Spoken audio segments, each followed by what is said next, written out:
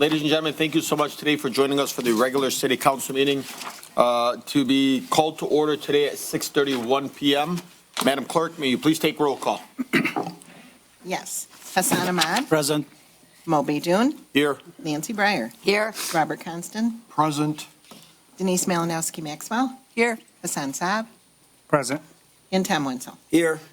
Mr. Chair, you have a quorum. Thank you very much, Madam Clerk. You're welcome. Next up, we have the Pledge of Allegiance. We're going to have Mr. Perry lead us in the Pledge of Allegiance. Yep. I pledge allegiance to the flag of the United States of America and to the republic for which it stands, one nation, under God, indivisible, with liberty and justice for all. Thank you. Thank you very much. Next up, we have City Council Business Community Recognition. I'm going to join them.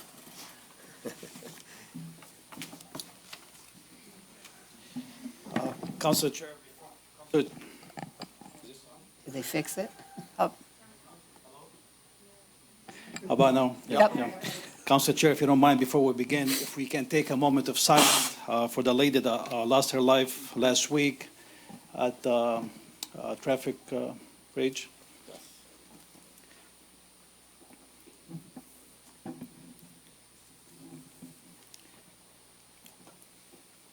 Thank you very much, everyone. Good evening. It is truly a pleasure and honor to stand before you this evening as a member of the Dearborn Heights City Council to recognize an incredible business in our community, Hashem's Meat Market and Roastery. Their dedication, legacy, and commitment to quality have made a lasting impact on both our local economy and the lives of the people who call this community home. The story of Hashem's Meat Market is one of tradition and service, beginning back in 1959 when Mr. Afif Hashem's father opened Hashem's Nuts and Coffee Gallery in the southern Lebanese village of Wintersberg. His reputation of high-quality products, fresh roasted coffee, nuts, and authentic spice blend quickly spread far beyond his village to customers in cities like the city of Beirut. This tradition of excellence has continued for decades. In 1985, the Hashem brought their beloved tradition to Dearborn, Michigan, and Hashem's Meat Market was born in Dearborn Heights in 2002. Their focus has always been the same, providing customers with the best possible products made from the finest ingredients. Today, we're also proud to recognize Ahmed Hashem, the current co-owner and operator of Hashem's Meat Market and Roastery. Ahmed has continued his family's legacy with dedication and passion, ensuring that the tradition of quality and service lives on for future generations. Under his leadership, Hashem's Market has grown even further, all while maintaining the values that have made it such a beloved staple in our community. But the Hashem family is not just about great products. They are deeply committed to the community that has supported them for decades. Hashem Meat Market has become an integral part of our local community by actively supporting local schools, nonprofits, youth teams, and our first responders. They host an annual Teacher Appreciation Day barbecue, support local sports team, organize turkey drives for the holidays, coaching Crestwood basketball team, and much more. Hashem's dedication to giving back extends to sponsoring an annual iftar dinner for Dearborn Heights firefighters, feeding the homeless, and sponsoring the Crestwood School District robotic team and many sporting events. They have truly become a staple in this community, not only for their high-quality products, but also for the warmth and care they bring to those in need. Today, we recognize Hashem Meat Market and Ahmed Hashem and Afif Hashem for all they have done and continue to do for Dearborn Heights. Their legacy is one of tradition, quality, and above all, community service. On behalf of the Dearborn Heights City Council, I present this certificate of recognition to Hashem Meat Market, Afif, and Ahmed Hashem as a token of our appreciation for all you have contributed to our city. We look forward to your continued success and thank you for making a real difference in the lives of so many. Congratulations, Mr. Afif Hashem and Mr. Ahmed Hashem.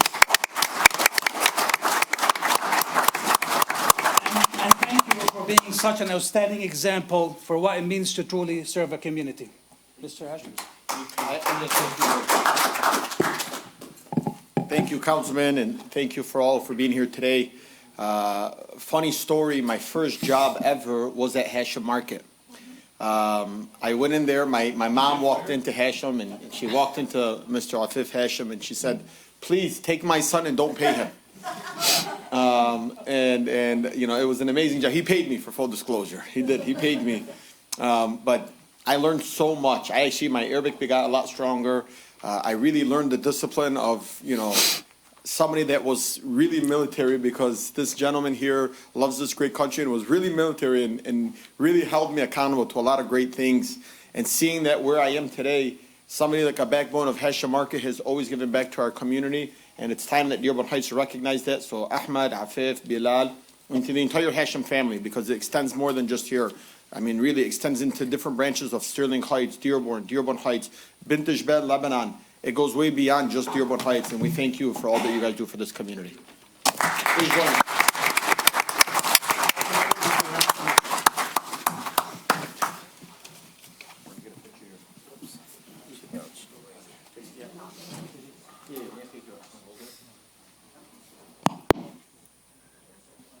Hashem, this is my first boss.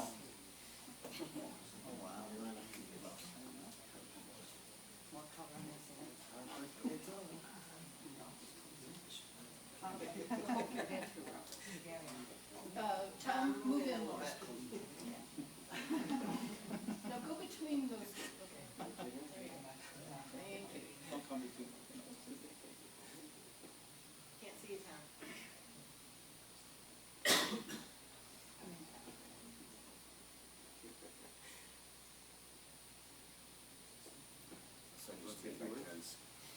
Yeah, come on.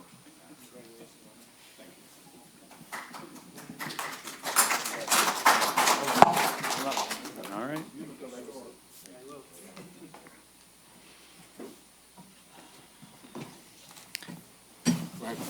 Well, first off, I'd like to say thank you. I don't really do much talking, so this is probably going to be very short. We appreciate the recognition. We love what we do. We love to give back. We love the community. I've lived here since '93. You know, I attended Crestwood, Riverside, Kenlock. So I can basically say I've been here my whole life. I plan on staying here my whole life. My kids go to the schools here, so we appreciate you guys' support, and we're here to stay. Thank you. Hey, Ahmed, can you tell them? Also, Ahmed just became the Crestwood's JV basketball coach. Freshman, even worse. That's even better. No. I worked there for 8 months, Ray. I'll tell you but yeah, so Ahmed just became the freshman coach for the Crestwood basketball team, which is a complete also volunteer time.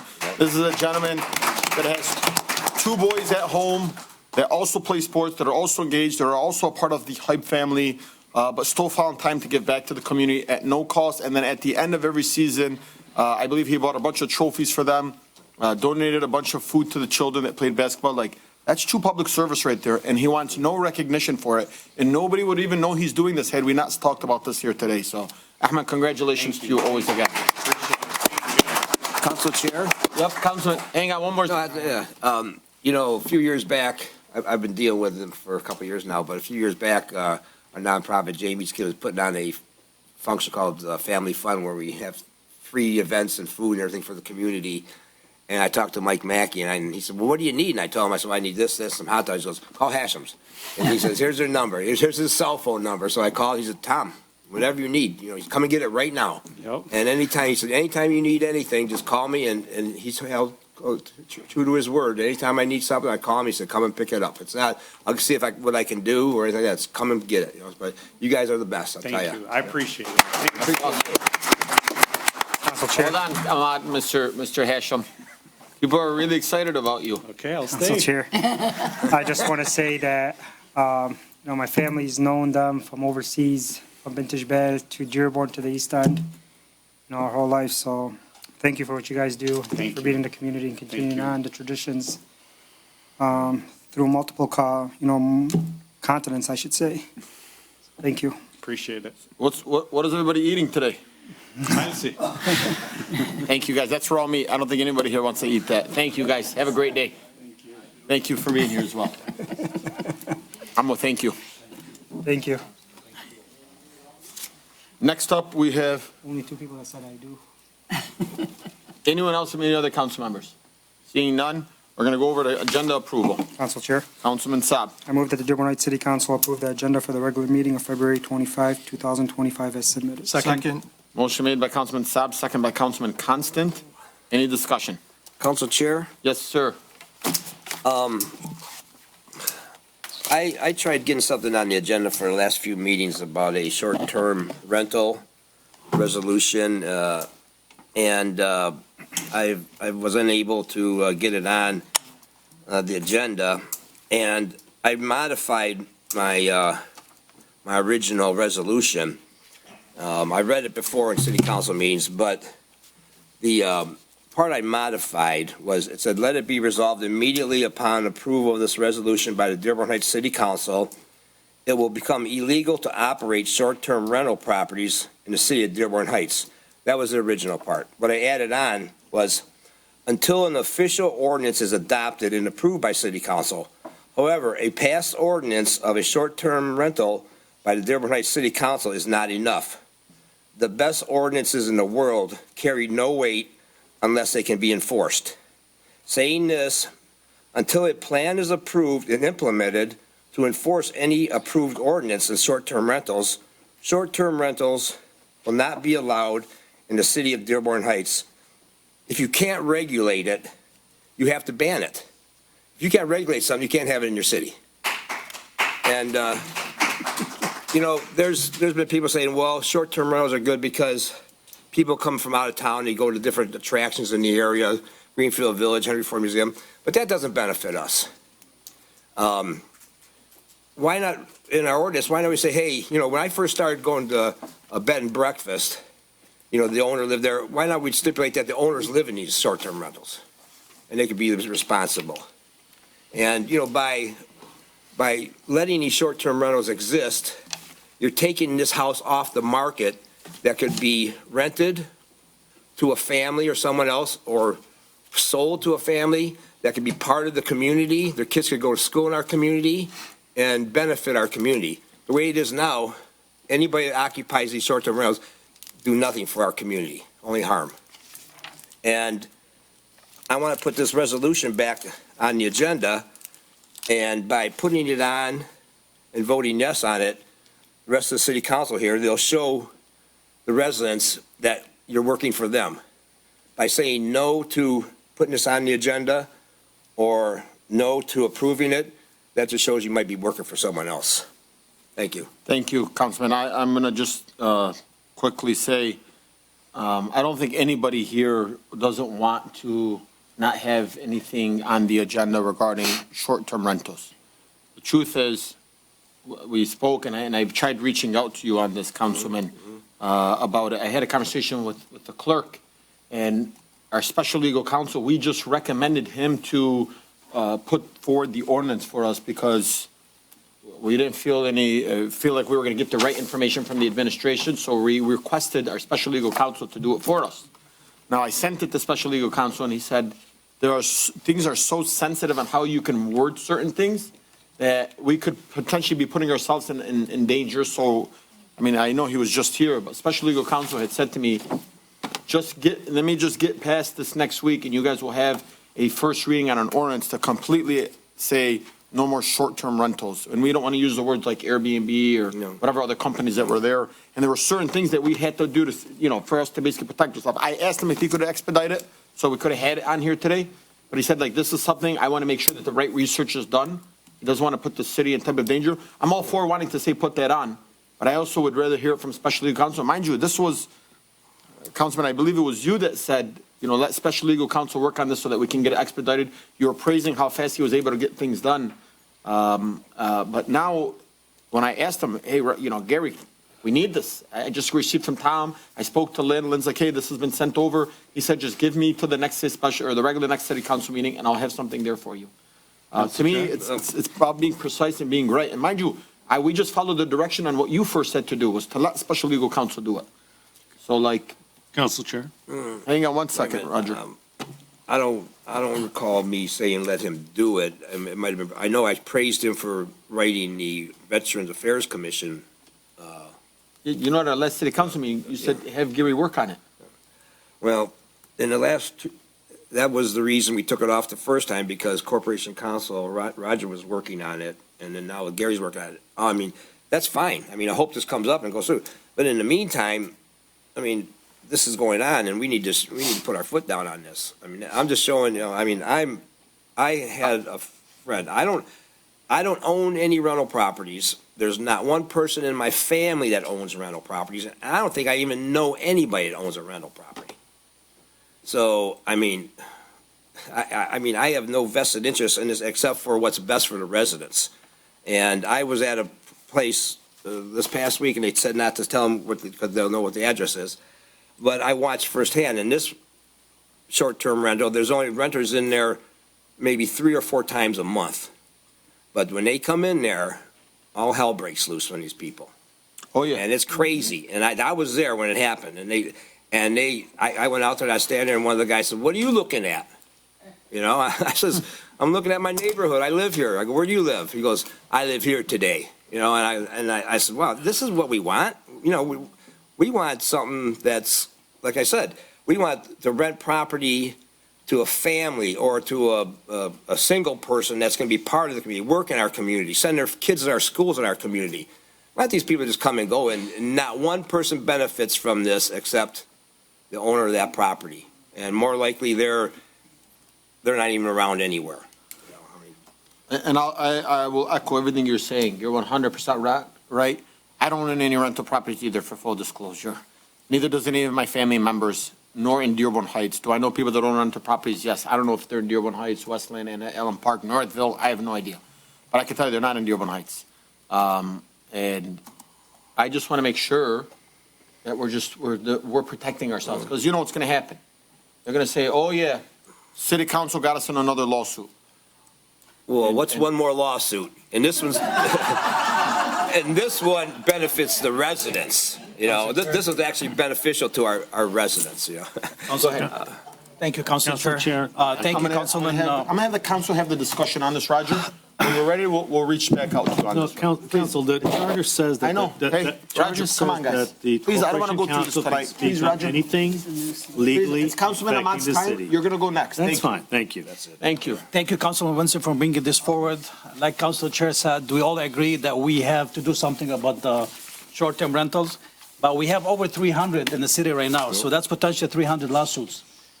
I agree with whatever you're bringing, but we have to word it differently. We have to make sure that we are protected. I would say we can't just say ban it right now and what we're going to do after. Like ban it like today, ban it tomorrow. Are you going to give them time? This is all legal issues that we're not supposed, I think we need the legal, special legal advisors or whoever's going to advise us to write this forward before we move on. Like I said, this is like, I want to do it too, but this is a broad subject that's been, even in the state, they're having issues handling it. So us here to just say a resolution to ban it right now with no protection, we're not serving the residents. Definitely, we're not serving the residents. But I would say either, like Council Chair had said, just leave it for the special legal counsel to finish what you requested from him so we can move forward. Because this would be the best way to protect our residents. Can I see work it? for them? Can I see it, Councilman? Yeah, I just passed them down there. Council Chair? Council Chair. This is illegal. This short-term rental is illegal. And when someone's speeding or doing something illegal, you don't give them a, break or, grace period.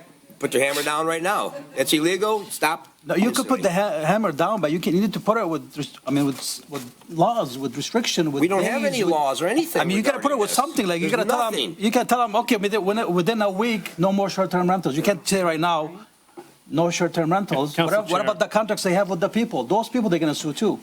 It's just- I'm going to hear from Roger. Thank you, Council Chair. Are you all set? Hold on. Yeah, thanks. Yeah. By the way, I don't want you guys to take in fact that like myself or Councilman Ahmad or Councilman Wansor are arguing and saying, no, we don't want this. We all want this.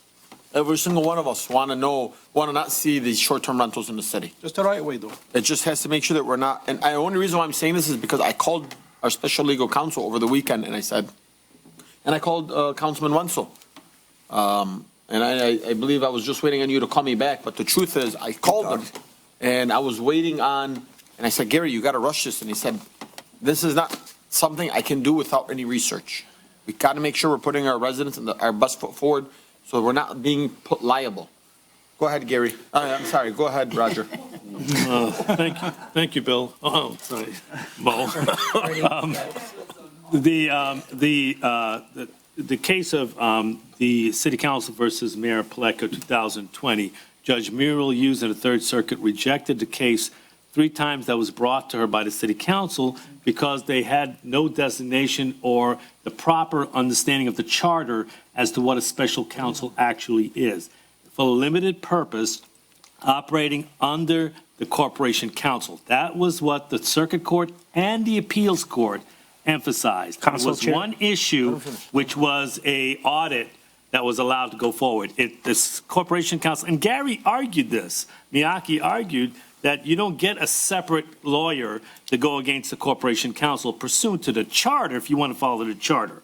Now, if you want to talk about what Councilman Wenzel is saying, I would say that how in the, already in our ordinances, we have the provisions that the properties are represented as owner occupied.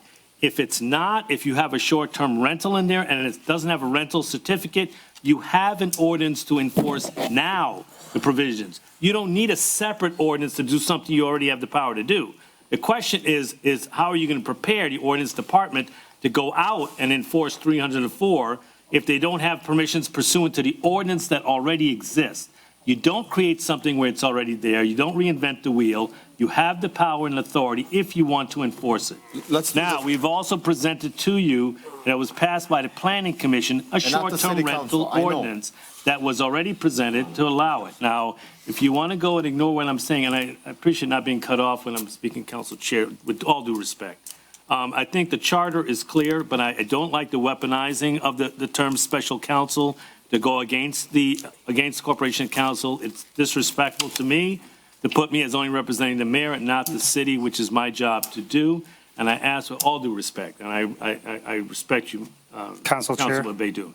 So thank you for the chance to speak, but I am allowed to speak on any issue pursuant to the charter that affects legal issues of the city. Thank you. Through the chair, Roger. That's it. I agree with you. No, it doesn't say to the chair. It says I can speak on any legal issue. I will do that, and I will defer to you. But the charter says I can speak on any, doesn't limit my time or where I can speak. And I'm trying to follow decor and listen to you, sir. Council Chair. Man, you just make things so hard. Yes, Councilman.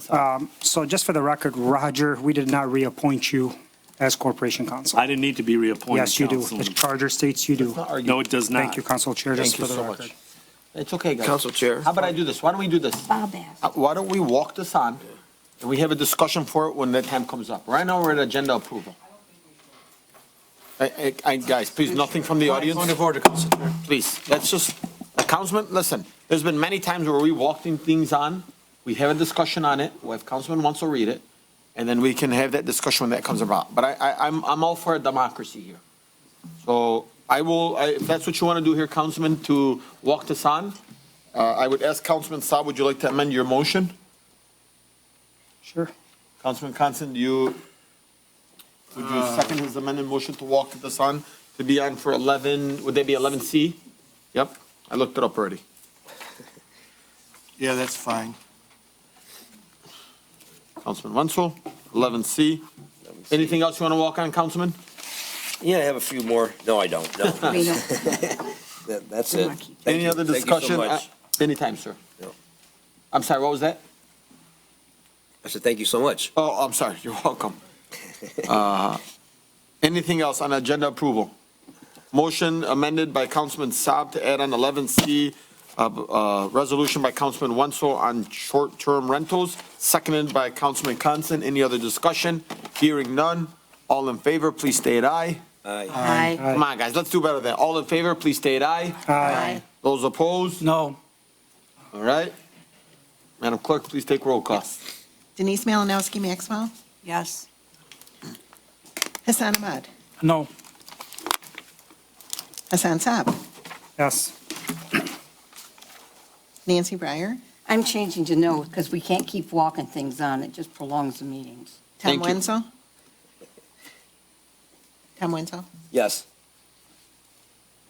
Robert Constant, Yes. and Mo Beidun. Yes. Motion carries Thank you, guys. 5-2.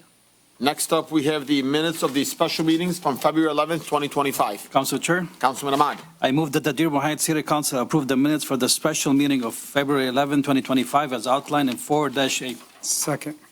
Motion made by Councilman Ahmad, seconded by Councilman Saab. Any discussion? This was a little bit off topic, but I also want to thank our resident Renee. She brought us some more pizza today and Cookies.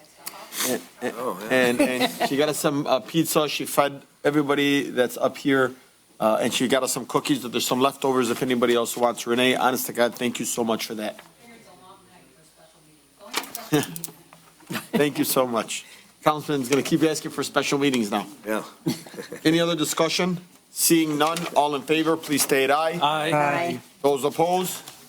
The ayes have it, motion carries. Next up, we have the minutes of the regular meeting of February 11, 2025. Council Chair, Councilman Ahmad. I move that the Dearborn Heights City Council approve the minutes for the regular meeting of February 11, 2025, as outlined in 4-B. Second. Motion made by Councilman Ahmad, seconded by Councilman Saab. Any discussion? Hearing none, all in favor, please state aye. Aye. Those opposed? The ayes have it, motion carries. Next up, we have public hearings and comments. You have 2 minutes. If you ask for an additional minute, I know you emailed me, I remember your names, I have them written down.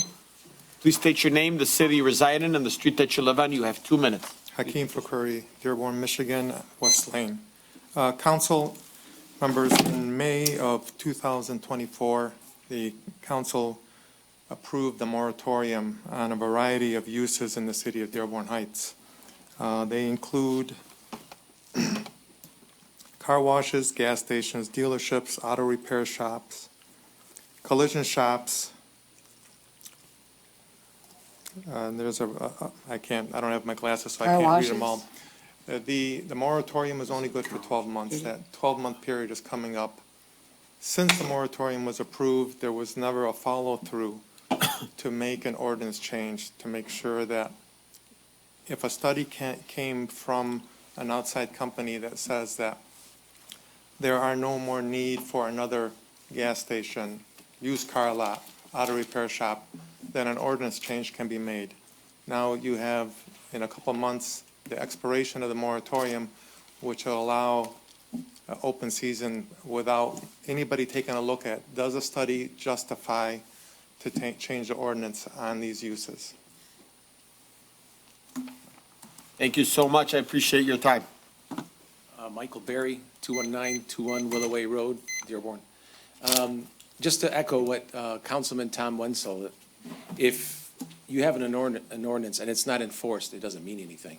So with regards to the moratorium, based on what Mr. Fakuri was letting you know, it has to be looked at, and the ordinance has to be enforced, or it's not going to mean anything. Thank you. Thank you, Mr. Berry. How you doing, sir? Please state your name, the city you reside in, and the street that you live on. Paul Buswan, 27275 Ford Road. Not the whole Dearborn Heights. address, but yeah. It's fine. They know where I'm at. So back to the moratorium. The used car moratorium, how long has it been going on for? Years, couple of years. Years, for maybe 4 or 5 years. Yeah, actually. Councilman Dave Abdullah was the one that brought that forward. Right, and there was actually a time when, I don't know what happened, they forgot to renew the moratorium, and there was that gap. And all of a sudden, how many 2-3 car lots came in place?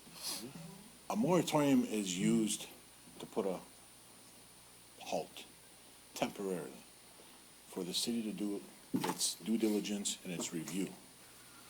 So we had this used car. Till this day, we have not put it in our ordinance or in our charter. It's time. It's time, especially to protect all the businesses. I speak on the car wash, obviously. We're at number 10 coming up next month, number 10 opens up in a city of population, what, 60,000 people? 68,452. Sorry, I'm off. But it's time. And then different subject, when are we gonna get our master plan updated?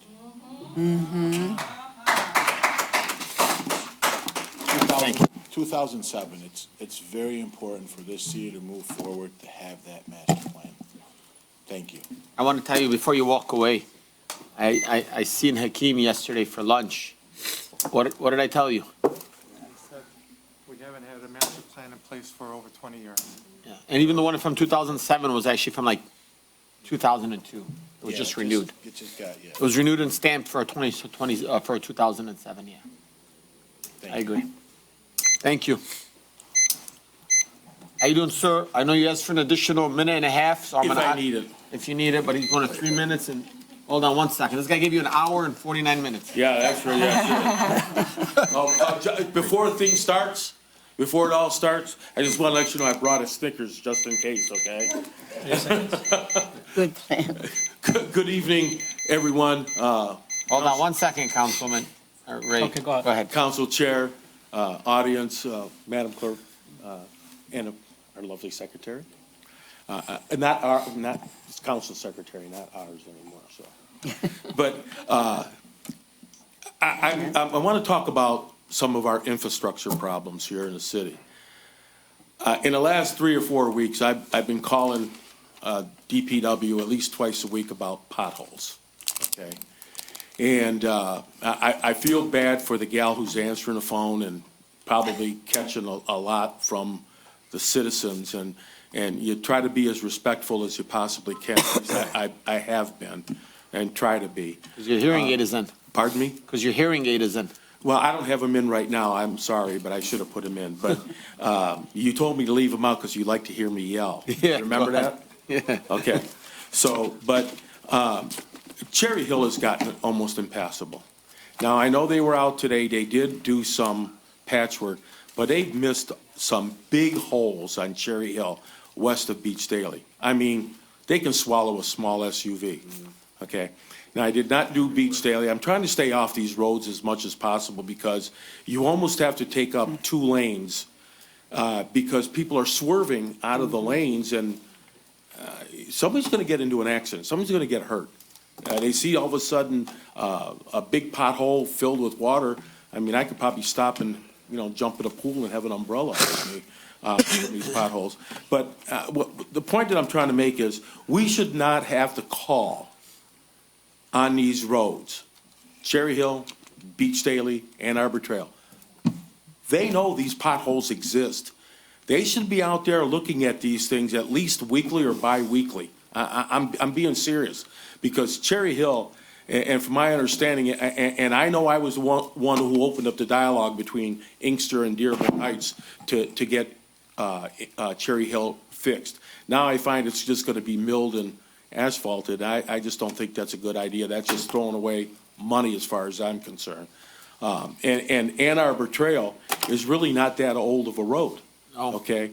And I'm asking you, and I've been very boisterous throughout my time here at in a city and on city council, of looking at these companies who have done the jobs, any engineering firms who are looking out after our city on these projects, never use them again. I mean, if Ann Arbor Trail can't last 10 years, I mean, Wilson is not that old, and it's a mess. Wilson's a mess. And another thing is, we brought up some infrastructure issues in our city, okay, with a drainage crock that runs along our fence lines in a lot of subdivisions in a city. They've been broken, and I think they need to be fixed. And I even worked with the engineer before, and they marked up the road to see about getting these things. But now I'm understanding they're not going to do anything about it. I have the original build print for our city in my subdivision showing that drainage crock in the city. I have it here. Someone can look at it and inspect it, but I'm not giving it away because I think this might be the only copy. And if the city's not responsible for repairing it, then the city's responsible finding the people who have put up illegal fences without permits or ones with permits that have not called misdig and destroyed that infrastructure, okay? Even DTE came in a few years ago and put poles and replaced poles, dug huge holes in a miller's backyard, and their backyard is just, it's a swimming pool. Okay, so I want something done about this. I talked to the engineer about it, and that was when I was on council. Try not to stir very much waves up, but I have the print here. Have you reached out to Mr. Dancy at all? I have not, but I know he's reached out to another citizen and said there was nothing to show, but I have it right here. Why don't you guys get with him? He's here. I mean, Ray is a celebrity here, so you should get to know Ray. I thank you for the kind words, but I'm just a regular citizen, just trying to get things done to the best of our ability, and I kind of don't miss the arguments, I tell you that right now, so. Yeah, you do. But I thank you for your time. Thank you, Ray. And God bless everybody, and. Thank you.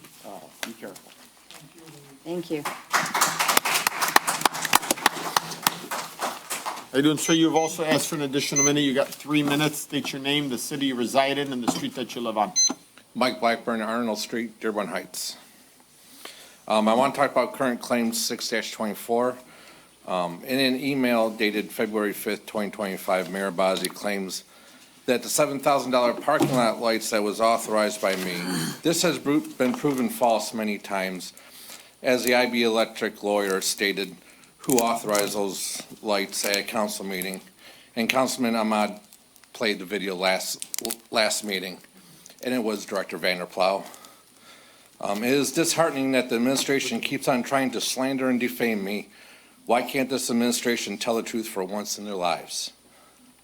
This behavior needs to cease and desist. Have you read the investigation that has been put on there now? On a November 24, 2023 email, my coworker stated that he believed who authorized that work to be done. On page 12, line 28 of that same report, an employee had taken responsibility for the project. He was assuming there was some misunderstanding in that. In a recorded interview with IB Electric representatives, it was March 20th, 2024, they stated that in verbally or in writing that I never authorized any work to be done for that project. There is nothing with my signature on it that says I authorized anything. In all these facts, the administration still continues to defame and slander me. But if you look back to when the report was put online a few meetings ago and read all the backup, my question is, because the report that's on there now is 29 pages, the one that was on there a couple meetings ago is, I think it's 107. There's 80 pages of backup that's not on there. But in that backup, it shows that invoices were paid from the building maintenance department fund for the golf course. I didn't know that building maintenance is supposed to be used for the city buildings. So all these other city buildings were shorted because the administration decided to use it to pay for stuff on the golf course.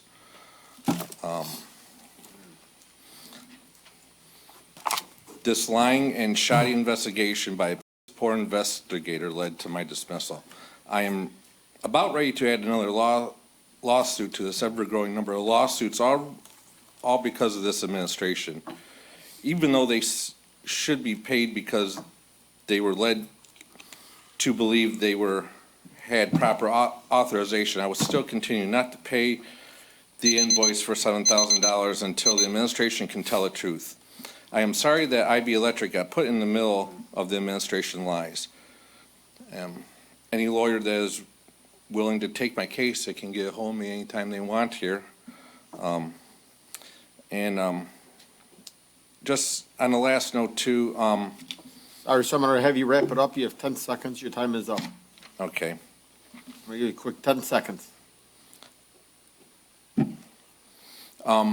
Question about the last snowstorm we had. Why was it that the mayor had to approve overtime and DPW was only allowed 16 hours to remove all that snow that happened on the weekend? Social media was blown up with people that could not get their streets plowed, and this administration is mismanaging money this DPW cannot even get all the streets plowed. Thank you. Thank you so much. How you doing, ma'am? Good You have evening. 2 minutes. Please state your name, the city you reside in, and the street that you live on. Okay, my name is Tanya Humphrey, and I am a homeowner in Dearborn Heights, and I live on Norfolk Street. So first, I want to commend the city of Dearborn Heights for removing the snow and salting our streets. They do an awesome job. But what my concern is, I have a huge pothole behind my driveway. So last summer, the early part of the summer, I did call the city, and they said they would send someone out to see how big the hole was, and obviously it wasn't big enough for anyone to do anything about it. So now, each time I pull in my driveway, I can just feel the front end of my SUV going down, and I have to like kind of swing out to even get in the driveway. Now, at the corner of my street, there is a collision shop. Now, quite often, they have trucks that I guess it's called I can't think of the name of it, but they carry cars on top of a carrier. Okay, so anyway, and at the corner of the street, it clearly says that they're not allowed on our street. And they continue to come down the street. And then, of course, the UPS trucks, and I know they have to come down the street delivering packages or whatever, but the trucks fly up and down the street, and it's like just tearing up the. What street is that? Norfolk, between Beach Daily and Yep, Government. yep. And it's a huge hole, so if someone could please come out and take a look at it, I would really appreciate it. Can you do me a favor? Can you take your information? Okay, fill out the information right over there. Okay. And then you can hand it over to our secretary, and then please put her and John Dancy in an email together, please. Okay, thank you. Thank you. What happened to John? How you doing, ma'am? Are you speaking as a resident or as the treasurer? As the treasurer, good evening. Lisa Good evening. Nix Clayton, treasurer, City of Dearborn Heights.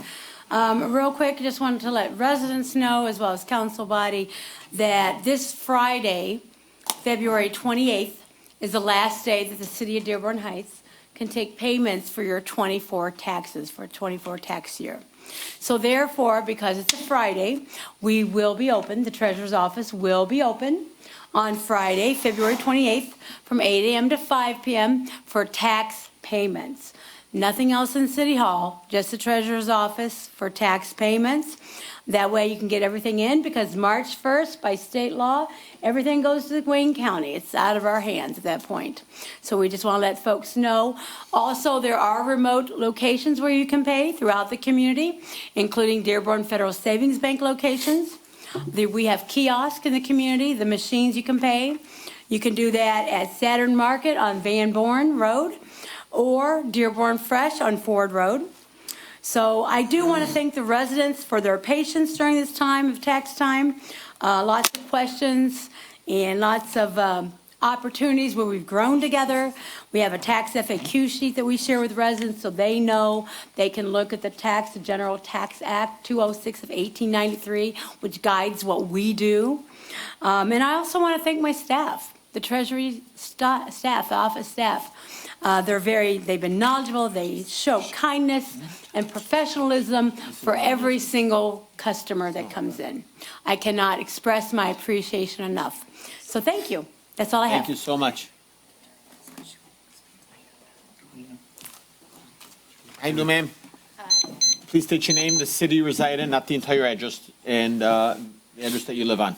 Okay, my name is Maria Mata. I go by Mara. I'm currently in Royal Oak, but I was born and raised here, so hear me out. All right. You have 2 minutes. So great. You may or may not know, but the 10-year cap on what they can raise our water rates by has expired. So GLEWA, or the Great Lakes Water Authority, is considering raising our rates by 7.73%. I think they met today. And over 5% for our sewer. They're holding a hearing tomorrow. I thought they did it today. No, it's tomorrow. It's from 2 to 6 p.m. on 735 Randolph, and I would love to see you all there. You can also attend by Zoom. You can submit public comment by email. I'm asking Can you give us this, the entire address? 735 Randolph. Randolph, it's in Detroit, 5th floor. I'm asking this because I was born and raised in Dearborn Heights. I've also door knocked for political campaigns and proposals. I've talked to my neighbors about what matters to them in their lives, and they simply can't afford this. And who do you work with? My employer, I'm technically off the clock, so. I know, but I mean, are you here on behalf of like an No, I'm just organization? here as someone that cares. Can you share your contact information with George and I'll get it over to all the council members? Sure, I can do that. Thank you for coming. Yeah, I care deeply, and I want to move back, so, but the water bill, used to live on 20315 Fairview, but the water bills were astronomical and pushed me out, so I want to move back. Awesome, I like that. Just fill out one of those forms for us. Thank you. And can you get it over to George and I'll share it with the council members as well, and then that way we can get some information. Thank you, Mark. How you doing, ma'am? Yes, for an additional minute? Yes, sir. Please state your name, the city you reside in, the street that you live on. Angela Venegas, Dwight Street, Dearborn Heights, Michigan. First, I want to start off on a positive note. I would like to thank our ordinance department who came out and did ticket people on my block who didn't shovel their snow, one which was my Airbnb next door, and also a few other neighbors. And I'd like to thank DPW. They did a phenomenal job with plowing snow in my neighborhood. I don't know what they did in your neighborhood, but they did a great job on my block. And I would like to speak a little bit about the mayor's message. And I thought it was pretty spineless and lacked character, and it was kind of abuse of power and authority by him. This is the same gentleman who sits here in a meeting and can't say anything to anybody, but yet he called out our treasurer. He called out our councilwoman on an offense that's a civil matter that doesn't even involve the city. And I understand that funds from the city are being used in a court case, and Mo is taking care of that off of our agenda. And then I hear Mike up here talking about, funds and money that's missing and being abused. And I really think maybe it's time that you as council take a really deep look into this administration, and maybe it's time we get a forensic audit at what's going on with our money in the city. Because I think a lot of money is being mismanaged and misplaced. And I really, really think you guys ought to take that into consideration. And I guess I want to know too, there's all this talk about Mr. Vanderplow. And what actually is he a director of? Does anybody know? I have to tell you, there is, and this is just to the council, nothing to the residents, but there is, there's a lawsuit in federal court currently where we can't really engage on any of the things about his employment, anything of that nature. Even in a closed session, we're told that we have to refrain from having any of those discussions, so. I just wondered what his title was and what he actually does. He's the that's all. Director of Support Services. Director of Police Support Services, I think. So, and then I just want to know what's happening with all of our ARPA money and grants. I mean, what's happened to all the grants that we had? We didn't get any. Nothing. Nothing. We didn't get So any. everything that we've had in the works is done. We didn't get anything. I can tell you, I just sat down with Plant Moran recently, and Plant Moran has openly said, the city is hemorrhaging. Those were the words that they used verbatim to us. Audit. The city is hemorrhaging, and. It's obvious. Yeah. We lack basic services. Our police department, God bless the guys and girls who show up every day and have not had leadership for the past 4 years. I can't even imagine what they're going through. It's horrible. And this administration claims they care about our police officers. They don't. God bless you guys, because you guys are really doing a service to the residents. I appreciate you. Thank you so much. And I want to bring up, somebody brought up about the snow at Warren Valley. Who cleaned it? Was it our DPW department? No. No? Okay. And I want to bring up again, Beach Daily, Kennedy North, where the kids walk, all the snow we had, 40 mile per hour on Beach Daily. And at one point before they get to the bridge, that sidewalk is parallel right with Beach Daily, 40 miles per hour. Nobody shovel the snow. Vanderplow sat here with me in a meeting and said he was going to take care of that, make sure that area was cleaned and taken care of. Nothing's been done. I will tell you as far as, I know Councilman Wenzel looked into this and so did Councilman Ahmad. The Warren Valley, outside of Warren Valley, in our contract, the city is liable for cleaning that. It's responsible. And we need to get on the ball, don't we? Yeah. We really do. And I have just one other thing. I'm always hearing Roger saying that we're racist or we're being terrible towards people, rental properties and all this. And I would really like if we can get from our police department, crime, rental properties versus people who own homes, like domestics, fights, crime, whatever. It would just be interesting because, we all feel that rental properties, there seems to be a lot of problems. Short-term rentals, the Airbnb next door to me. And I would like the same thing even with the ordinance department, just to see statistically where we stand. That's all. Thank you so much. And one more thing I just wanted to know, if anybody's taken a look at our flags up front here, is there any money in our budget to replace the flags up here? It's really a disgrace. Thank you, ma'am. Thanks. Council Chair? Yes. Just for the record, I know you mentioned about the snow, the sidewalk by the golf course, right? Like you said, per the contract, the city is responsible for the snow shoveling. When I reached out to the tenant, he was nice enough to send somebody and do it that day, so thank you. How you doing, ma'am? Yes, for an additional minute. I did, thank you. Rachel Lapointe, Merrick Street, Dearborn Heights. So I wanted to comment on a couple of things. A possible idea that I don't think I've heard floated with the short-term rentals, have we considered taxing them if we were going to try to allow them? Put a 25% a night tax on it. There's no way of enforcing it. Well, I'm sure there's ways to figure out that. That's other things. Point of order, please. Nothing from the Okay. audience. We need income, right? Find ways to make money. Regarding claims number 12 and 13, this was something I had been looking at. I had noticed this Duke's root control on the claims, and I did some research. There is no active contract for this company. It's okay. I'll just wait a second. That's okay. Hold your time.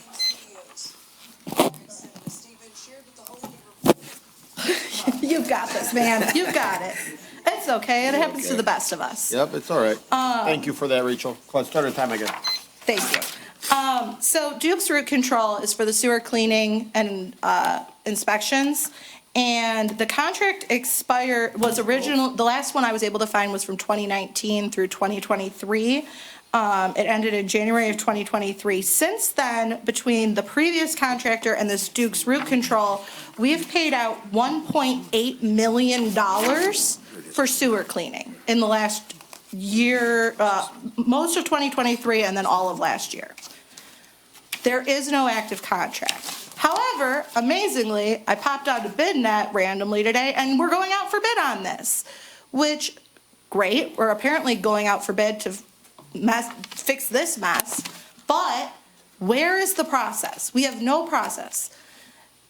It goes back to what the gentleman earlier were saying about looking at our ordinances and following up on things.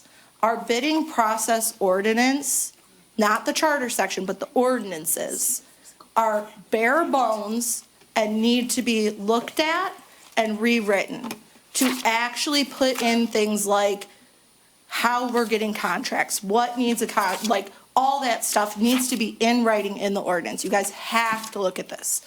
Because right now, I have a feeling there's a million other contracts out there and millions of other dollars in spending that you guys have not been told about. Because there's 10 million in ARPA money that went into the general fund that we don't know where, right? Where did that all go? Revenue losses, quote unquote. Exactly. So we need to look at this. On the topic of the contract itself and it going out for bid again, frankly, I don't think that I don't know why well, that's a separate issue. But the issue with the contract as I see it right now is that if we have been doing cleaning over the last 2 years, we're going back to the old schedule from the 2018 contract, which means we'd end up messing up the schedule of when things are getting cleaned, and the south end would go way too long without getting cleaned. So this needs to be looked at all together. Thank you. Thank you. Go ahead. Step up, sir. You want to speak? Go ahead. Come up to the podium, please. Please state your name, the street you live on, and the city. Blake Perry, and I guess this is the challenges of having bipolar mind races for ideas. So, if the richest man in the world can audit our government, how come, like, we can't look at this at a local level? Like, we have a billionaire right now auditing the government, and I just think that that makes no sense. So I think we should be able to know how much money you have, because I think people who live here and invest, like I invest in this city all the time. I ride my bike and I go to Morton's. So I just think that really makes no sense. If the richest man in the world can audit the government and we don't know how much our money goes, it tells a lot about politics. So just saying that in a bipartisan way. Thank you, sir. Thank you. Anyone else? Audits. Please state your name, the street you live on, and the city. You have 2 minutes. Hi, my name is Simon Yelselman. I live on Tulane Street in Dearborn Heights. I'm here to talk today about community gardens. So my wife Caitlin and I moved to Tulane Street in early 2023. We moved to this town intentionally, and we love it, even though we have to have flood insurance. Last week, we heard a discussion on the fate of vacant, non-buildable properties in the city. We believe that non-buildable lots, even vacant buildable lots, have an intangible value that exceeds the monetary value of expanding an existing lot, building a house, or expanding somebody's lawn. Our proposal is to bring together residents, organizations, and schools to create a truly circular community garden project. I am willing to volunteer time to vet, design, install community garden spaces on suitable, non-buildable city-owned lots. Material for this kind of work can be sourced by local businesses. Even my farm sources wood chips from local tree trimming companies at no cost. There will also be plenty of volunteers, I'm sure, to care for these gardens. Many of them reached out to Councilman Tom after the last meeting when we mentioned this over Zoom. I hope to partner with local schools. You can use gardens as a teaching opportunity for students, learn about plant biology, the environment, and agriculture. I imagine, potentially kids planting seeds in their classroom in April and May, planting them in a community garden and watching them grow as they ride their bikes past over the summer. Food produced from these gardens can be sold to residents on a donation basis or distributed to charities in the area that are already conducting food distribution work, such as Eternal Light or Dearborn Area Mutual Aid. Success would be gauged on food donated, residents involved with the program, and the beautification of vacant lots throughout the city. There are many great examples of beautiful community gardens in towns like our own, which we can draw advice and inspiration from. One such being the Heritage Garden on the roof of the Arab American National Museum. We're eager to lead any effort to get this started, and we'd love to hear any next steps that could potentially happen from council or the community. Thank you very much, sir. I mean, if you can share your name and number with George. And I would suggest if you want to send us an email, send an email with whatever you just mentioned to us. I mean, I love the idea. I love what you come up with. Maybe we can share it with the council member. We can share it with the administration to see if this can go anywhere. Well, definitely, I think it needs to be started by the administration. Okay, Thank you very much for your time. Thanks, Simon. Good evening, Zohair Abdulhaq. Did you have an extra minute or? Did you have an extra minute? Yes, I did ask for an extra minute. Okay. First, I would like to extend happy Ramadan to all the Muslim community in Dearborn Heights, Dearborn in the United States, and around the world. It's the month of love, peace, and giving. And I hope everybody who's capable to give something to send to a family who is in need, especially in Gaza, and the West Bank, and Lebanon, and Yemen, because those people are devastated by the aggression by the Israelis and this administration of the United States, which supplies all the weapons to kill innocent people. I would like just to share with our residents the duty of the council. The council doesn't have any power really to ask any employee or to do anything, to send them to do something around the city if people ask city council member, I want you to do this for me or that. They have to go through the administration because the executive branch is the one who sends the employees, who sends the crews to do things. The city council, as a courtesy, might answer the residents and try to resolve their issues. It's not their job, so I hope the residents understand that.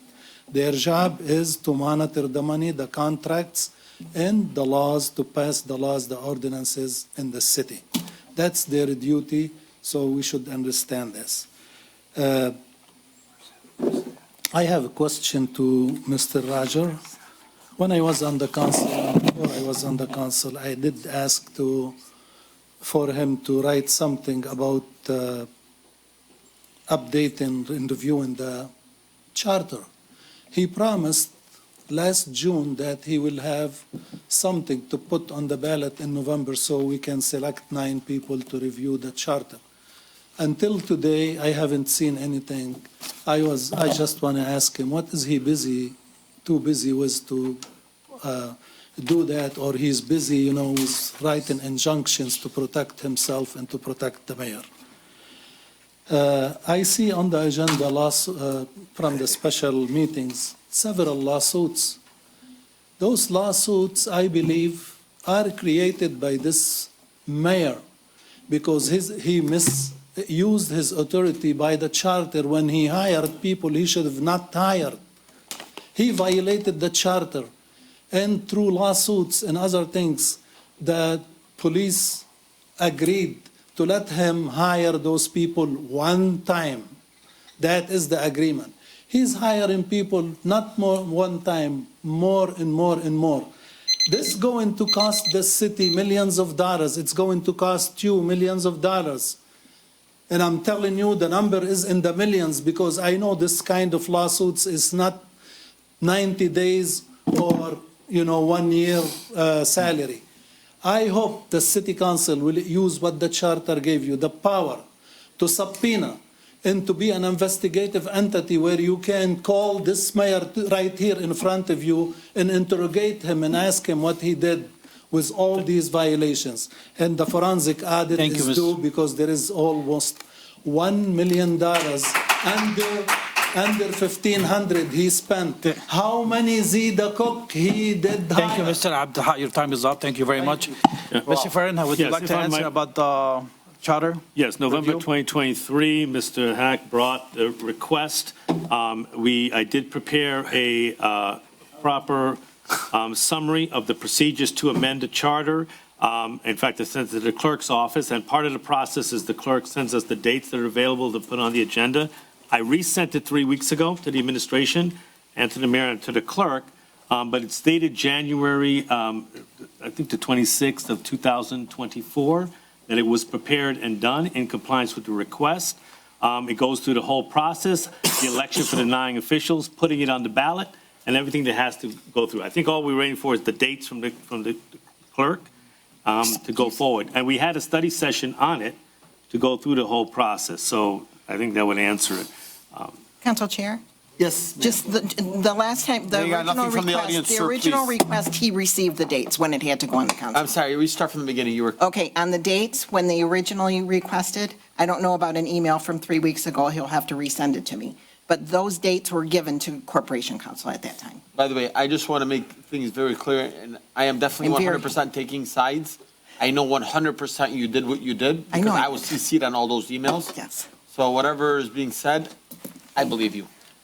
Well, that's good, but I will resend you the emails again, and I will wait for those dates.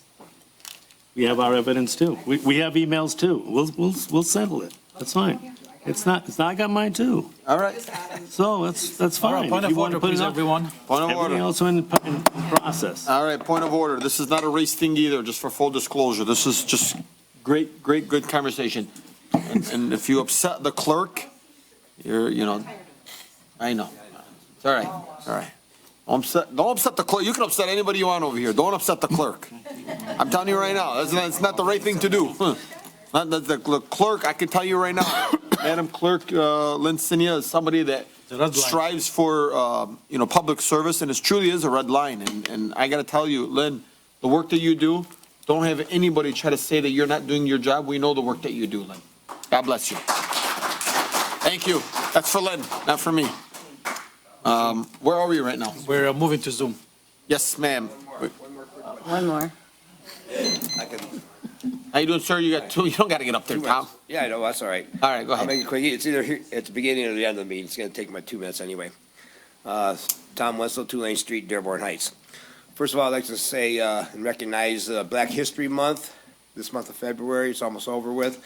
My family and I, we make it a point to look into history in general, but Black history is actually American history. And one thing that you look at Rosa Parks or George Washington Carver, some of the most famous ones. We visited several times the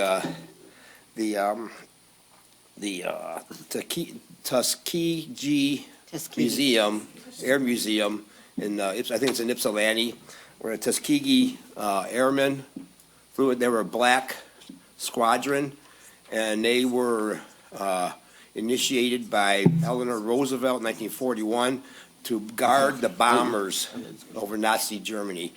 And they're unsung heroes. And just recently, this February 5th, we lost one of the last survivors. It was Lieutenant Colonel Harry Stewart. He died at the age of 100 years old. And I think it's very important, it's not just Black history, it's American history. Thank you.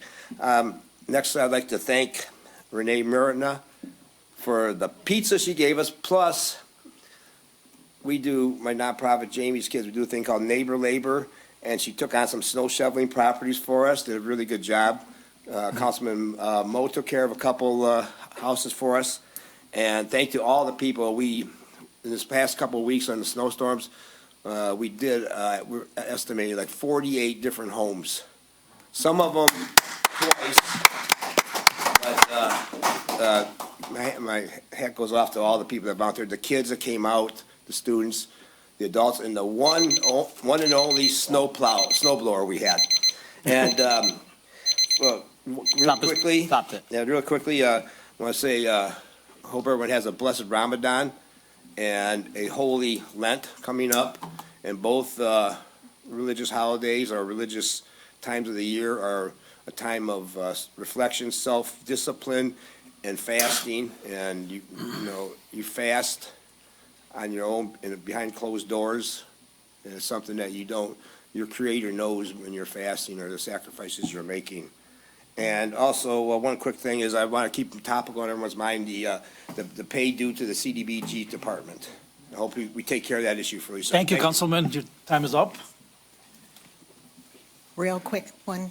About over a year ago, I hired some part-timers and stuff to upload all of the, or scan all of our city council minutes into a PDF file.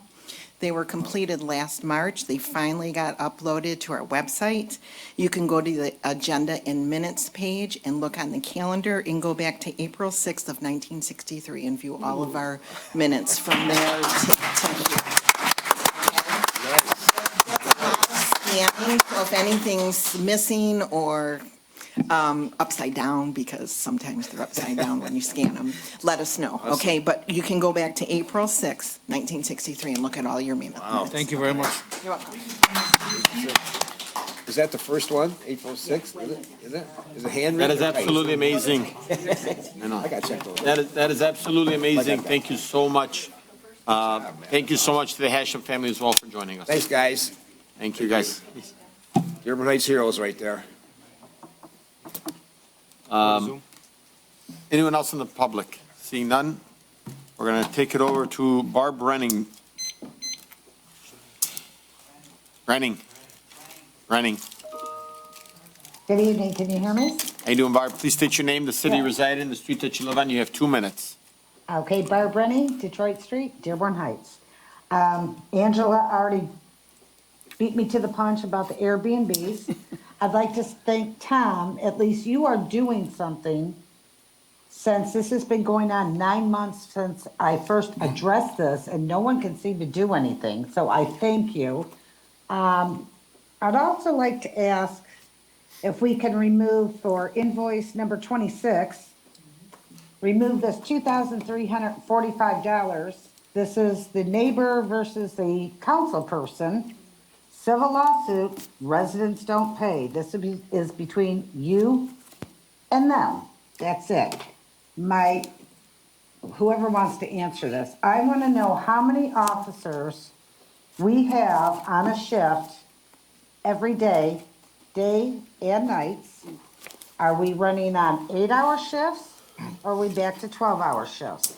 How many cars do we have in the north end and how many cars do we have in the south end? So someone can answer me that. And also regarding my whole Airbnb next to me, ordinance, sorry, that's the way I see it. Ordinance came out, wrote a ticket, never shoveled. It's an ice skating rink still on, it might have melted today. I don't know, I don't pay attention. We got a new contestant over there again. Every 4 days I get someone new. And, at least you people, a lot of you people had your street done. We didn't down here in the south end. And as to the potholes, this is regarding, Ray, we too have many potholes down here, so if we can add it to the list. On Pelham between Van Born and Innisfil, you're gonna lose a tire. Your time is up, Barb. Are you serious, Mo? I'm gonna, you did. 5 minutes. Okay. Go ahead. So, I just hope we can put an end to this little hamster wheel that we have going about the Airbnbs. Let's jump off, okay? Let's stop it. You can send a letter. I've offered to come and type a letter to everybody saying, you're done. Get out. You know, if I wanted to live next to a Holiday Inn, I would have moved to one. This is what I have. This is what Angela has. Anyways, I wish everyone a happy Ramadan. So I'm going to end nicely.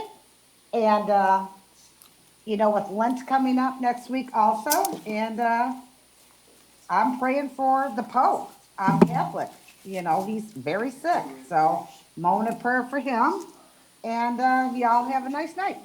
Thank you so much, Barb. God bless you. Thank you for all that you do. Going back to the Airbnb, I know I've shared some, messages with you on that. So that was still being, back and forth on it. But the reality is, when special legal counsel, hopefully by our next city council meeting, will have a first reading for us, I can tell you we'll all be celebrating. Thank you. Sure. All right, next up we have, I don't want to say this name, but they can declare a name. Fire Roger DeBazzi. Please state your name, the city you reside in, and the street that you live on. Fire D. How'd I? No, that's not you, ma'am. You can mute her.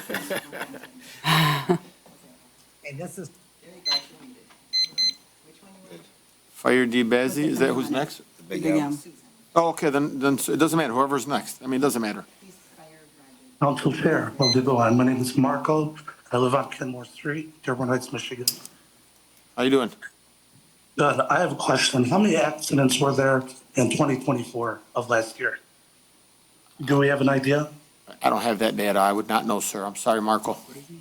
All right. Driving's been bad. I mean, my dad was just in an accident last week on Hass and Kenmore. My mom was in an accident on Hass and Gully last year. I mean, people are just running these stop signs like crazy. I leave Walgreens on Beach Daily and Ford Road, and there's an accident there. Everywhere you look, there's an accident in Dearborn Heights, and it's just got off. So I just want to look into that, see how many accidents there were in our city last year. And then another thing, why not set a minimal amount of days up an Airbnb can be rented? Like, I'm in the Airbnb business, not in Dearborn Heights, but in Miami and Chicago. And you can do limits of 3 months that a place can be rented out.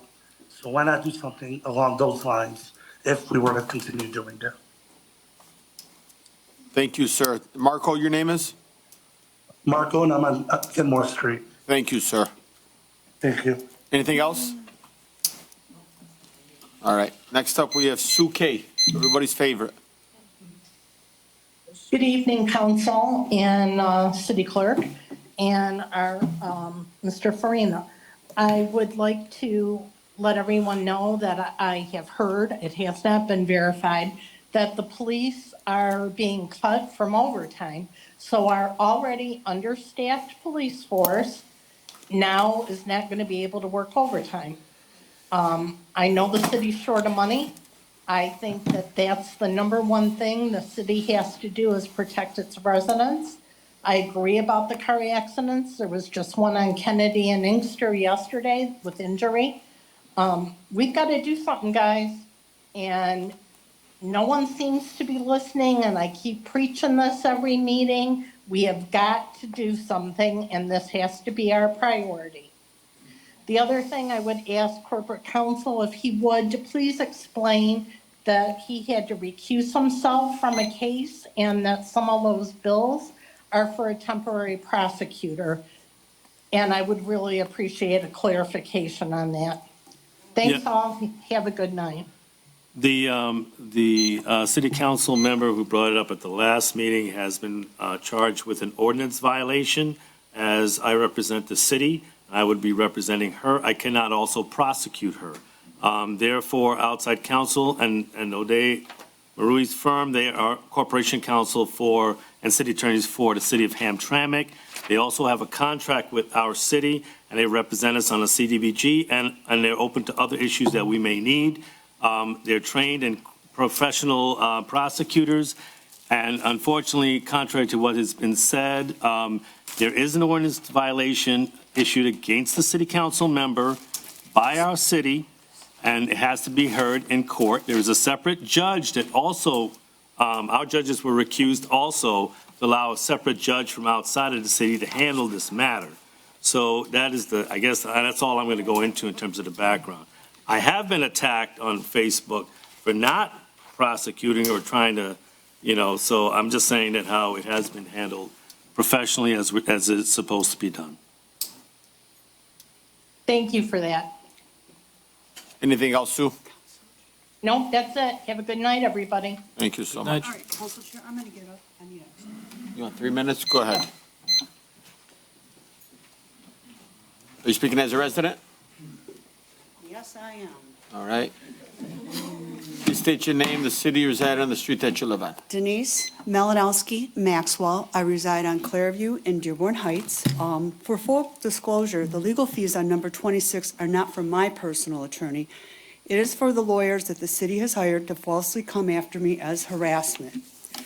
Last June, I decided to put up a privacy fence. I applied for a permit through Dearborn Heights Building Department. Council Chair, I'm going to object. Don't stop me, please. This is a Point of order. Guys, first of all, Council Chair, I'm just. Hang on, pause your time. Please stop. I'm just going to give a warning that it is a criminal, it is a matter in court. But you spoke on it, so it's my turn now. I'm just saying. It's my turn to speak. She can do whatever she wants as long as she has a right, she has a counsel, she has a lawyer representing her. Okay. Speaking as a resident. So that's all. I'm here to state facts and only facts. Okay, now, before you, and you're speaking as a resident. You're not I'm speaking as a resident. And I want you to know, I just just want you to know, just please refrain from saying anything that you feel you could be held against you in the court. No, That's all. I'm only stating facts. Okay. If I go to court, Okay, I'm just saying, be careful. I would state. Thank you. Like I said, those lawyers. Go ahead. Let's start over, because there's been too much. You have, Okay, please. in June of 2024, I decided to put up a privacy fence. I applied for a permit through Dearborn Heights Building Department. This is the approved permit that I applied for. The permit was approved by Rick Watland, who is head of the building department. I did install the fence. At that point, Rick Watland came out and did the post-hole inspection as required, and I do have the sign off on that. He did approve it. Fence was put up. At this point, my neighbor behind me, who I will refer to as Karen, made false claims to me as I placed my fence between 2 and 3 feet inside of her property. As of today, we know for a fact this is a lie. I have a survey by a legal survey company that is insured and bonded. The results show that the fence is inside of my property line, and I have that survey. I've had to jump through more hoops than anybody else has, just because one person thinks they just want to harass me, that's all. That's all I gotta say. Thank you so much. Guys, I don't want to stay on this topic all day and out. Right. Done. Thank you. Any other comments from the public? Okay, seeing none, we got fund transfers and current claims. Councilman Saab. I move that the Dearborn Heights City Council approve the current claims and ACH wire transfers 6-1 through 6-35 as submitted. Motion made by Councilman Saab, seconded by Councilman Council Constant. Chair. Any discussion? Yes, I'd like to remove item 24 and 26, please. 24 and 26. Yes, sir. What are we moving 24 and 26 for, Councilman? IB Electric for the $7,000, as we requested for months now, for an investigation to approve the $7,000.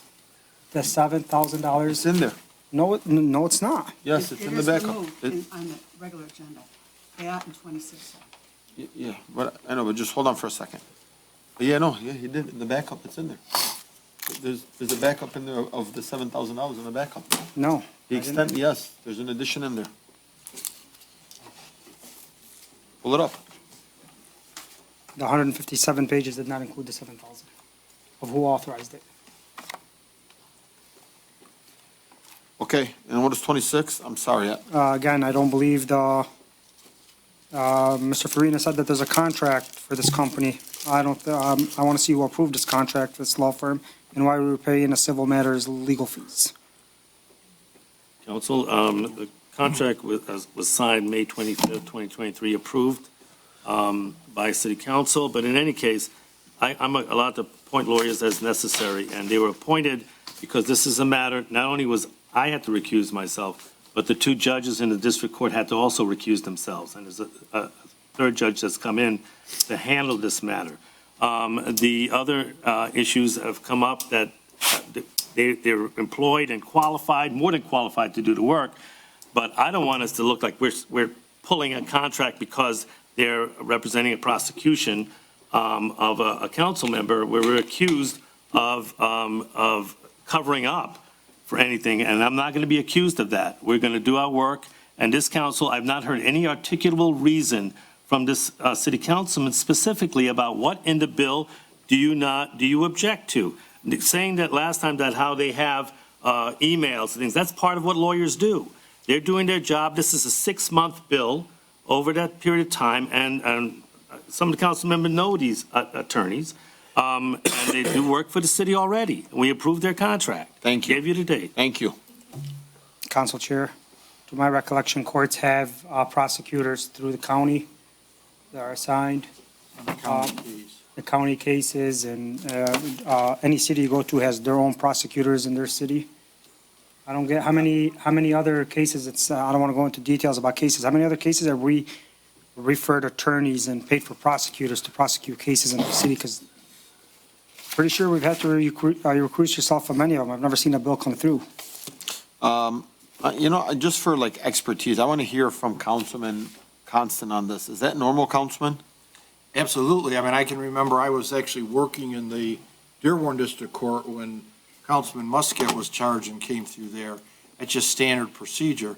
I don't know the exact merits of the dispute, but we all know everybody's entitled to their day in court, and it's not Roger Farina that's prosecuting this alleged ordinance violation. It's special counsel. So I happen to know the one attorney, O'Day Maru, fairly well. So and he is the city attorney for the city of Hamtramck. Still. Okay. We have 24 and 26 to be removed. Motion made by Councilman Saab, seconded by Councilman Constant. Councilman? Do you want to amend your motion, Councilman Saab? Councilman? I got one I'd like to have removed too. What is it? Item 12 and 13, refer back to administration for an exact address of where this was done. Duke's root control. Yes. That's crazy.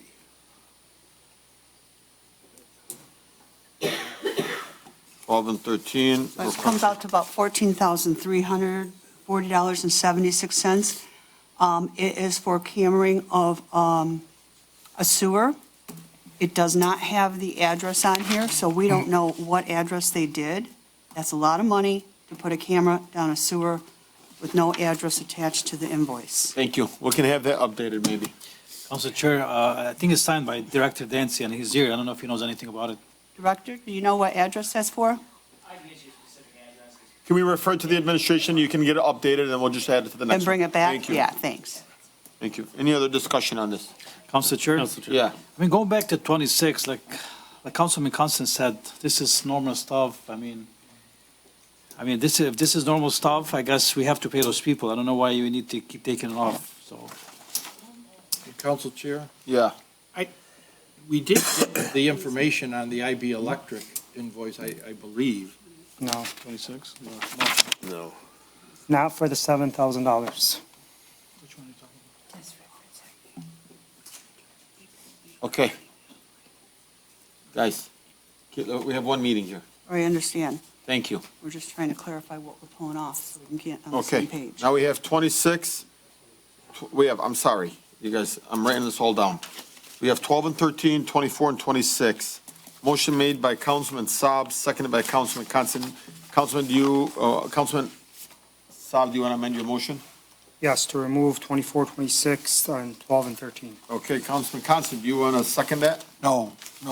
Okay, does anybody else want? I'll second it. Motion made by Councilman Ahmad.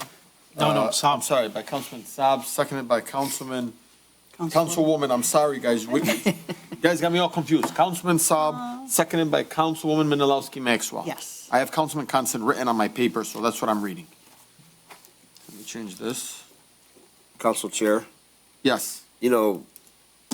City Council's put it between a rock and a hard place with this IB Electric bill. And I know speaking for myself, and probably everyone up here, we would love to pay that bill.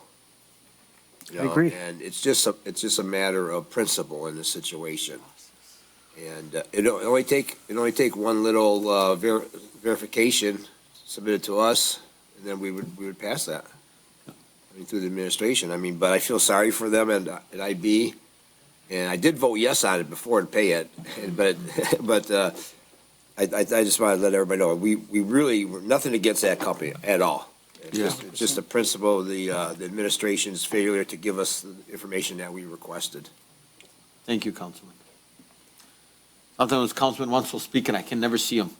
I gotta see through so many different people to see. It's always sitting on the way from you. Yeah. Any other discussion? Seeing none, all in favor, please state aye. Aye. Those opposed? No. No. All right. Make a motion. Wait a minute, yeah. What are we ready? voting on? We're removing these, right? No, we're voting to. with the removal. With the removal, okay. Ready? Denise Malinowski Maxwell. Yes. Hassan Saab. Yes. Tom Wenzel. Yes. Robert Constant. No. Nancy Breyer. No. Hassan Ahmad. No. Moby Dun.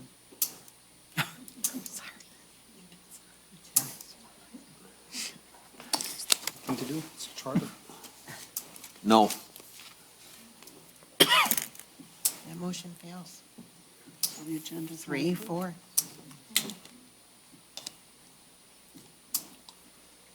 What do we do now? We have to read the motion again? You Can't not- could. Huh? You could Council Chair. re-entertain it. Yeah. I move we pay current claims number 1 through, what's the last one, 35?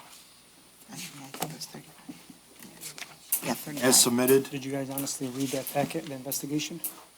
You We're can gonna open up for discussion right now. you can pick and choose, not all of them. 35, as submitted. Are you rereading the 62-35 as submitted? Yes. Motion made by Councilman Constant. Man, now I gotta scribble this all out again. Are we going back to discussion? Yeah, Council Chair? we have to go back. We need a second. Second for by discussion. Councilman Ahmad. Council Chair? Hang on 1 second, Councilman. I gotta use a different color. Okay. Councilman Saab. I'd like to remove 12, 13, 24, and 26. All right. We just had this discussion.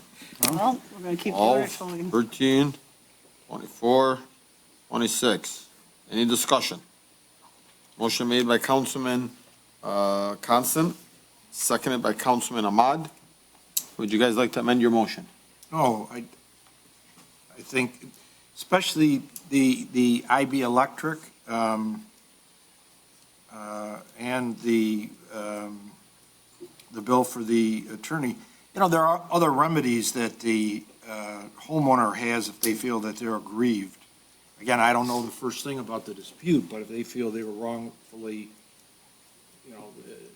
violated, they have other remedies, but we don't, by not paying the special counsel or the attorney. I'll tell you, my thing is with IB Electric. Like, we requested this information. It's in there, regardless of if it's true or not. What page? Go through it, Councilman. I went through it, but tell me what page. I don't know. I don't remember all the pages from Because I 150, but read it, and it's not in there. Okay. 23,000's in there. Time out, Councilman. I'm not a liar. And I'm not either. And so don't call me a liar on the I'm record. not calling you a liar. Point of order. So if you want to know what page it's in there, I know go it's there. through it. It's not in there. Yes, it's just referring to it as a different person did it. Who? So who authorized the 7,000? Read it. Who? It's in there. So my thing is, I'm standing here before IB Electric, and it's like we're constantly still fighting the same exact song and dance. Why don't we fight this long when we talked about having to do behind Blue Moon? It was $10,000 for a tree company that cleaned debris, and we talked about it, we fought it, we went back and forth forever. But eventually, I wasn't at that meeting, but it was approved. But it's like we're picking and choosing where we want to hold the charter accountable and we don't. That's where I stand here. It's like I am tired. I think the residents at home are tired of hearing the same song and dance. We know that the mayor doesn't even show up to the council meetings, which not that he has to. He can't even come over here and say why this was done. The truth is, the work was done. The work was done for the city. May not have been done right, but it was done. You know, like, and I can tell you right now, I think the administration knows, don't come before us for extra money or don't do anything and then say, hey, can you guys pay this? I mean, this has been halted for almost 10 months. Please, nothing from the audience. So that's where I kind of stand here. I'm just so tired of having to continue to bring IB Electric before us, sit here, bring up videos. I agree. This should not have been done that right way. This is unethically correct. It is wrong. Shouldn't be paid then. You're right. But the work was done that taxpayers are benefiting from. The administration has done so much more than just this. And you guys keep approving it. No, Councilman, we're not just approving it. We've clearly fought here.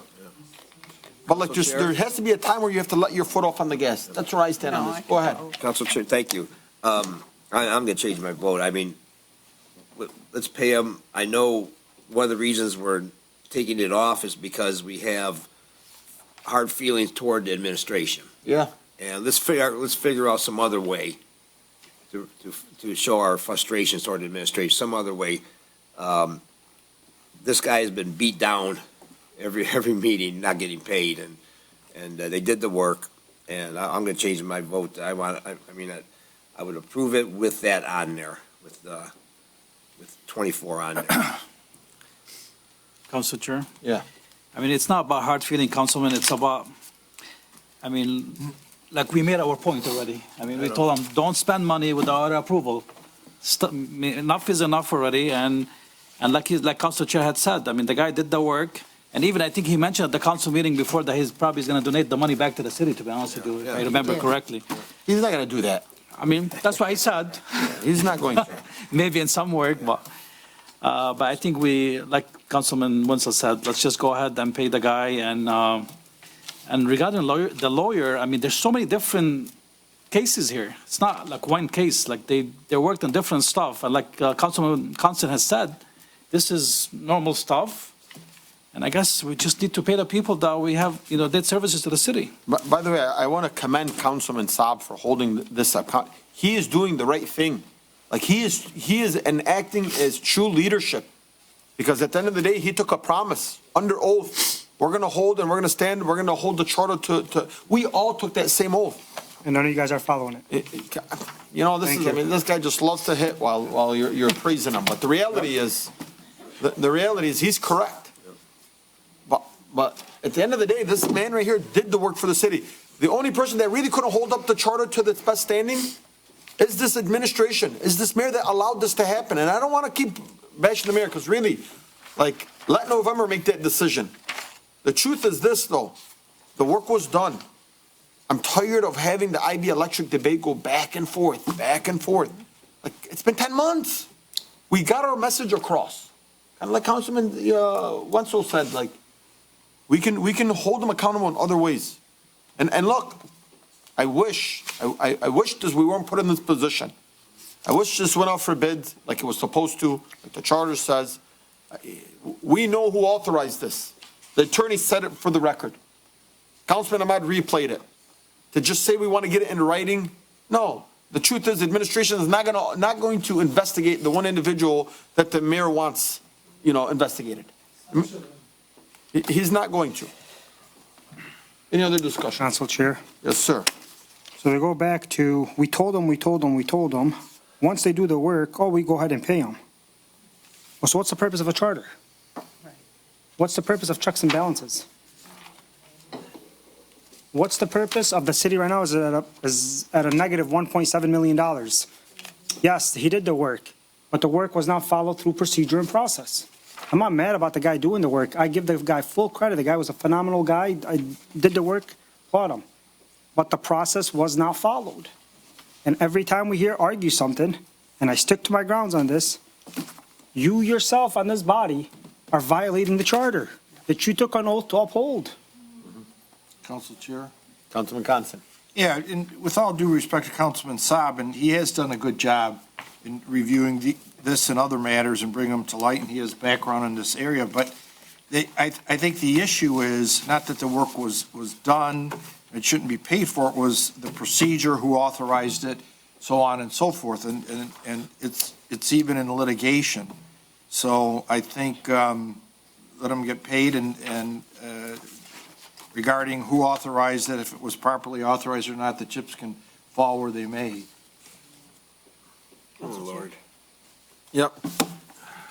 On pages 99 and 147 of a total of 348 pages, that $7,000 was included in the two comments, $40,340 to cover all the measures, and then $40,000, and it refers to it not being properly bid. So it's lumped in with the $23,000.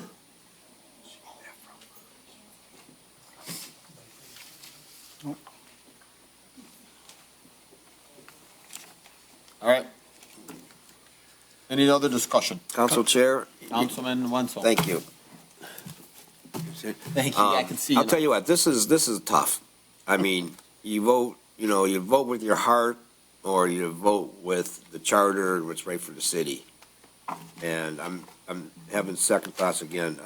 This is something that, this is going to define this body and what we tolerate and what we won't put up with.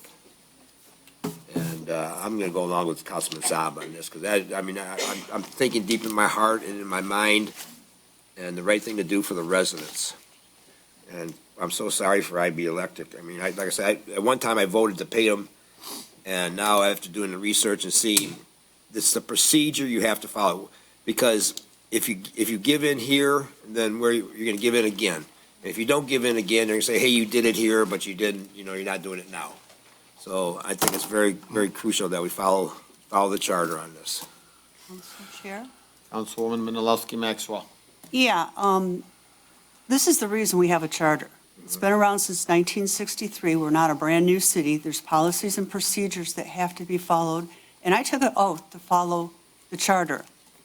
Whether in my heart or not I feel we should pay them, I know I have to follow the charter first, because that's where my oath is at to the residents that voted for me.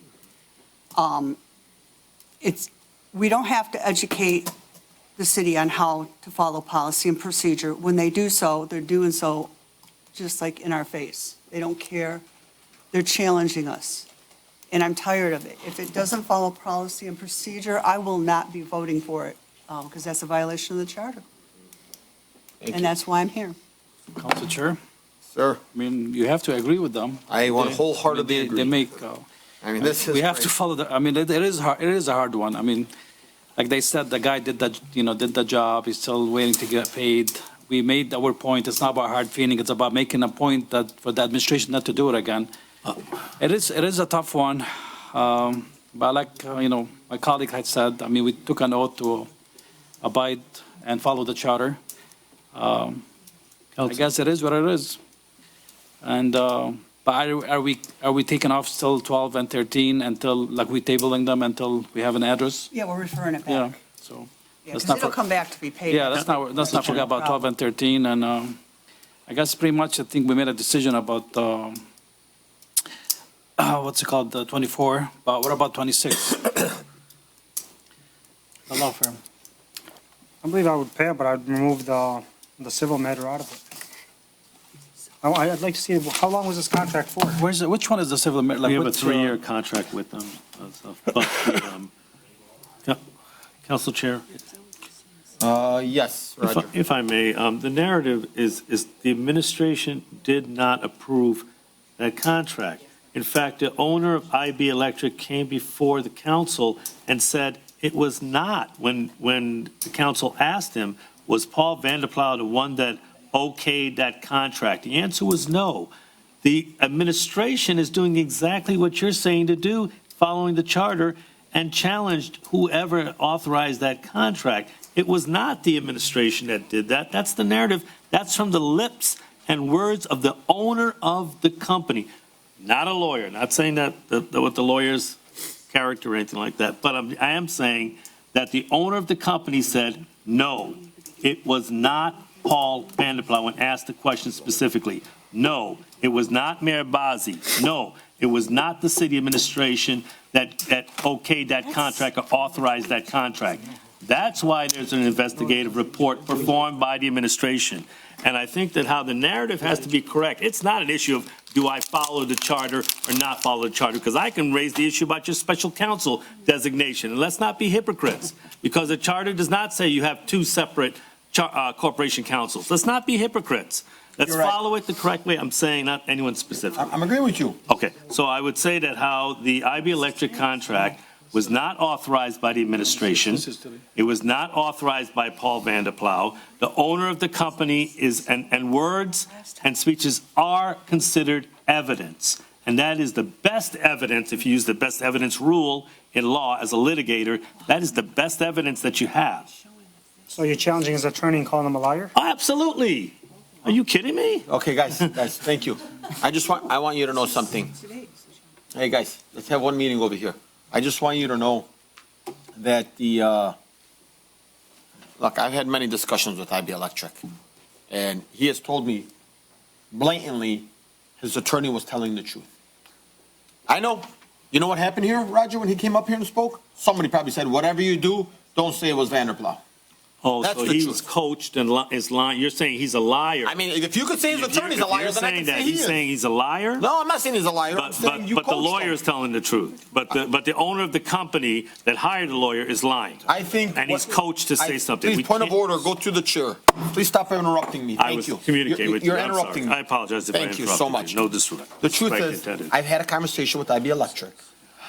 I've had a conversation. I'm not asking for your opinion back or to rebuttal this. I've had a conversation with IB Electric, and he just wants to get his money. And he has wholeheartedly told me, yes, Mr. Vanderplow told me to change those lights. End of story, guys. Oh my gosh. And until, but the administration cannot agree to that, because the same way they supposedly fired one employee, they would have to hold him accountable, but they don't want to hold him accountable, so they say, no, he had nothing to do with it. That is the truth for everybody that's watching. And they don't want that to come out. So yes, That is he not was the truth, coached. and it's not I don't need a rebuttal. I know. We have a motion on the table. Councilman Constant, do you want to Sorry. amend your motion? No, just, I think we should pay the claims. Well, I do agree with Councilwoman Malinowski Maxwell on the two addresses. So do you want to amend your motion? Yes. Okay, so a motion to amend to add 12, 13, To remove. Wait a minute. to remove 12 and 13. Refer back. Or refer back to the 12 and administration 13. for the the addresses that were cameraed. And to, Include 24 and 26. and to include 24 and 26. Right. To include, So we're paying 24 and 26 is what you're saying? No. Yes. He's saying yes, that's his motion. Oh, okay. 24. And Councilman Ahmad, do you second that? Does anybody here second that? I don't know what he said. What's for the 24, 26? Are we going with what we discussed for the That's 4, IB 3? Electric and the. He's saying pay them to, Okay, and go 12 and 13 to remove. For God's sake, it's. Refer back, still in yeah. claims. refer, yeah. Yeah, refer back 12 and 13, and then 24 and 26. 24 and 26, they want to halt. Can I get a second? What? To do what? You want to halt, you don't want to pay it, you guys remove Take it. it, remove it. Yeah. Yeah, like halt it, like zero, nothing. Right. Sorry. what was Wait, 4, 3? So I apologize, Council Chair. Can I get a second? If If you're there's, removing 12, 13, 24, and 26, I will second it. okay, are we moving 12, 13, 24, and 26? To He's saying Pay he all only the wants 12 and claims, 13. but- If we don't have a second, then it's dead on arrival, correct? Make another motion. Yep. Yeah. I know, but he doesn't have a second, because we went back. Right, so that one, yes, the second one would. So would I have to refer back to the first one, And a new motion. 6-1 to 635. Okay, Do you want me to make a That was motion? seconded. okay, so if we don't have, I'm so confused right now, by the way. And see, this is a problem in general with pulling out claims. Okay. Councilman, you don't have a second. Unless Councilwoman Well, Breyer is going to second you. If I understood him correctly, he's referring back 13 and 12 and 13, Yeah. but he's paying 24 and 26. Correct. Okay, then I'll second. Okay. Motion made by Councilman Constan to remove 12 and 13 and pay 24 and 26, seconded by Councilwoman Breyer. All in favor, please state aye. There's got to be discussion. Oh, I'm sorry. We've Open been discussion to that. I don't agree with paying 26. I think you know why. Okay, we already had this Because it's a- discussion. Well, I'm asking to remove it. Well, no, We can vote on it and come back to it again. We're going to have to do it all over again with a different person to read the motion. Council Chair, Okay. housekeeping matter, would she have to recuse herself from voting on this? So. I think she would have I to, mean, it's not Councilwoman would fair have to paying recuse that much herself. money I understand. for Right now, we have a something that's motion on not the table. city's. I'm a resident too. Yes. Council Chair, I think the councilwoman would have to recuse herself from voting on it. Not out of the full No. total. No, No, but I'm on just that. no, Yeah. don't Yeah. think. That'll hurt your head. Madam Clerk, what's the ruling on that? What's the ruling? She doesn't. It's not. I She don't. does. It's not my Because attorney. it's her prosecution. There's stuff on there all the time for council, people second opinions and stuff on us. We vote on them. All right, we got a motion on the table. We had a vote and that was allowed. I mean, this is crazy that it's 8:30. We're only on fund transfers and current claims. Any other discussion to remove 12, 13 and allowing 24 and 26 to stay and get paid? All in favor, please state aye. Aye. Those opposed? No. No. Now he's- Ready? So let's add 24 and 26 and Council revote. Chair, I'd like to, Please take a Can roll call. can I take a roll call? Yeah, thank you, Council Chair. Hassan Ahmad. No. Moby Dun. No. Nancy Breyer. No, no, I mean, yes, I pay the two guys. What are we doing, Councilwoman Breyer? Yes, she said yes. She said yes? Yes. Okay, sorry about that. Robert Constant. Yes. Denise Malinowski Maxwell. No. Hassan Saab. no. Tom Wenzel. No. Motion fails. Council Chair, Councilman? I'd like to put a motion that Dearborn Heights City Council approve the current claims in ACH wire transfer 6-1 through 6-35 as submitted, With the removal of? with the removal of Right. 12, 13, 24, and 26. Motion made by Councilman Saab, seconded by? Second. Seconded by Councilwoman Menalowski Maxwell. Any discussion? Seeing none, all in favor, please state aye. Aye. Those opposed? No. Ready? I mean, I Tom Wenzel. understand that you guys have, I'm sorry, is it? Tom Wenzel. No, we did discussion, we made a vote. Yes. Oh, I'm sorry. You did, yeah, I was Yeah. doing a Go roll ahead, call take a roll vote. call You guys vote. got me all confused. Okay, Tom Wenzel, Yes. Hassan Saab, Yes. Denise Malinowski Maxwell, Yes. Robert Constant, No. Nancy Breyer, No. Moby Dune. Thank God it wasn't me. I'm so sorry. Somebody else other than you, Mo. No. Hassan Ahmad, You guys shifted positions. Hassan Ahmad. No. A motion fails? That's just end the meeting. Get another motion. Council Chair, Councilman Saab. recommended Dearborn Heights City Council approve the current claims in ACH Warrior Transfer 6-1 through Debt 6-35 as submitted. And Council Chair, I'd like to remove 12, 13, 24, and 26. Motion made by Councilman Saab, seconded by Second. Councilwoman Menalowski Maxwell. Remove 12, 13, 24, and 26. We just voted on that. We've done this. We got another vote. Can I just? We gotta do pay it? these people. Should I just do Yeah. a roll call? Or nobody gets paid. We voted twice already. Any discussion? Council Chair, Councilman Ahmad. I mean, I know you guys having a problem with 26, but 26 has so many different, like, issues or cases. It's Yeah. not like one issue. Unless if you want to refer it back to have it split or something. Yes. then Yes, it's, you let's know, do that. you know what I mean? I think, I agree with Okay, that. Or can we at so, least say- because, I mean, it's one invoice, but for different stuff. You have an issue with one thing, You can have him to remove. so yeah, I That's mean, fine. I'm willing to amend it to remove from, to refer it back to the vendor to. no, to not to make it- pay. Hold on one second, Councilman. Or you can just change your And amount. they need to I mean, there's section change it the amount. off. Yeah. From Different 12, bills for different, so 12/8, 24, 12/9, 24, 12/10, 24, 12/10, 24, 12/16. Councilman, it's going to be so messy. Just refer it back so they can have Okay. it invoiced Break it for down. different. That's fine. for different issues, yeah. different Break it cases. down. I agree, if we refer it back and have them break it down. Okay, refer 26 back, break it down and bring it back, but remove 24, 13, and 12. Second. Okay, Motion made by Councilman Can I Saab, ask- seconded by Councilwoman Menalowski Maxwell. Council Chair? Yes. Will the vendor know when you say break it down, what to remove? Honestly, I don't know. No, break it Remove down. Itemize it Whatever- into different sections for different different sections. bills. Okay, I just wanted to be clear to the case. vendor so Per they know case. exactly what to do. Per case. Per case, gotcha. Moving anything. Council Chair.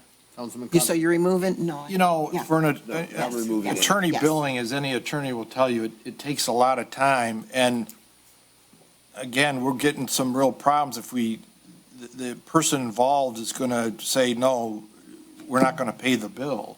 I mean, that's really a blatant conflict of interest. If they have a contract, No, in other words, the. I know, I'm to- saying to if they say- have a contract, they did the work, the administration hired them, I get what you're saying. I But get what just you're like 12 and 13, we asked for an itemization. There's nothing wrong with that. I agree with that. They're saying give an itemization and bring it back to the next council meeting. But so we're, 26. on 26, we're not going to pay anything that is. We're going to bring it back. We're gonna bring it back, itemized, whatever that means. Council Chair, it's already itemized, but different invoice for every different case. So an invoice for every case. So this is already itemized, but Yeah. But for every, like, So I tried reading the ones I want to remove. yeah, and but you guys you said know how no, many pages? refer There's- it. Sir, there's well, I know. that there's he 12 was- pages on this invoice. Council Chair, I'll add hastily, I mean, should the charges have been brought or not, I don't know. I mean, that's what our courts are for. But to say, well, we're not going to pay the work because this is, it was an ordinance violation. Should the ticket have ever been written? I don't know. I don't know all the facts. But the special counsel, they did the work. And you should have been here, who was, when the situation happened with Councilman Musket. I mean, Oh. Did we have to pay that? no, we paid it. We paid it. The city of Dearborn. Anyway, Yeah, this is too much lumped together with too many different cases. So let's refer it back to be invoiced each case separately, Thank you. Yes. to reflect Okay. each case separately. Motion made by Councilman Saab, seconded by Councilwoman Menalowski Maxwell to remove 12, 13, 24, 26, and to come back with 26 itemized. All in favor, please state aye. Aye. Those opposed? No. No. No to 24. Madam Clerk, please take roll call. Hassan Ahmad, Yes. Nancy Breyer, I don't know what he means by yes. He said yes. okay. It's the same. Robert Constant, No. Yeah. Denise Malinowski Maxwell, Yes. Hassan Saab, Yes. Tom Wenzel, Yes. Moby Dun. No. Motion carries 5-2. Thank you. And guys, it's healthy to have these discussions, just not 13 times. Next up, we have reports from the mayor. Council Chair. Councilman Saab. Well, it's 8A, Commission on Disability Concerns Appointments. Make a motion that Dearborn Heights City Council concur with the mayoral reactivation of the Commission on Disabilities Concern and appoint to the commission Leslie Windless, Blake Perry, terms to expire July 2027 as outlined in 8A. Second. Motion made by Councilman Saab, seconded by Councilman Ahmad. Any discussion? Hearing none, all in favor, please state aye. Aye. Those opposed? The ayes have it, motion carries. Next up is Commission on Women and Girls Appointment. Council Chair, Councilman Ahmad. I move that the Dearborn Heights City Council concur with the mayoral reactivation of the Commission on Women and Girls and appoint to the commission Zainab Abdullah and Chastity Townsend, term to expire April 2027 as outlined in 8-B. Second. Motion made by Councilman Ahmad, seconded by Councilman Saab. Any discussion? Saab didn't say anything. Yes, I did. Oh, did you? I always go ladies first, so if you want to be the one to. Both of us had said, Oh, I'm sorry, Also. I honestly, I didn't hear you. all right. Motion made by Councilman Ahmad, seconded by Councilman Saab. Any discussion? Hearing none, all in favor, please state aye. Aye. Let's redo that. All in favor, please state aye. Aye. Those opposed? The ayes have it, motion carries. Next up, we have Ecorse Creek Commission reappointments. Council Chair. Councilwoman Breyer. I'd like to make a motion that the Dearborn Heights City Council concur with the mayoral reappointment of John Burke, Susan Todd to the Ecorse Creek Commission, terms to expire January of 2027, as outlined in 8C. Second. Motion made by Councilwoman Breyer, seconded by Councilman Constant. Any discussion?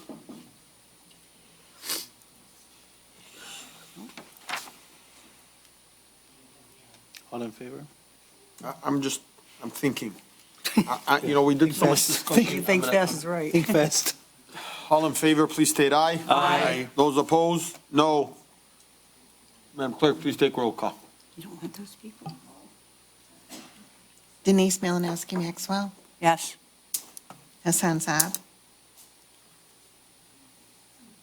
Saab. 1 second. He's thinking.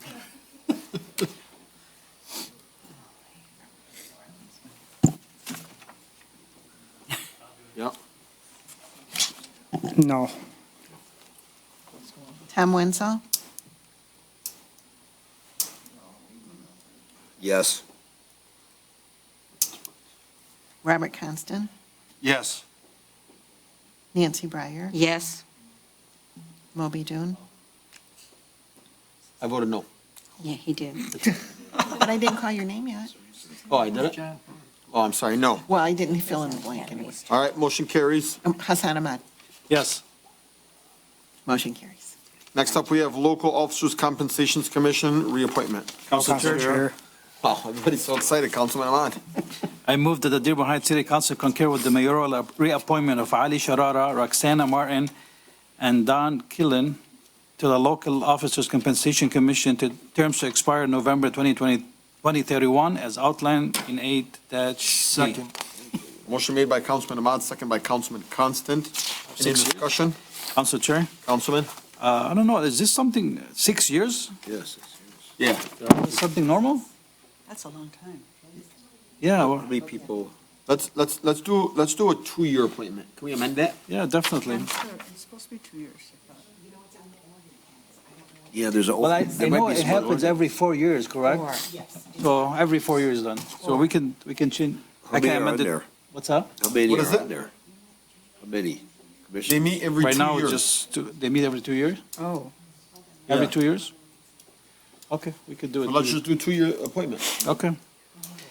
I would, Is that, I would like to amend my motion, term to expire November 2027.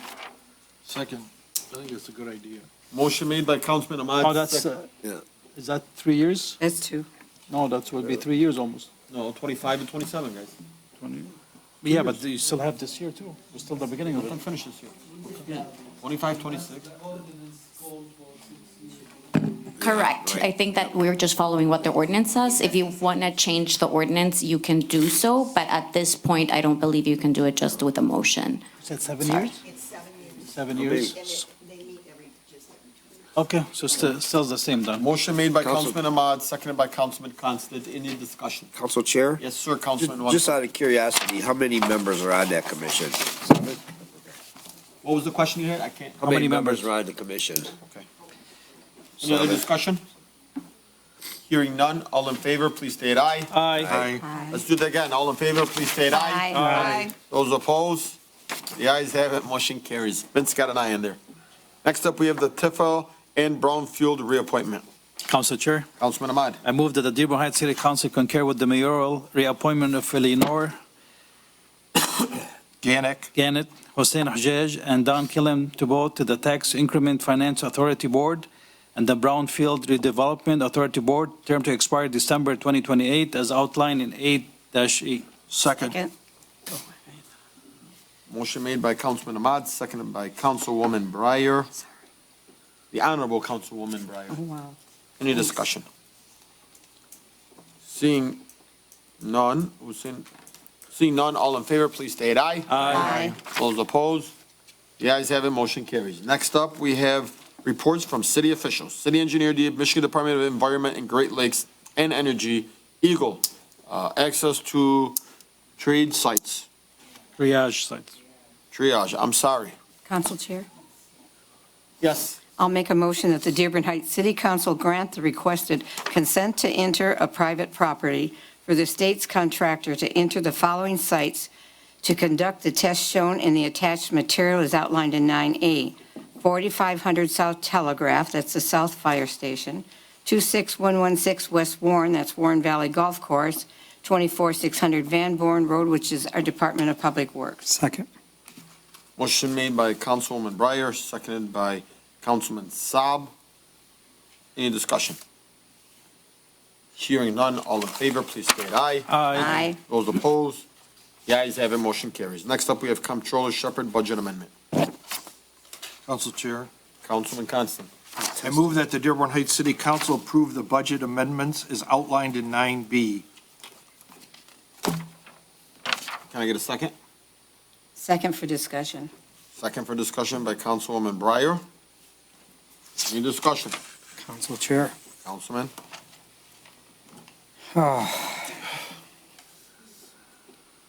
This money would be taken out of fund balance. Technically, would put the city at about a negative $1.7 million.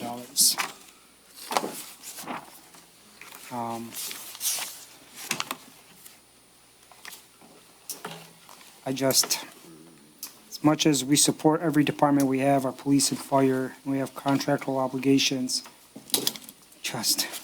we can't ever get an answer of where this money is being going in the city. We budgeted, we gave the city a balanced budget when we budgeted. And this is where we're at now. No overtime. Department of Public Works wants $100,000. I don't know. I got mixed feelings on this one, to be honest with you. If I can speak, Councilman, that's okay. Yeah. Are you done? For now. $1.7 million coming out of our fund balance basically says that we have overspent through our budget. The administration does not communicate with us. The comptroller, who's doing a great job, does not tell us where this money's coming from. I'm CC'd on an email today. As I'm reading this on Thursday, I'm reading this on Friday, and I'm thinking to myself, where is this money coming from? The good news is, I sat down with Plant Moran. I sat down with Brian and Michelle. They informed me about this a week ago. They're about $1.7 million short to finish this budget. The truth is, I'd like to see the administration here. I'd like Plant Moran to be here. I'd like the taxpayers to hear what I heard. And then you can say to the council, go ahead and vote on it. Don't throw $1.7 million and say, the Dearborn Heights City Council approved the budget amendment. It's outlined in 9B. There's no information there. There is no trying to rectify this. I know Shannon Shepherd has your hand up, our director, comptroller, she does a great job. The truth is, no information was given to the council. And I don't want to sound like I'm beating a dead horse here where I'm saying the administration, because, you know, everybody points back and says, oh, they're always blaming each other. Hell with it. You come back and say you want $1.7 million and nobody can tell me what it's for. I got Mariana here. You can't tell. Why isn't Plant Moran here? Why has not anybody addressed the residents and said, there's $1.7 million, we're short, we messed up, we own up to it? Why? Why? Because you know what's going to happen? Like it always happens. The city council gave them, or the city council approved it. You guys approved it. You guys approved it. No more of that. Mayor, come to the damn meetings. Tell us it. Don't give me $1.7 million and then try to raise your hand during the last meeting and say, hey, I want to have a conversation on it. That's bullshit. No. Bring Plant Moran here. Let me hear from the administration. The comptroller should have been here. You don't ask for $1.7 million and say, hey, we can't afford our budget anymore. Go ahead, council, just give us the money. We're going to take it out of the fund balance. The truth is, we don't even have enough money in the fund balance. That fund balance money was ARPA funds. That's what it was. So no, I'm not supporting this. Council Chair. Councilwoman Breyer. If I read this correctly, on page 260, it says the current budget is $415,929. Their requested amount is minus $1,000. They're asking for $414,929. No, Councilwoman, they're asking for $1.7 million. Council Chair. Yeah. Just to be specific, I mean, I had a meeting with the comptroller earlier today just to go over this stuff. So basically, they're asking, to be exact, 1.64 to be amended on the budget. Most of it is going to overtime. We have $4.3 million in the fund balance. If we need to use about 1.5 million from that 1.64. So that leaves us around 2.8 million in the fund balance, this is for rainy day. What I'm upset about, that we sat here on June 31st for 6 hours, punching the numbers to have a balanced budget, and we asked them, be careful with this budget. Make sure you control the overtime because we don't have the money. But now to come here and, I mean, everybody has to be accountable. Even every director and every department has to be accountable, especially for this overtime. I mean, we don't have the money.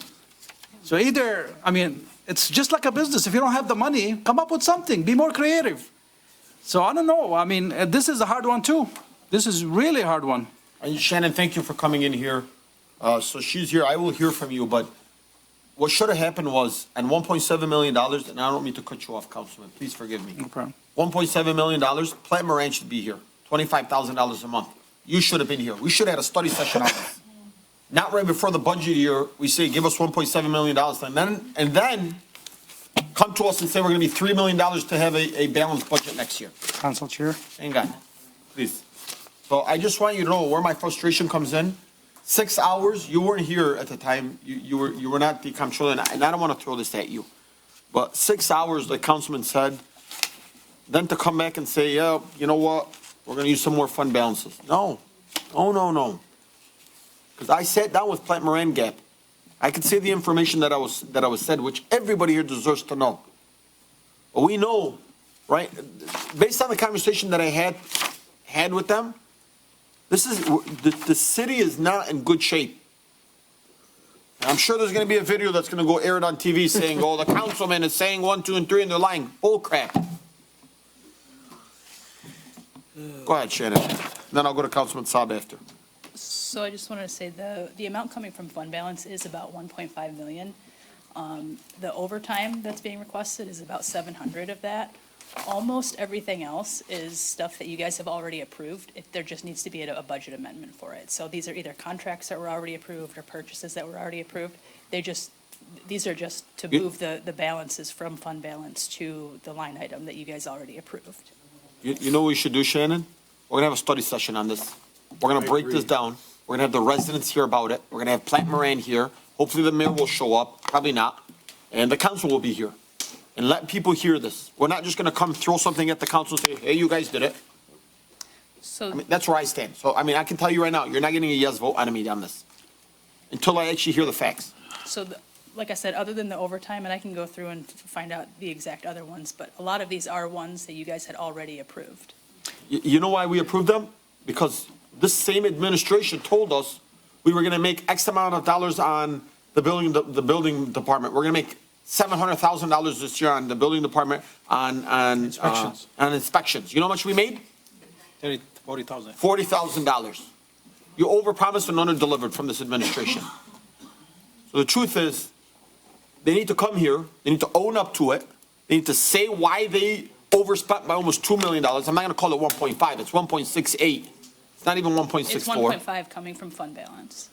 Okay, so there's 1.5 coming from fund balance. Where's the rest coming from?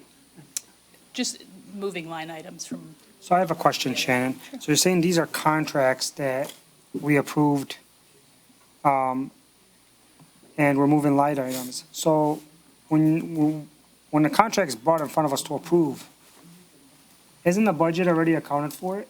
not always. It's like sometimes it does say and to amend the budget, but the ones that don't are the ones that I have to bring back to So, you. for example, so the administration can bring a contract in front of us, let's say for sidewalk repairs, and put it in front of us and there's no budget for it? So that we would have to amend it from fund balance, is that what you're telling me? I'm sorry, say that again? So, I'm saying hypothetically, if the administration came here with a contract, theoretically, and they said we're replacing sidewalks, this is a contract to replace sidewalks, and we approved it. But you're telling me that there's no budget set for it or made for it? It depends. Within that motion to you guys, it should indicate whether it's something that we have budgeted for or something that we're going to use fund balance for. So, these motions, Recreation Department, for example, motion 24-326, 24-327, 24-345. Do you have them, or can you pull them up? I don't have them offhand, but all three of those are actually ones that were approved last year, but they were not paid last year. So essentially, that money went from the budget back to fund balance because they weren't paid. Back to the general fund, not fund balance. Right. It's the same thing. Council Chair? No, fund balance would be your reserves. Your general fund is what you can use. It's your general fund balance. Council Chair? Council Chair. I'd like to amend my motion to, I think it's a very good idea, we move this matter to a 9B to a study session. I agree. Council Chair, I agree too, because this is going to take all night, we're not going to agree on anything. And I think we need every director who's requesting money to be present too, and to see what's their plan implemented. Can we schedule an appointment with the mayor, Guys, Mariano? Point of order, please. Nothing from the audience. Mayor doesn't have to show up. He hasn't showed up. Please, point of order. I agree with you. I want him to show up. But the reality is, in a study session and a council meeting, he is just a guest here. I don't. And I want you to know, Comptroller, you're doing a great job. This is nothing against you. But you have to keep in mind, throwing things at the council last second, not saying this was last second, but just throwing a large number at the council and saying, approve this, like those days are over. Like there is check and balance here. And the reality is, like Councilman Ahmed said, you want this money? I know we don't have it. I know we're hemorrhaging. I know the conversation, you know the conversation that I had with Plant Moran. You had that same conversation. Better yet, the mayor and the chief of staff, Mariana, both sat in a private meeting that morning before I met with them. And they said, this needs to stop. Here we are, $1.7 million. 1.5 from. For now. No. No, it's for now. That's for now. There might be more coming. For now. So basically, we went back to the same budget that the administration presented to us that was in deficit, and we said no to it. Yep. And it's been a whole year and didn't do nothing about it. Yep. So let's go at the table, Council Any Chair. other council members, Councilman Wanso, were you saying anything? No, I'm fine. Okay. Thank you, Shannon. Seeing none, to refer this back to the administration by Councilman Constant, Councilwoman Breyer, do you second that? Yes. All right. Refer 9B back to the administration by Councilman Constant, second by Councilman Breyer. Councilwoman Breyer, all in favor, please state aye. Aye. Those opposed? And to schedule a study session. Yeah, With I all will do it directors for- present. Study session. That's definitely happening soon. With all directors present from every department requested. 9C, ordinance enforcement, animal control, director Dishroom bid award, animal sheltering agreement proposal. Council Chair.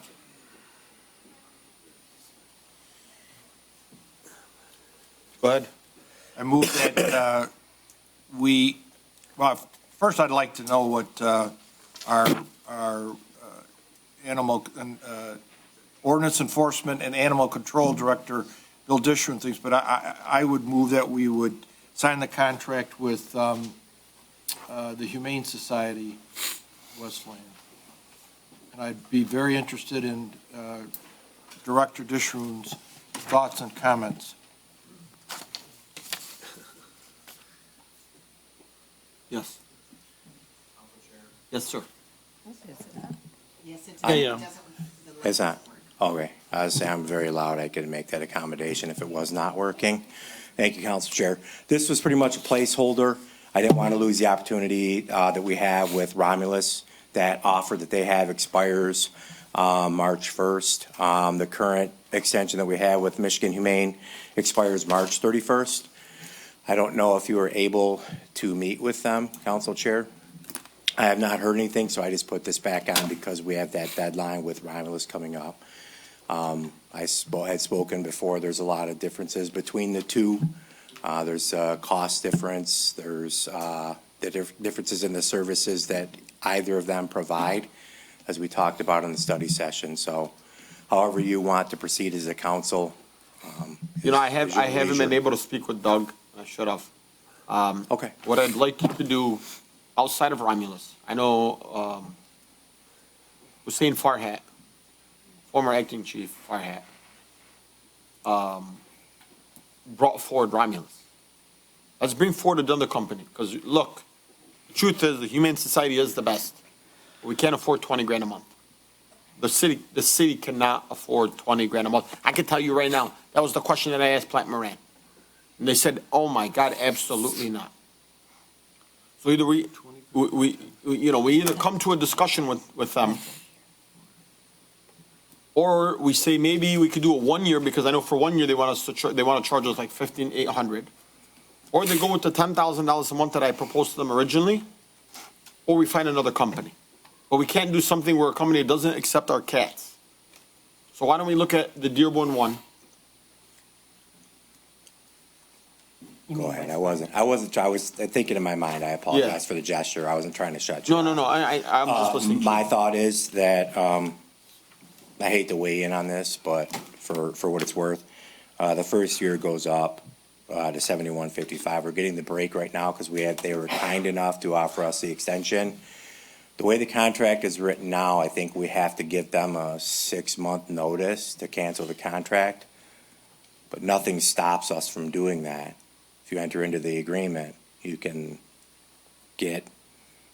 go into the first year and try to find somebody else, but I think time is of the essence right now. You know what's going to happen though? We're going to be like everything else, kind of like Councilman Wenzel says. We're going to be in there for our 3rd year. We're going to be paying $20,000 a month. God knows who's going to be seeing it. Council Chair? Yes. Can we get a 1-year extension?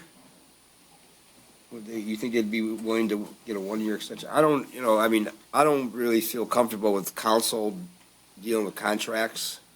I know it was frowned upon in the past, but anything we could do to get it, but, what was the first year would be 7,000? Was that what it was? 71.55. The other component I didn't mention is something that we could do is we can raise the RTO fees. Those are monies that we get back. Last month, I think we got about $1,000. It's minor, but those fees haven't been raised yet, and we have the ability to do that. I don't necessarily want to punish people that have their animals, they lose their animals, but it's costing the city. What are the fees now? It's like $28 a day. It's a $45 redemption fee. So there's some money, if you raise those fees up, if that's something you want to entertain, just as a cost recovery component. I'm not saying you have to do that, that's completely up to you, but that is an option for us, just so you know. Council Chair. I think it's a good Councilman idea. Wenzel. Thank you. Director, are you negotiating with them, or who's negotiating with Michigan Humane? Previously, it was Roger and I. They came to us, they had us over a barrel, but Yeah. they had Friends of Animals of Metro to try to, probably shouldn't name them specifically, but they had gotten into a position where they needed to renegotiate their contract with the neighboring city, and they had raised up their rates, and everybody has more costs and stuff like that. There's things that we can't control. So I don't know. This was put out for bid with the 4 or 5 other cities, and literally Michigan Humane is the only one. This isn't something that, it's a rare business, if you will. So it's hard to say. Council Speaking Chair, for myself. You can ask for anything, right? But it doesn't mean you're going to get. Well, Council Chair, in response. Speaking for myself and Councilman Wenzel speaking. and probably, hopefully, the rest of us, no one is comfortable with the Romulus deal. No. They only take dogs. They don't take any domestic, exotic animals or cats. The whole situation, I'm sure everyone here would not be comfortable in getting Romulus. And that would be a real downturn for our animal control. If they're offering 7,000 plus a year, they know the situation we're in. They have us over a barrel, sort of, but we've worked with them for quite a few years. And maybe they can give us an extension at that 7,000 and see if that's something we can work out.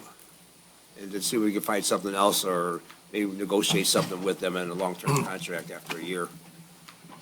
Council Chair tried last time. I tried to negotiate with them. Yeah. And I tried to tell them, we'll just give you $10,000 instead of the 5 or the, because it's actually 5,800, 7,600, and then like 18,000 or something. I said, why don't we just agree to start taking 10 from now? You don't feel it, it's a couple of $1,000s more, and instead of it going to 20, it stays at 10. And like what, and the city ends up saving like $46,000. $45,000, $46,000, which is a lot of money, it's good money to save. But, look. We're in a bad spot. We're in a very bad spot, and I can tell you right now, Director Dishroom, maybe look at somebody outside of Romulus. Like, that's great that you guys called Romulus, they said $1,000. I'm not for just saying abandon these cats in the cold weather. And with Romulus, we can only drop off like X amount a week, you told me. Or, you can only have a certain amount throughout the day. What if you have 5 dogs? What do you want us to do, just throw them back on the street? There was just a guy in Dearborn Heights in River Oaks subdivision that was attacked brutally by 2 loose dogs. What do you want us to do with those? Take those dogs like, oh my God, we can't use them, to put them back in the street? Not an answer. Or we open up our own. Well, that, just so you know, that was a discussion that had come up between the communities. They were reaching out to Western Wayne County to have that conversation. I will have to check and see if that's gone any further, to see, because the other municipalities that were involved in this conversation have all jumped in back with Michigan Humane, under the same circumstances and or worse. They're pretty much everybody is at the same cost or higher. Some, 1 or 2 are lower depending on the load. Like you said, we keep them busy, and that's where the cost comes in. So we do a lot. We take in a lot of strays. Okay. So. Council Chair? Yes, ma'am. Does Canton have a facility? Canton, I believe Canton is one of the ones that is with Michigan Humane, shelters with Michigan Humane. Why don't you do this? Can you share Doug's number with me again? Yes. I'm gonna try to give him a call. Not to say that Okay. I'm gonna win. Maybe I'll take Councilman Ahmad with me. I was gonna say, we'll send our two, Hey, Councilman, two big guns in there to try to work something out. I was hopeful, it's. Maybe I'll the go. services they offer are the best. Nothing against Romulus. There's a great facility. Myself and Corporation Counsel Farina and interim chief, former interim chief Farhat were there. Great, nice facility, nice people. That's some of the animal control officers there. It's a nice facility. I would be okay taking the animals there, but it's a lot for them, in my opinion. But not out of the realm of possibility. Anything is possible, so. Councilman Wenzel. Yeah, Director, does Michigan Humane offer just everything but dogs? So if, say if we took our dogs around, I know it'd be extra taxing, just to see what's out there available. Take our dogs around and listen, everything else, Michigan Humane, do they have a price for cats and? That is not something that was discussed. The problem you're gonna run into with something like that, if you're splitting these services, it's gonna confuse the residents. It's gonna confuse the police officers that are working after hours that have to maybe potentially take an animal somewhere. You gotta figure out where it's gotta go and who's got key, the key to get in, got access, so there's Well, it'd be dogs, the Romulus, everything else to Michigan Humane. But I mean, I'm just throwing that out there. Yeah, no, it's not your worst idea, and Roger and I have been brainstorming on and off about, the cat component where we can have the community involved in that, because you got the groups, Community Cats United and some of the other groups that were interested previously when we had a discussion about ground feeding, maybe activating them to help. But there's a lot of stray cats out there, so. You don't want to, yeah. I see them on my video camera all the time. All right, guys, let's wrap this one up on this. Chair, one more. Yes, ma'am. Yeah, I Last like one. the idea of what Mo proposed, our Council Chair, Badun, proposed, that we offer 10 grand a month. They only lose like 4,800 overall. And we save that money, and we don't have it to give to them. So, and two people should go and negotiate and say, hey, we've been longtime customers, let's give us a break. We'll love to stay with you. Yeah, they're a nonprofit entity. It's not like they. I don't have any objection to try to get back and renegotiate with them. I'm not sure how. Just share me his amicably- email or his You want phone number, please. okay. Thank Sure. you. Not a Then- problem. So I would like to see if we can table 9C for now. Can we table 9C? We can table 9C. Motion made by Councilman Constant. Can I get a second? I second. Second by Councilman Ahmad to table 9C. All in favor, please state aye. Aye. Those opposed? The ayes have it, motion carries. Next up, we have 9D, Ordinance and Enforcement and Animal Control Director Disham Ordinance Vehicle Lease Agreement. Council Chair, Councilman Ahmad. I move that the Dearborn Heights City Council authorize the 24-month lease agreement for a 2024 Ford Bronco Sport from Varsity Ford for a monthly lease payment of $567.45 with zero down due at signing for use by the Ordinance Department. Moreover, provided the mayor also authorizes any such payment as a necessary expense, the city council authorizes warrants to be issued from GL account number 101-426-818-000 for the payment of these services. By doing so, the city council is authorizing any such warrant and payment without prior authorization by the city council of the specific warrant and payment as permitted by and consistent with City Charter Section 8.9 as outlined in 9-D. Second for discussion, Council Chair.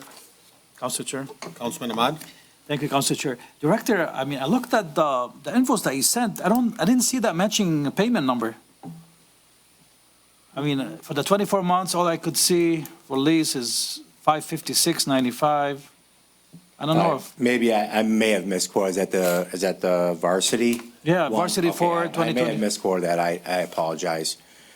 So it's unless it changed, I know this estimate is from January, correct? Yeah. No, that should be the correct one Still from the same? January 2025. So it's, so So I apologize you want me for to that. change it to $556.95? Yeah, that may be accurate. I apologize.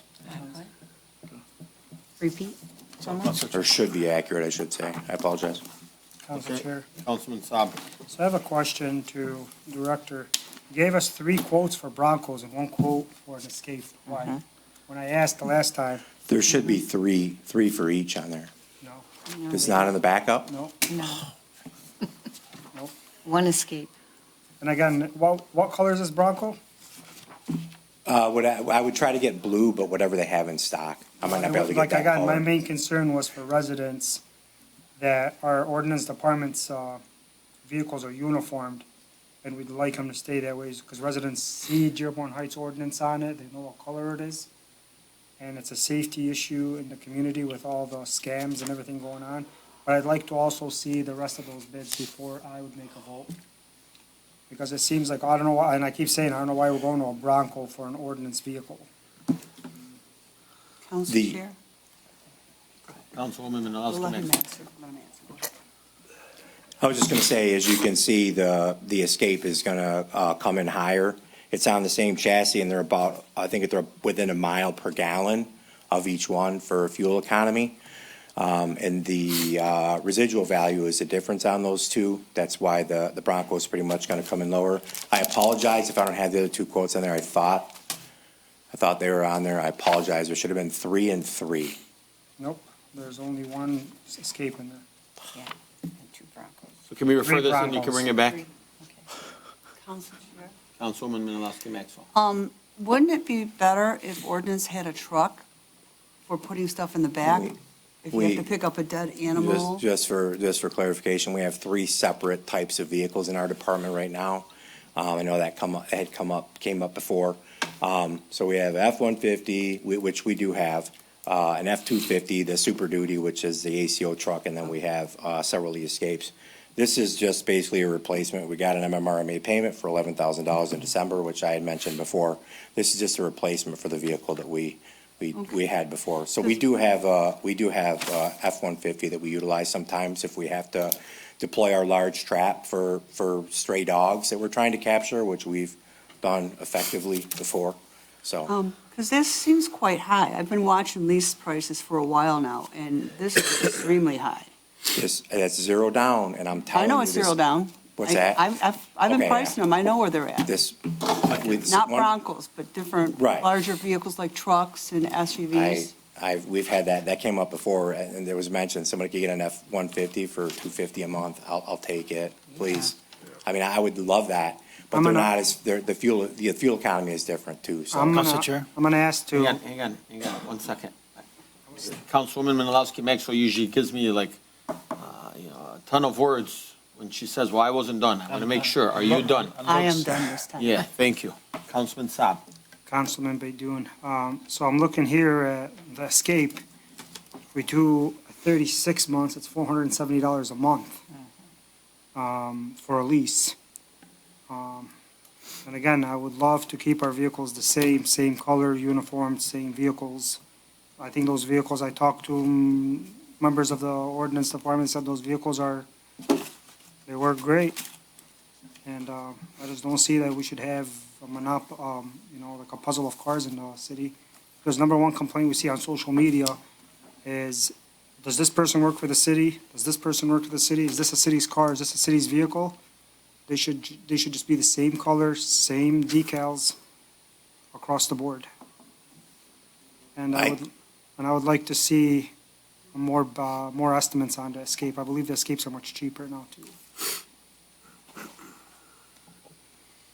All the vehicles will be marked. They're all marked appropriately. I can't guarantee it's going to be the same shade of blue, honestly, because I don't even know what the color schemes are for this year. So it's gonna change at 25 as well.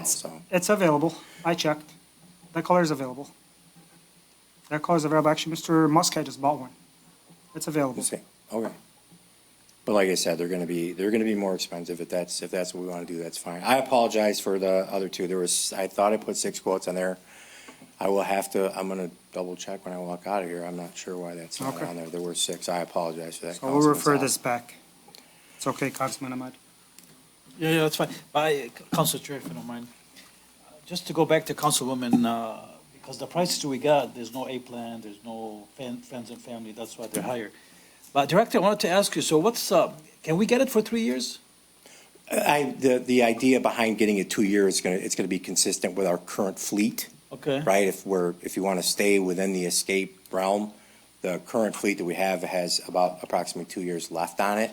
So if you go into a 36, you're going to have one vehicle outside of that group. So it's going to be a problem down the road. So it's not a terrible idea. I don't have any objection to it, but the thought was to keep the fleet consistent. So in the same, all of the vehicles will go back at the same time, approximately. Because I'm looking at the Escape that he mentioned, the Councilman Saab mentioned, for the 3 years, it's like $470 a month. Technically, we're getting a year for free. That's normal. And we're saving about a. No, not all $100. cases. I got a question. The fire department goes through a special government program to get their vehicles cheaper. The enterprise It's fleet. on a purchase. I don't want to bring up the name of what that is. I'll just, have my deals. But I mean, you But can't apply for that or use that? Because you buy it, and that's where you get the state rate from. It's like a set price. Okay, guys, I don't want to, I mean, we're going to refer this back. Is that what you're saying?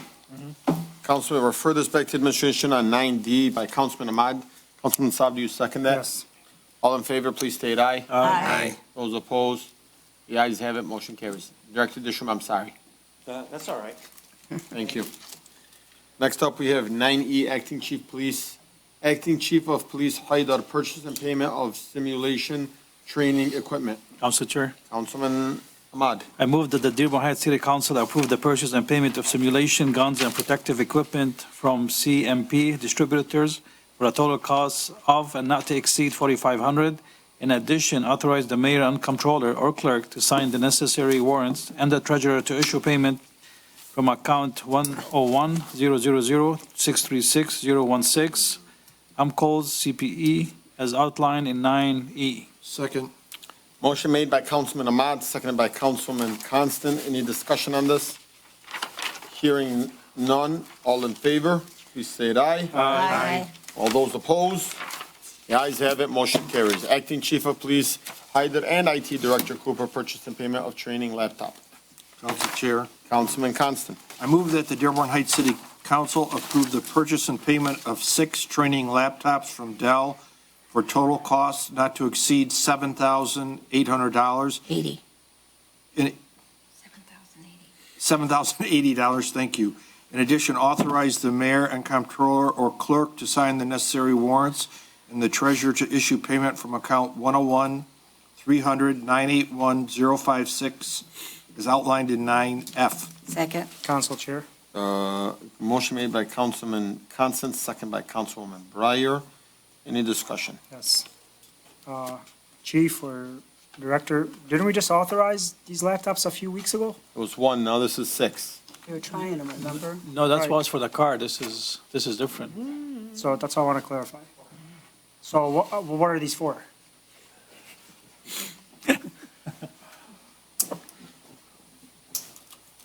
For the last little bit, the police department has been going for some training for their officers, for their sergeants, and everyone, and they've been needing the laptops.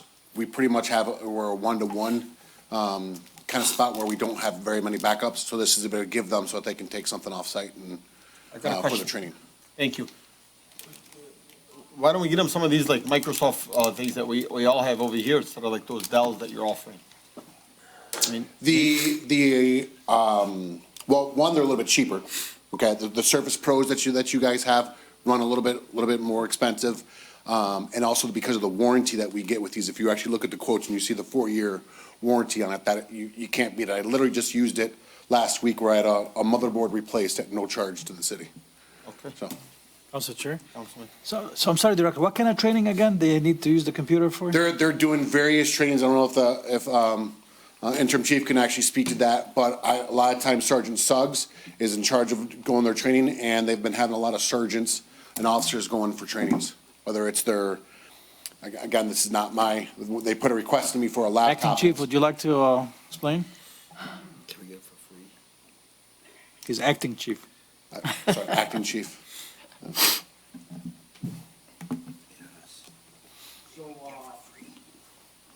state requires, MCOs requires officers to be, to monthly take training. So if you have officers at the station that, we have 40-something officers, and they're required to come down and train for MCO certification. Some of the training requires 40 hours, which is 1 week of training. And the reason why we want these laptops is we've had training recently where it'd be 3 officers to 1 laptop. And they would have to take turn doing their online training, which wasn't cost efficient because we couldn't get these officers to do this training and get back out in the streets. They had to literally share a laptop. Then we have members of the department that go outside training, like Cooper said. Like, for example, you got officers that are in staff and command that require them to take a laptop with them off-site. So everything that we're requesting is for in-house training.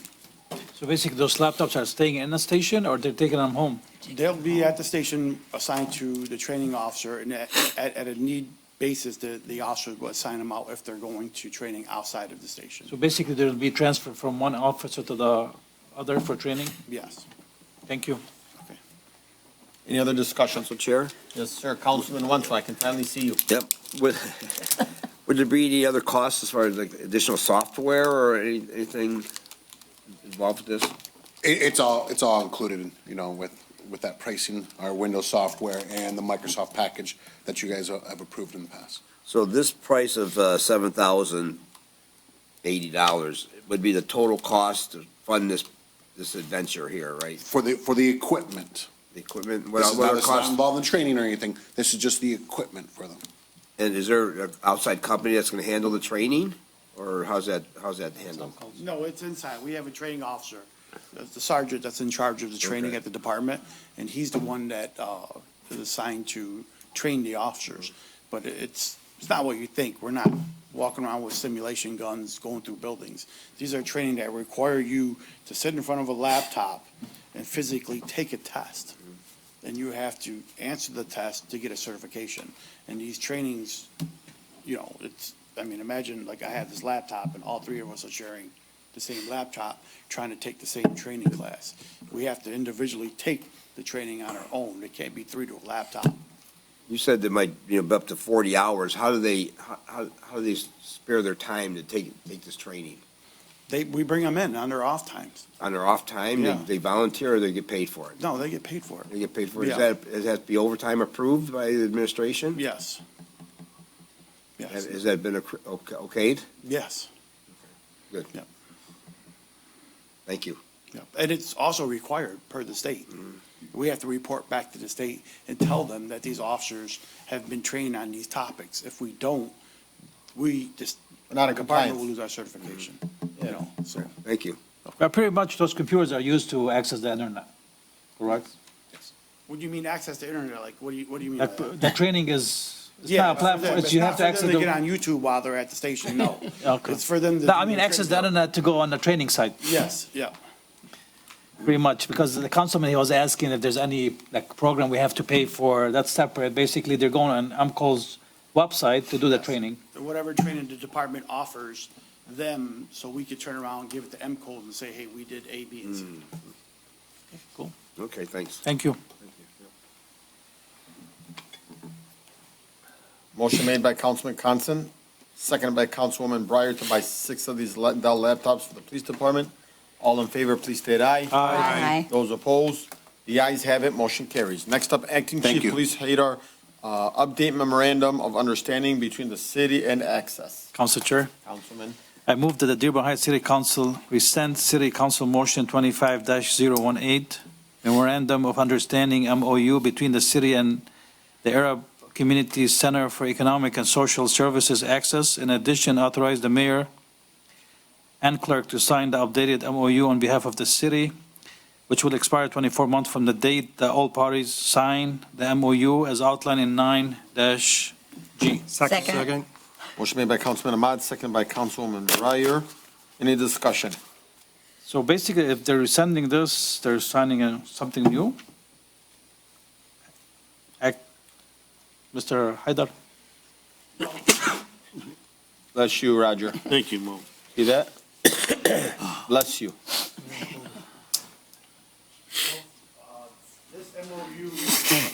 This MOU is something that we have with Access. It's been, that's been around for, almost approximately 5 years. So this was supposed to be on the agenda, and there's some typographical errors that need to be corrected before we were able to submit it to you guys. So this is something regarding when Muna Abdullah came before us, or Muna Hijazi. Yes. And she came and she spoke, and Farhat was here. This is the same thing, it's just Yes. being adjusted? Yeah, there's So some, basically, we're resending this, and you're gonna bring it when it's corrected? Bring it's it back? corrected now. Now it's correct. This is yeah, he says So memorandum of the understanding. motion 25018, that's the one we passed last time, Madam Clerk? Yeah, okay. Motion made by Councilman Ahmad, seconded by Councilwoman Breyer. Any discussion? Hearing none. All in favor, please state aye. Aye. Those opposed? The ayes have it, motion carries. I hate when our ayes are not all aligned. Next up, we have ordinances and resolution. 11A, third reading of the proposed ordinance H2501 Veteran Affairs Commission. I'm going to have Councilman Wenzel read this one. Okay, I'm sorry, Council. I was looking at the ordinance department. Here you go, I'm gonna change I got it right here. I'm gonna change a vote here as soon as we get a chance for 9D. As soon as we get the chance. 9D. I don't know how we go ahead doing that. Okay, I got you up, man. What was that? We referred it back. We referred it back to the administration.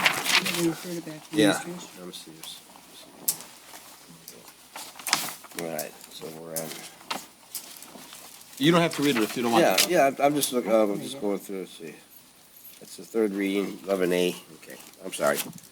It's the third reading, proposed ordinance H-25-01, Veteran Affairs Commission recommended motion that the City of Dearborn Heights City Council move that the proposed ordinance H-25-01, an ordinance for the City of Dearborn Heights establishing a Veterans Affairs Commission, providing for its compensation terms and administrative support, defining its purpose, duties, and responsibilities, and regulating its meetings, be it ordained by the City Council of the City of Dearborn Heights, that the Code of Ordinance of the City of Dearborn Heights, Michigan, is hereby amended by adding Division 9 under Chapter 2, Article 6, as well as by adding a section to be numbered 2-595 to be considered read for the third time as outlined in 11A. Second. Motion made by Councilman Wenzel, seconded by Councilwoman Breyer. Awesome. Any discussion on this? I know we made some adjustments and some changes. Councilman Ahmad, I know you and I had a discussion on this earlier, and I'm glad that these changes were made. Any other discussion, though? All good to go? All right. All in favor, please state aye. Aye. Those opposed? The ayes have it. Congratulations, Councilman Wenzel. Good job on that. Yeah, it was a combined effort between Thank the you. residents, and I look forward to getting the commission started and commissioners appointed for this. Thank you so much. Yeah, Next thank up, we have 11B, City Council Resolution against mayor's use of city resource of facilities in electioneering. Council I Chair. had no coffee today. Councilman Saab. I move that the Dearborn Heights City Council adopt a resolution against the mayor's use of city resources or facilities for electioneering, resolving the following. The Dearborn Heights the City Council of the City of Dearborn Heights adopts the resolution against unlawful electioneering. The City Council directs Mayor Bazey to immediately remove the mayor's video from the city's YouTube page and the city's Facebook page and from any other site or location in any way affiliated with the City of Dearborn Heights. C, the City Council further directs Mayor Bazey to immediately account for all city funds, city-owned office space and facilities, and other city properties used to produce and/or disseminate the mayor's video. The City Council directs the City Clerk, Cinia, to send copies of this resolution against unlawful electioneering to Secretary of State Jocelyn Benson and Attorney General Dana Nessel. E, the City Council authorizes and directs Special Legal Counsel Gary T. Mayaki, 1, to assist the City Council with this matter, 2, to perform all necessary legal services for the City Council to pursue filing a complaint with any appropriate offices of the government in the state of Michigan to adjust Mayor Bazey's violation of the Michigan Campaign Finance Act and/or any state law. And 3, to perform all necessary legal services that are otherwise consistent with this resolution against unlawful electioneering. F, the city council has previously appropriately retained special legal counsel, but this resolution against unlawful electioneering shall be deemed and treated as a further independent act of retention of special legal counsel by the city council pursuant to the city charter section 513J, in the unlikely event that any previous act of retaliation may be ruled to be ineffective as outlined in 11B. Motion made by Councilman Saab, Second. seconded by Councilman Ahmad. Any discussion? I will speak on this a little bit. Councilman, if I may. I'm going to speak real quick, if that's all right, Sure. Roger, with you. It's okay Oh, with I hope me. I have your permission to speak. Well, you don't have to be rude to me, but I'm not- I I'm not do being rude. understand you're giving me a chance. I appreciate it. Thank you. Thank you, Roger. I just told you bless you twice. Thank you, I sir. hope you don't feel like I was being rude, but I bring this up here today. You don't walk on water, it's okay.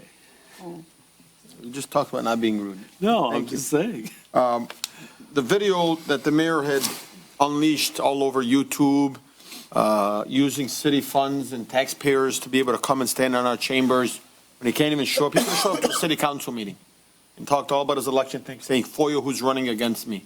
I don't even know what that means, right? But I can tell you, anybody that pulled the petition against the mayor has my vote over him any day of the week. But really, some of the things that were being said, just unnecessary. I think the demeanor, the body language, it was very angry. And really, I was glad to see that the mayor was speaking up. I just wish he'd do it at the city council chambers, where it's free. But instead, it looked like a political stunt. And that's just not what I am saying. That is the echo of this entire community. So I asked the mayor to please refrain from doing such of those videos. And if he is going to do those videos, let's talk about where the city is moving, what the city has done, what is happening in the city of Dearborn Heights. Not continuing to point your finger and blame this council.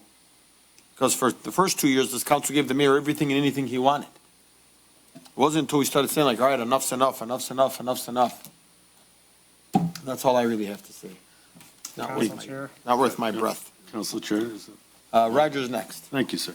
I would disagree with this resolution and would characterize it as a content-targeted retaliation and a political move on the part of the certain individuals that drafted this. I think when you designate, and we heard earlier, we live and die by the charter, but then we choose when we want to live and die by the charter, because the charter does not allow special counsel to be a select lawyer for the city council. And there's case law, Third Circuit, and appeals court that has supported that argument. But when you start weaponizing the special counsel against the administration, you're breaching your fiduciary duty to honor. You may not like the content. It's still a First Amendment. You can't necessarily say where you're advocating for people who politically are against him to then retaliate and rise up. That's a political consequence. When you went in to do the election, to register for vote, there was a Council Chair, point of order. I think we're going out of the matter here. No, I am not speaking out, and that's rude to me. Please, sir. Point of order. We're wasting everybody's time. I'm speaking my piece, and I'm not Well, asking you to you're speaking on interrupt behalf of you. the mayor. I'm speaking on behalf of the city. I don't care what I watched it Sunday, What? and I looked You don't at care? it. Say that I'm again. saying to you that what is included in it, if it's the truth, if the content is truthful, It's not. and if the content is, you can't say that. You can't prove If that he it has the information to prove it, fine, that's content issues. That's First Amendment. You can't say it's political because you don't agree with it. Now, if it's the state of the city speech, or it's addressing issues that address citizens of the city, it's politically, it's protected. Wow. So I'm just saying that So why wasn't the public invited? this resolution is overly broad. It's targeted politically, and it interferes with our First Amendment rights. Thank you so much. Now, that's all Thank I can you. do is advise you. Now, you could choose to do it. I'm not saying you're bad people. I'm not saying you're malicious in doing this. I'm just saying that the content is protected, and the mayor is, by his duties, under the charter, allowed to speak on issues that address the citizens. And if it's the truth, it's not even a consequence. It's what he says and what he saw in good faith. It didn't say vote for me. It didn't say elect me. Thank you. Council Chair. I'm gonna go to Gary Miyake, Special Legal Counsel, Councilman Wenzel, then Councilman Sapp. And then Councilwoman Breyer. Go ahead, Gary. Okay, first of all, Mr. Farina is incorrect with respect to this being targeted with regard to anything that is protected speech. Under the Michigan campaign finance laws, using city facilities in a way that is not allowed for everyone else who is a candidate for the office is inappropriate and disallowed. It is a violation of state law to end up using facilities for electioneering. The exception to this is when you end up having, for example, a candidate forum where everyone is allowed to speak. So this resolution is completely consistent with state law. And by the way, having researched things with regard to the public comment policies of the city council and having been the one who drafted them, having done a bunch of research, yes, it has been upheld by Court of Appeals, U.S. Court of Appeals, that you can prohibit electioneering when it is going to end up being done at the public expense. And that's what the point of this resolution is. The resolution is not targeted against the mayor stating things in terms of his opinions in general. But when he ends up saying something about foiling those who are running against him in the mayoral election, namely for this office, that is an inappropriate thing. And he did it in the council chambers, and he probably did it with city personnel who are being paid by taxpayer dollars. And that is the point of this resolution. Thank you, Gary. Councilman Wenzel, you're next. Yeah. Thank you, Gary. You said a lot of things I was going to say. As he rambled on, one of the last things he said was just FOIA people running for mayor. And I just want to make it clear because I'm 100. I hate to say I'm transparent because you should be transparent. If you're not transparent, get out of here. So I'll say be honest. There's a backer of the mayor that put out an email, and he said that there was a councilman that's violating the Campaign Finance Act, and he mentioned me, and it was a late filing fee. When you have a campaign account with Wayne County, you have to file periodically. And I've had no action in my account for over 4 years. I haven't taken in any money, spent any money in over 4 years. And at one time I didn't finish it, hit the send button or the submit button.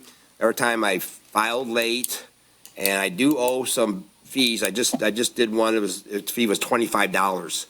I have to pay that. But it's nothing like I'm violating campaign finance, like I'm taking illegal money in. It makes it sound like it's really terrible. I just want to be completely clear with everyone. If anyone's seen this email from Charles Blackwell, is his name? He sent it out, and he named me specifically in it. So that's exactly what it is. I'm not taking illegal money or spending illegal money or anything like that. It's just a late filing fee. So yeah. Are you all set there, Councilman? Yeah, thank you. Council Chair. Councilman Saab and then Councilwoman Breyer. To back this resolution up, Jocelyn mentioned just a few weeks ago, she announced her campaign for governor at a state facility, and she got rocked for it. And she got fined. And so because she was using an office where one of the Secretary of State's office was downtown. And they filed a complaint with her, and she got fined for it. And it goes to the state level, to federal level, to local level. The laws pertain to every part of the government that you can't use taxpayer money or taxpayer assets for your personal gain in a campaign. Thank you. All set? Councilwoman Breyer. Okay, I'd like to make the remark that a large part of what the mayor was trying to do was to show transparency. It is sad, though, that he went off topic and named people. That was horribly wrong. Thank you. And Councilwoman? Yeah, I have to back up what Councilman Wenzel said. Anybody that's had a file with the Wayne County Campaign Finance, that site is so difficult to navigate. I, too, personally have forgot to push the final button. Because you don't push it once, you have to go to a second page and a third. And you hit it so many times. I thought I hit it and I didn't, and I did get fined, too, at one point. But it's not because of my negligence, it's because it's hard to navigate the site, which I understand they're in the process of redoing, which would be great, because it's the biggest nightmare. When you're in office and you have to file your campaign finance report, forget it. It's crazy. Thank you. Any other discussion? Council Chair, could I mention just a couple other things quickly? Sorry, Gary, your time is up. I'm gonna take this to a vote. No, that's fine. Thank you. All in favor, please state aye. Aye. Those opposed? No. Ready? This is a democracy, and everybody has a right to vote, but I just want you to know, Councilwoman, your colleagues that sit on this council, that vote, were all being basically bashed. This council was. I hope you would think about that when you're voting. Council, you can't do We're gonna that. take this to a vote, madam. Try Ready? to persuade or Ready? intimidate another. I'm not, I'm just letting her know, I'm informing her No, that. but that's intimidating. All of her- No, let her do her vote. Do not intimidate. Point of order. Councilwoman, do you feel intimidated by me? No. Thank you so much, Roger. There you go. How does that sound? I don't know. If you're intimidated, you're gonna say yes. Point of order, Rogers. Hassan Ahmad. Councilwoman just told you she don't Yes. feel Okay. intimidated, man. Mo Baidoon. Yes. Nancy Breyer. No. Robert Constant. Yes. Denise Malinowski Maxwell. Yes. Hassan Saab. Yes. Tom Wenzel. Yes. Motion carries. Roger, man, you're great. Thank you. Next up is new business. No, 11C. Council Chair. Business renewal for Famous Auto Center. No, 11C. What? Oh, we have 11C, I'm sorry. Good job. 11C, Councilman Wenzel's halt on stopping Airbnbs temporarily until we get a resolution from Gary. Council Chair, Councilman? I'm going to refrain from referring to it as Airbnbs because that actually is a company name that handles these things, short-term rentals. And I've read this resolution before, but, and I just added some things, and I know we wanted to add this on the discussion, but, you know, the city of Dearborn Heights is known as a bedroom community, our wonderful city. We have families raising children in neighborhoods that they expect to be safe for them to raise their children. A neighborhood where you know your neighbors and can trust them and count on them for support when needed. However, in many cases, our neighborhoods are being saturated with for-profit, short-term rental homes bought by investors. Because of this growing concern in many of our residents, I am introducing the following resolution. Whereas many of our homes in Dearborn Heights are being bought by investors and not homeowners for the purpose of renting them short-term, whereas many of these short-term renters use the property for illegal or illicit activities, whereas maintenance and upkeep by many of these short-term renters of these properties fall short of being acceptable according to our city ordinances, whereas parking becomes an issue due to short-term renters hosting parties and some allegations of drug trafficking, whereas there is no ordinance in the city of Dearborn Heights allowing short-term rentals of residential properties. That's the main thing right there. There is no ordinance right now. So let it be resolved immediately on the approval of this ordinance by the city of Dearborn Heights City Council.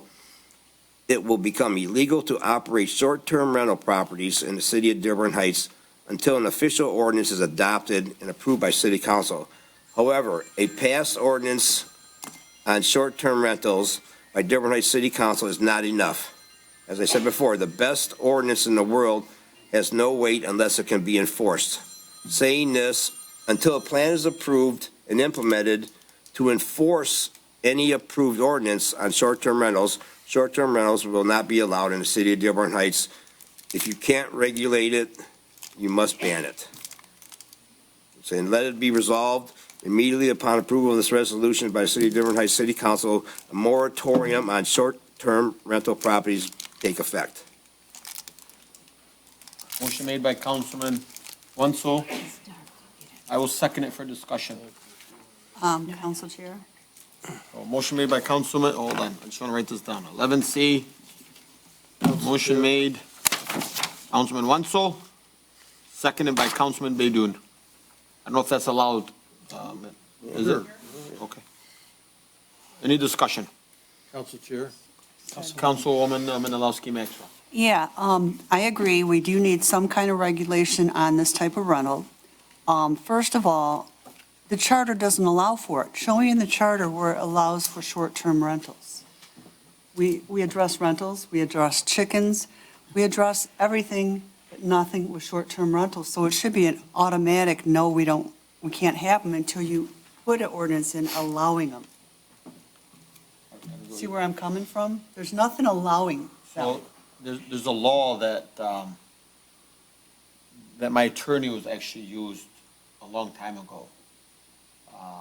I opened up Heights Hot Dogs, and I was in a parking lot, and I was selling hot dogs. And one day I got an ordinance ticket. So my attorney took it, looked up the ordinance number, it was late Dan Paletko, and he said, you wrote him an ordinance ticket for something completely different. There is no ordinances about food trucks. Right. And I remember I had to write my name down about, wanting to have a food truck in the city, but there's no ordinances right now. I said, so how do you guys enforce it? And Walter, I don't know if his last said, we cannot enforce it.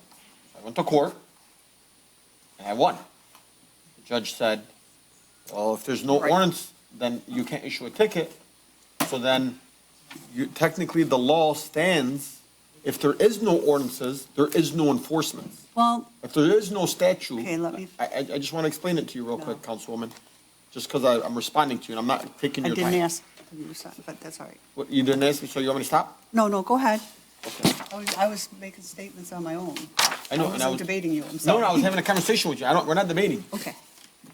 So, yeah, no, like I say, you find that the people that are in the Airbnbs, we're not a destination city. Short-term rental.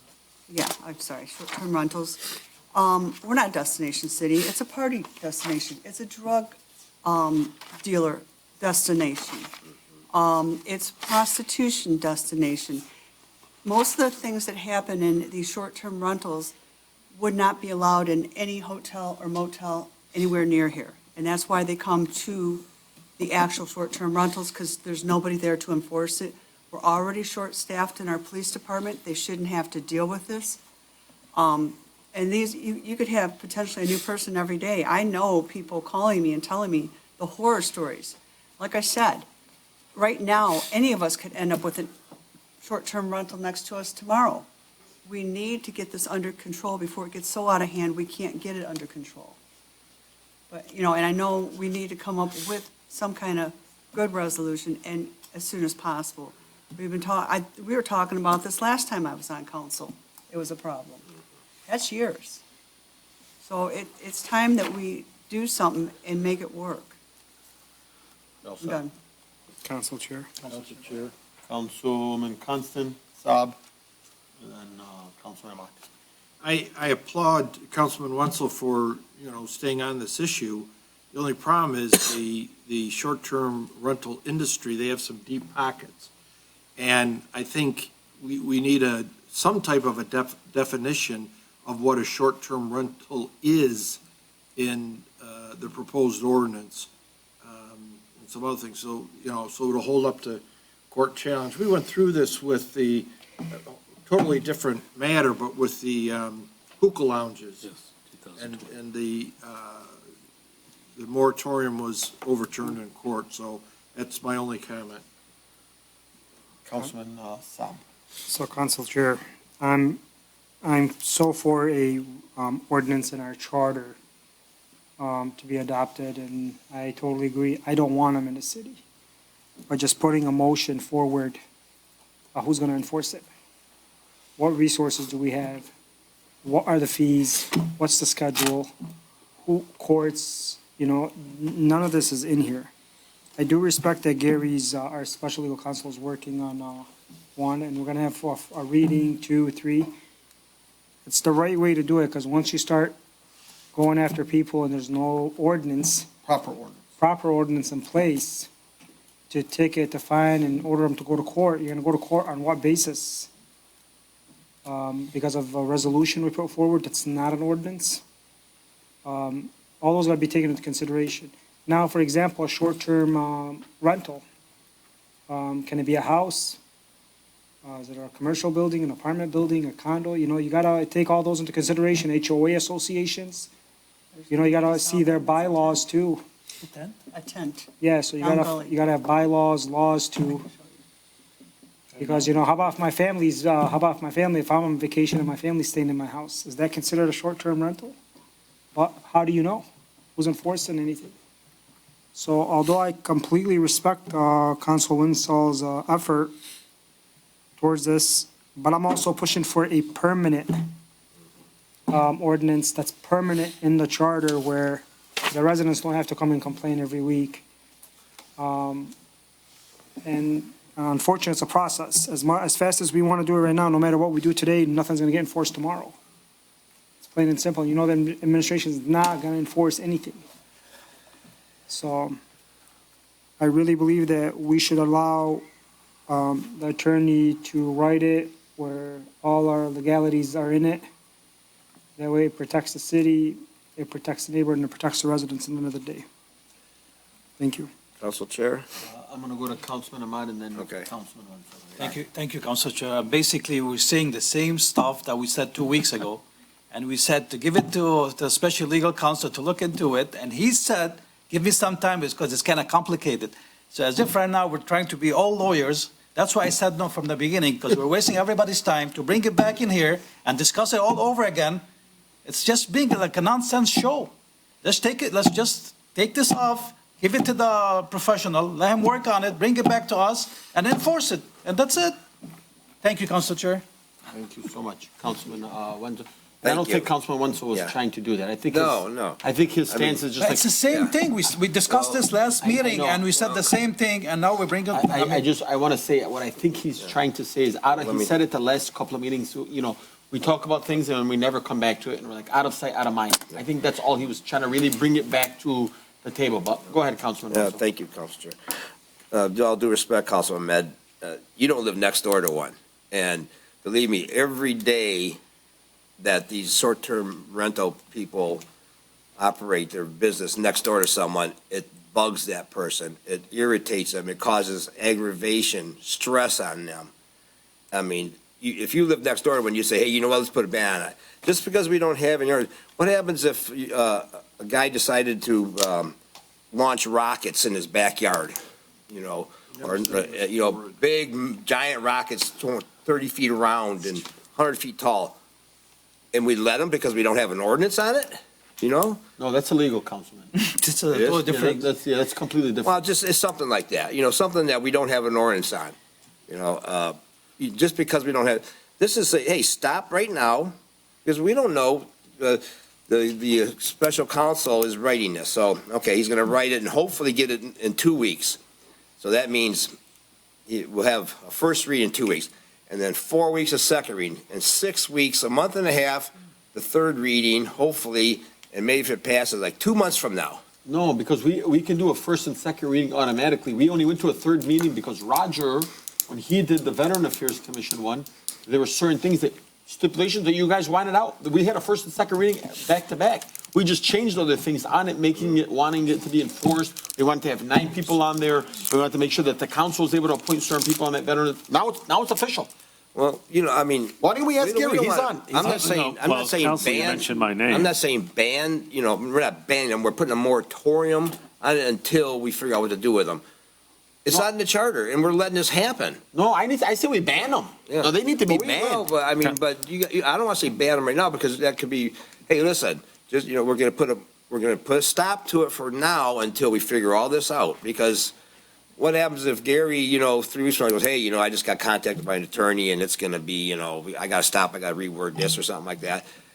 And He's protecting us. I think that we can put a moratorium on this. I mean, maybe not. I'm not a lawyer or nothing, but I mean, for the people that live, if you would have been there, I mean, what you have to do is you've got to go over to these people's houses that live next door to these things and hang out there and see what happens. And the noise and the shady people, I'm not saying they're all shady, but the ones I saw were pretty shady people. Why don't we hear from Gary, if that's okay with you, Councilman? I don't want to cut you off, so Council Chair. That's fine, yeah, go ahead. Council Chair. We're going to go to Gary, then we're going to go to you. Because he's Yeah. working on our resolution. I know, you wrote it up, it went before the planning commission, it's got No, 16 pages. I never You gave wrote me the anything. same- I never wrote anything on the veterans. I wrote it on short-term rentals, 16 thank pages, you. not on veterans. So I'm please, sorry, I made a point mistake. clarification. I'm sorry, Gary, I'm so sorry, I'm Roger. not Gary, Bill. I'm trying to tell you that, I'm sorry, Roger, I Right? truly did not mean it, but I know you're childish, so like you talk. No, I'm not immature child. So please stop talking then. You started it. Thank you. Appropriate. Come on. You saying I'm not appropriate, Councilwoman? I'm saying the remarks were not Yeah. appropriate. He just, I Either accidentally one said of you, something. time out. Let's go on with the Yeah. meeting. We're gonna hear from Gary. You want to hear from me? Yeah. Okay. Actually, several of you are right. First, this is very complicated. And secondly, as Councilman Constant said, yes, there can end up being issues under the Zoning Enabling Act, and there was an issue with regard to the hookah lounge ordinance that was adopted some while ago and ended up being invalidated by the circuit court. So we have to end up making sure that it's done correctly as far as that goes. However, I would note that Councilwoman Malinowski-Maxwell and Councilman Wenzel may also be right. I do not know, because I haven't looked at this closely. I've been focusing on other stuff, namely that just because something is not prohibited, all uses a lot of times that are inconsistent with an allowed use in a particular zoning are oftentimes considered to be prohibited. So it is possible that this type of short-term rental in a residentially zoned area is already prohibited. So that is part of what I need to end up looking at and clarifying and being able to come back to you with the appropriate information. This is not an easy thing to look over and make sure you get right. So I'll try to make sure I have something for the next meeting, but again, it is not something that I would consider to be necessarily an immediate fix. And I may also come up and actually say, hey, look, this is already prohibited. The administration would be able to take enforcement action by virtue of this section, and this section of the city code. So I hope that helps. Gary, I got a question for you. Sure. Can we put a quick moratorium tonight that holds it and says, no more for like 6 months until we hear back from you? Or what do you think? My sense is that, again, you have a zoning enabling act issue whenever you deal with something. This is a land use issue. That's right. So doing a moratorium on something along these lines may end up actually being something that would violate the law. Council Chair? Thank you so much, Gary. Council Chair? You're welcome. Thank you, Roger. sir. Thank you, sir. In conjunction with what council said, when we do the moratoriums, they should be for a certain time, and not used like for a year, for instance, or without any backing, and avoid and skip the planning commission or the zoning board. We have to be able to go through the procedures and make sure we follow them before we come up with something so broad and skipping. For instance, if we do the moratorium we passed for a year, I didn't agree to it. I said it skipped the planning commission, it skipped the zoning board. As he said, the zoning land act. We have procedures to follow. My recommendation is you can't do it without going through the proper procedures. Thank you so much. Councilman Wenzel, any other remarks? I mean, Well, I I'll know leave how it up passionate to you my are. colleagues to, to vote on this, and we know that, hope Gary's working on this, and I'm sure he is. And, I mean, I just wanted to show the residents that, this is not put on the back burner, by no means. It was up to me. I mean, I left one little statement, last paragraph on that, and it's, I said, I'll tell you, you want to find out where all the short-term rentals are? Ask their neighbors. Anybody that lives next door to a short-term rental, call so-and-so and let it report. We could get a list of them immediately. You want to know something? I know you said, you don't want to live next door to one. I think I was just saying this to Angela Venegas, right at the corner of Amboy. Yeah, she lives, Amboy and Midway, corner house. Every week, there's a new person in there. 3 houses down from me. And really, kind of echoing the councilwoman, Menalowski Maxwell saying, it smells like, I wouldn't even get into it because then everybody's gonna cancel me, but it's not a good house. No. I will tell you. Council Chair, the house that I was at, the snow wasn't shoveled. The garbage cans were sitting in front of the house next to the porch. I mean, there were so many violations, it was ridiculous. Where's the ordinance department? Yeah. Well, I did, yeah. I said, where is our Oh, yeah, ordinance well, department? Well, we need more ordinance officers. Chair, like I said, there is a house at the south end that they actually rent out the house, and in the summertime, there is a tent also separately in the backyard they rent out. They have some massive parties there, too. Go by on Monday and look at the pile of trash at the curb. Thank you. It's been there for Council years. Chair.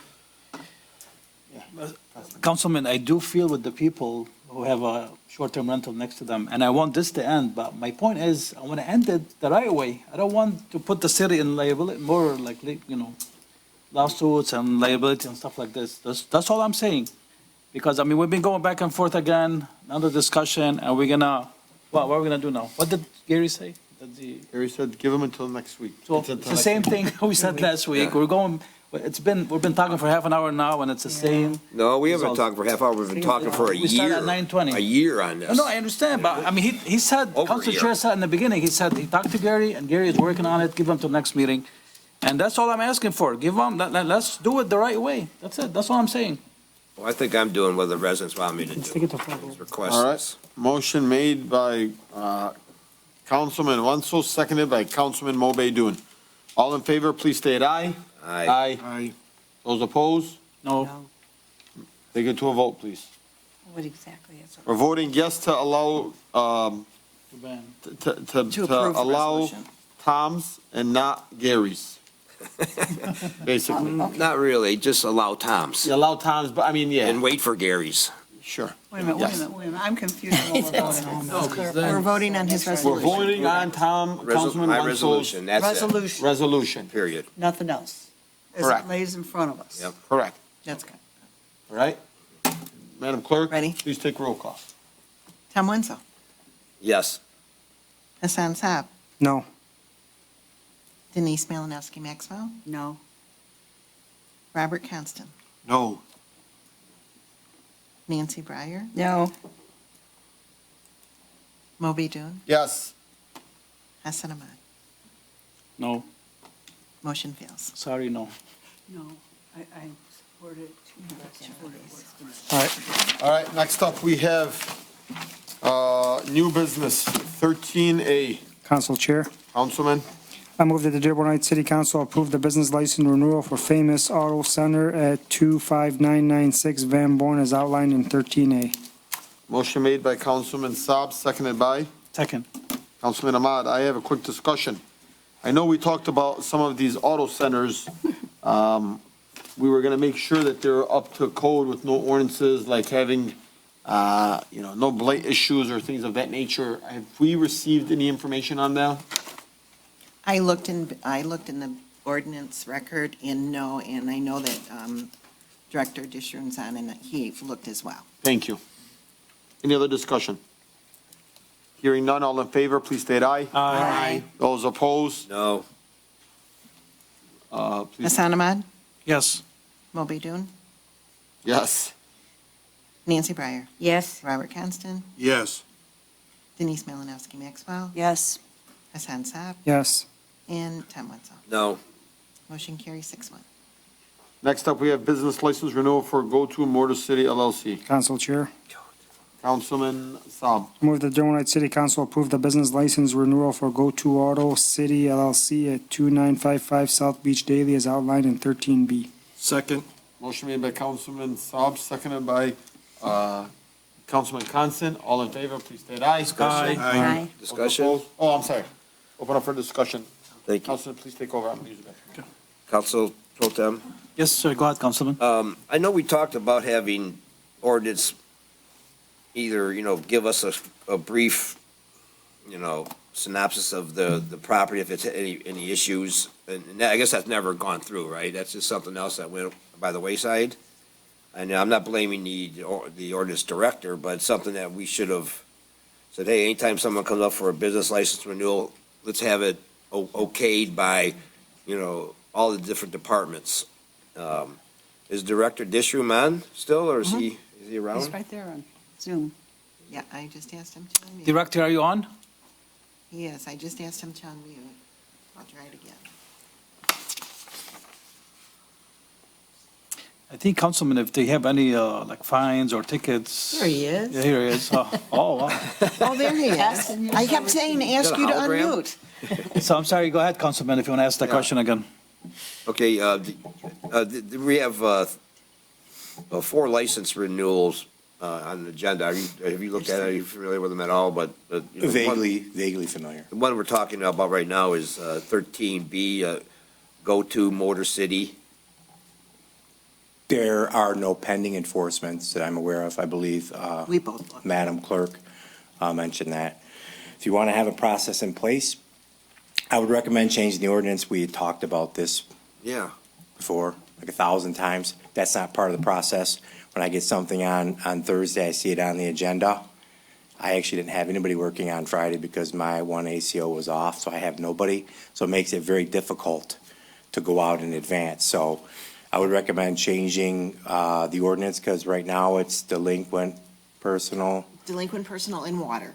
and water is all we look into. So I'm not saying you got a bad idea, but it's difficult the way it's set up now.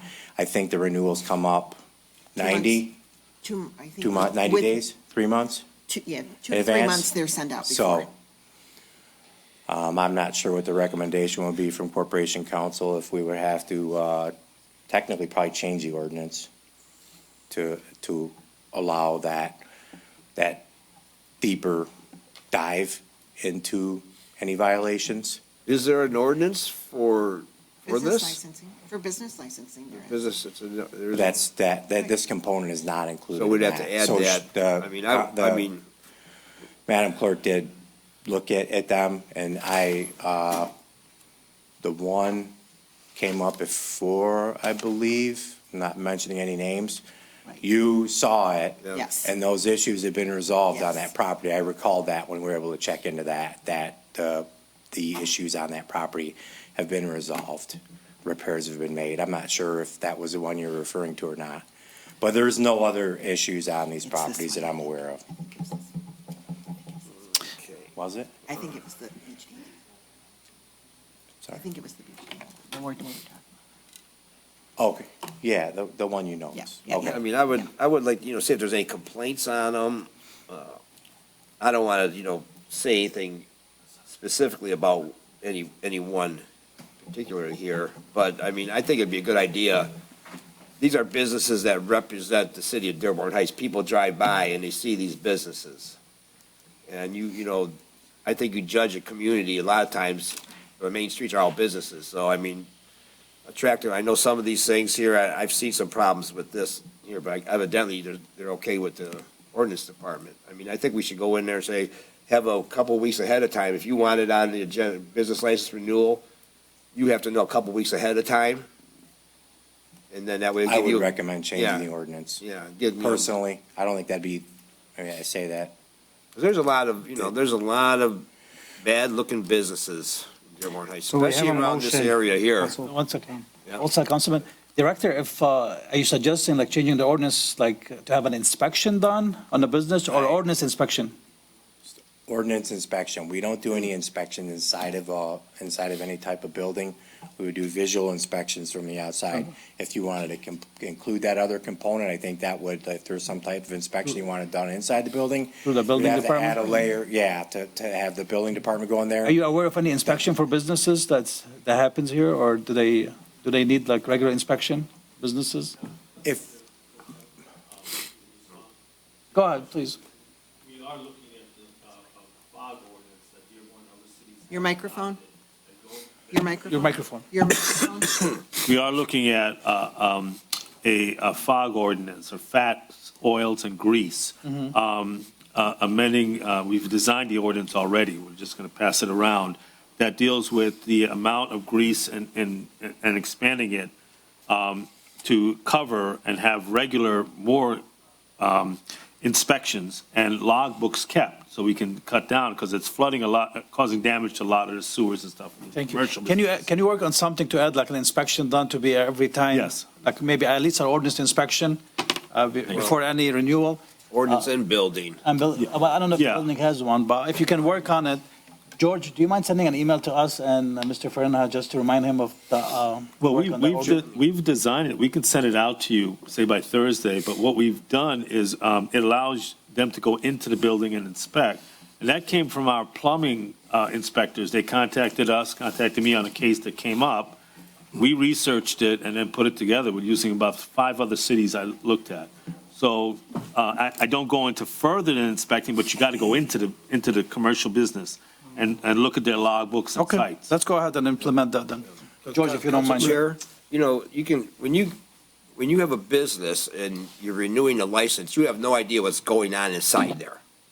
I mean, they could have machinery there that's so outdated and so unsafe that no other country, third world country wouldn't want this machinery, you know? So, I mean, we need to get into the building. I'm with you, Councilman. That's why we're going to work on that inspection, hopefully. So let's leave it for them. Any more discussion on this? Council Pro Tem. Go ahead. Just really quickly, I would like to add that if you're going to add a building inspection component, there might be fees that are involved with that, because the building department usually charges fees for their inspections. 100%, yeah, that's why Mr. Fernandez is going to be working on it, just to double check if we could do that. Okay, let's take this to a vote. Whoever is in favor, please say aye. Aye. Any opposed? No.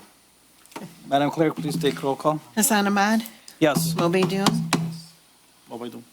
Yes. Nancy Breyer? Yes. Robert Constant? Yes. Denise Malinowski Maxwell? Yes. Hassan Saab? Yes. And Tom Wenzel? Tom Wenzel? No. Motion carries 6-1. Thank you, Madam Clerk. You're welcome. Council Chair. Next up is 13C. Council Chair. Councilman Saab. I'd like to move that the Dearborn Heights City Council approve the business license renewal for Cordy's Collision at 27100 Van Born as outlined in 13C. Second. Motion Council made by Chair. Councilman Saab, seconded by Councilwoman Breyer. Councilwoman Breyer. Any discussion? So yeah, does this business have any issues? Do they have cars outside? Do they have bad machinery inside? I don't know about inside. Did we do an inspection They don't on have this? that kind of inspection there. I can tell you they didn't have anything in the ordinance part of the building. And do they have cars parked outside? That I don't know. Occasionally. I just can look at the violations. They're behind the fence, there's like a fenced-in area. mean, What do- they did have is somebody, It's the same. a guy in the neighborhood. It's the same. Parking cars, in the street, and they finally, they weren't theirs, and they got that stopped. Councilman Winslow, you got any questions on this one? Yeah, well, I'll tell you, the first two, I voted no because I have no idea what's in there. I'm not going to approve something that I don't know what's in there. Cordy's Collision, I've been in there several times. I know that it's a very clean facility. They don't park any of their damaged cars outside. They're always put inside. They're first-class operation, and I know that, so I will support that. I'm not saying A and B are bad, but I don't know if they are or not, so I'm not going to vote yes if I don't know. That's not doing my duty. I'm not going to vote yes or no on something I don't know about. But Cordy's Collision, I know for a fact.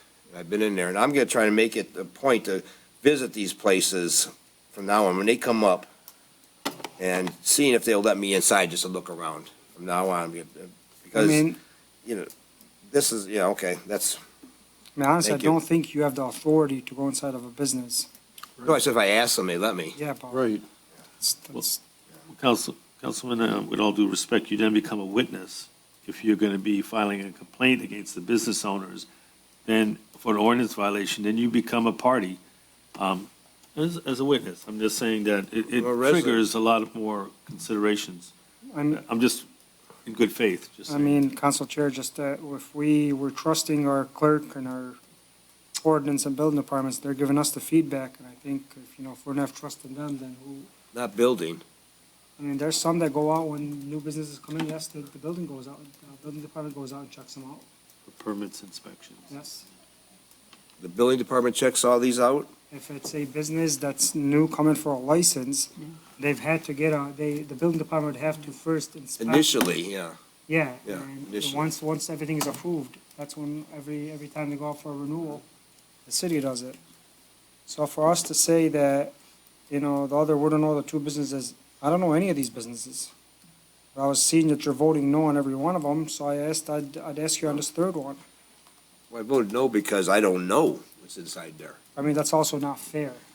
It doesn't matter what's in there, they're a legit business operating in the city. Well, I can always I mean, our change job my is- mind, and if it doesn't pass and it comes up What- again, I can change my vote if it's proven. But what I'm trying to say is that what we care about is the facade outside, the weeds, garbage, trash, how it looks like from the street. What goes on inside of a business inside is really none of the city's business, as long as they got a license to operate. How do you know what they're doing in there? That's, Council Chair, the businesses. I want to add on real You quick. could have Roger. sex trafficking in there. You're right, that's No, the you never case, know. that could be for every single business in the city. Yeah, well, when they come up for renewal, let's just go In the house. building, yeah. I think what Councilman Saab is saying to you, Councilman, is like, you vote no on these two, 'cause you know them, you don't know them, but you vote yes on one that you know, Because I've been in there. so then you hit, If I'm just putting a rubber stamp on everything, even though I don't know anything about that business, I haven't been inside, but boom, I'm gonna say yes. Boom, I'm gonna say yes. Just to say it, I'm gonna say, be on the safe side and say, no, what happens if something happens, someone gets killed in there, and say, you guys just gave them a license, all 7 of you approved it, and my son got killed in there. what if that happens at, Gordy's? Well, I mean, I've been in there. I know firsthand. But what if it happens though, after you've been in there? Well, if it's an accident and not some faulty equipment that it's third world country equipment that they have in are there. you certified to know anything about these equipments? That's where this is getting technical now, Councilman. Well, this is our city. We don't have too much trouble in getting businesses in here. I mean, it's getting better and better. It's coming a destination place, so we can be more strict on our regulations and our requirements for residential and commercial. I agree, our departments can enforce those. It's not our job Yeah. to go into business. Well, I know it's not our job. That's why we have to change the ordinance. I mean, personally, if you were to come in my office, tell me you want to go through my office, I'd tell you no. Give me the ordinance Well, department or that's- the building department, personally, that's. Neither. You tell me no? Yeah, I would, personally. All right, guys, this is a great discussion, I think. Vince is on. Yeah, Let's just yeah, take this to a we'll go. vote. Yeah. Getting sleepier. Yeah, all in favor, please state aye. Aye. Those opposed? Did you want to say something? Vince is on Zoom. That's not public comment. It's not public. Okay. All in favor, please state aye. Aye. Those opposed? The ayes have it, motion carries. Next up, temporary food truck tent cart license renewal application for Council A1 Chair. Dogs and Burgers. Councilman Saab. I move the Dearborn Heights City Council approve the temporary food truck license renewal application for A1 Dogs and Burgers as outlined in 13D. Second. Motion made by Councilman Saab, seconded by Councilman Ahmad. Any discussion? I want to add on real quick, this gentleman has been here all day, he's been here since 6 o'clock, it's 10:09. The A1 Burger and Dogs has actually stepped aside for a little bit, but Ramadan is right around the corner. I know that they went through recently a health department renewal, and I believe I spoke with his partner, and they were so happy to say that the Wayne County Health Department passed him, he got his license, I went through the packet. I saw you guys had the insurance, you had the destination of where it's gonna be, and you had shown that you guys did the background check. So congratulations to you guys. If this gets passed tonight, you should be good to go. Any other discussion? Council Chair, can we add maybe sample all this. Yeah, we gotta start sampling these food trucks. I mean, if he wants to check auto collision and stuff, I wanna check all their food too. I wanna start sampling. Tom, you want to check their burgers? I think I'm gonna have to, yeah. Yeah. Will you let me come in and look around? Good news is, Okay. he shut down for like 6, 7 months. But, you know, 'tis the season, he's saying, you know, the weather's starting to break. Today was beautiful, 65 degrees. But let's vote on this. Yes, please. All in favor, please state aye. Aye. Those opposed? Guys, have it. Congratulations. Go home. Next up, we have. Council Chair, Yep. I move that the Dearborn Heights City Council approve the temporary food truck tent cart license renewal application for Harris Cheese LLC as outlined in 13-E. Second. Motion made by Councilman Ahmad, second by Councilwoman Menalowski Maxwell. I guess he's not here. Director, is that yours? No. Any discussion? Seeing none, all in favor, please state aye. Aye. Those opposed? The ayes have it, motion carries. Just about Hatters, I want you to know they are also a food truck. They were open, they shut down, and now they're coming back. All right? Next up, we have comments from council members. Council Chair. Councilman, Yeah, a few items I want to talk about. First of all, I want to give my condolences to the young girl that passed away a few days ago from a road rage incident in the city of Dearborn. That's a Dearborn Heights resident. My heart goes out to that family. I also want to wish everybody Ramadan Mubarak, and hope you have a joyous holiday and everybody celebrating Lent. It's the month to remember. It's a month of sacrifice. It's a month to do good deeds this month. I want to make a few comments about the mayor's video and some emails I received from the mayor. You know, the mayor keeps claiming in his videos about investigations, about he brought in change to the city. And we always tell the mayor, bring them forward. Let us see them. Let us see who's been charged, what police officers have been charged, all this ticket fixing, all these allegations. Now, and I'll say this on the record again, not one single police officer has ever been charged in the past 4 years or a complaint even brought against them. Stop. Coming after me, targeting me, going to the feds against me. Come on, you can do a bit better, Mayor. Leave my house and my cars alone. Maybe if you want to complain about my grass, how nice it is or something, you know, that's something you can complain about. Stop being foolish. Your tactics are absolutely meritless. You and whoever in your administration are filing these complaints and claims, you guys have no merit to your complaints. And I'm going to continue doing what I'm doing, and that's holding this administration accountable. Another thing, the mayor stated in an email that I'm retaliating against the business by not approving a contract because my company lost a contract 5 years ago to the city, for the city roof. Just to put on the record, Mayor Bazzi reached out from his Ford email requesting a contract to be looked at. And I sent him an email today asking if that email belonged to him or not. So when you want to speak about facts, I can back up facts. Holding the charter, holding the administration accountable to uphold the charter is a duty. This company that sued us, I've approved multiple contracts for them. Just like the contract that we just turned down for $7,000 again. There's a process in place. No director, this was again another director that authorized $6,800 without coming to council for a contract. This is nothing personal against anybody. This is not an agenda. Don't do business in the city of Dearborn Heights. And just for the record, I don't care if it's $1,501. If it gets approved without coming to council, you're violating the charter and you're not going through the process. This is nothing personal against anybody. But stop with saying that you got the feds working, the feds investigating. Investigate all you want. They can come to my house, have coffee as many times as they want. I got nothing to hide and nothing to worry about. Just stop. It's just kind of getting annoying now. I've never gotten coffee from you at your house. I don't invite you. But I'm serious. It's this video that he made. I mean, honestly, I sent him an email saying it's a second-grade video. I mean, I think my nephew could have did a better job. But it's ridiculous. Needs to stop. Stop being immature.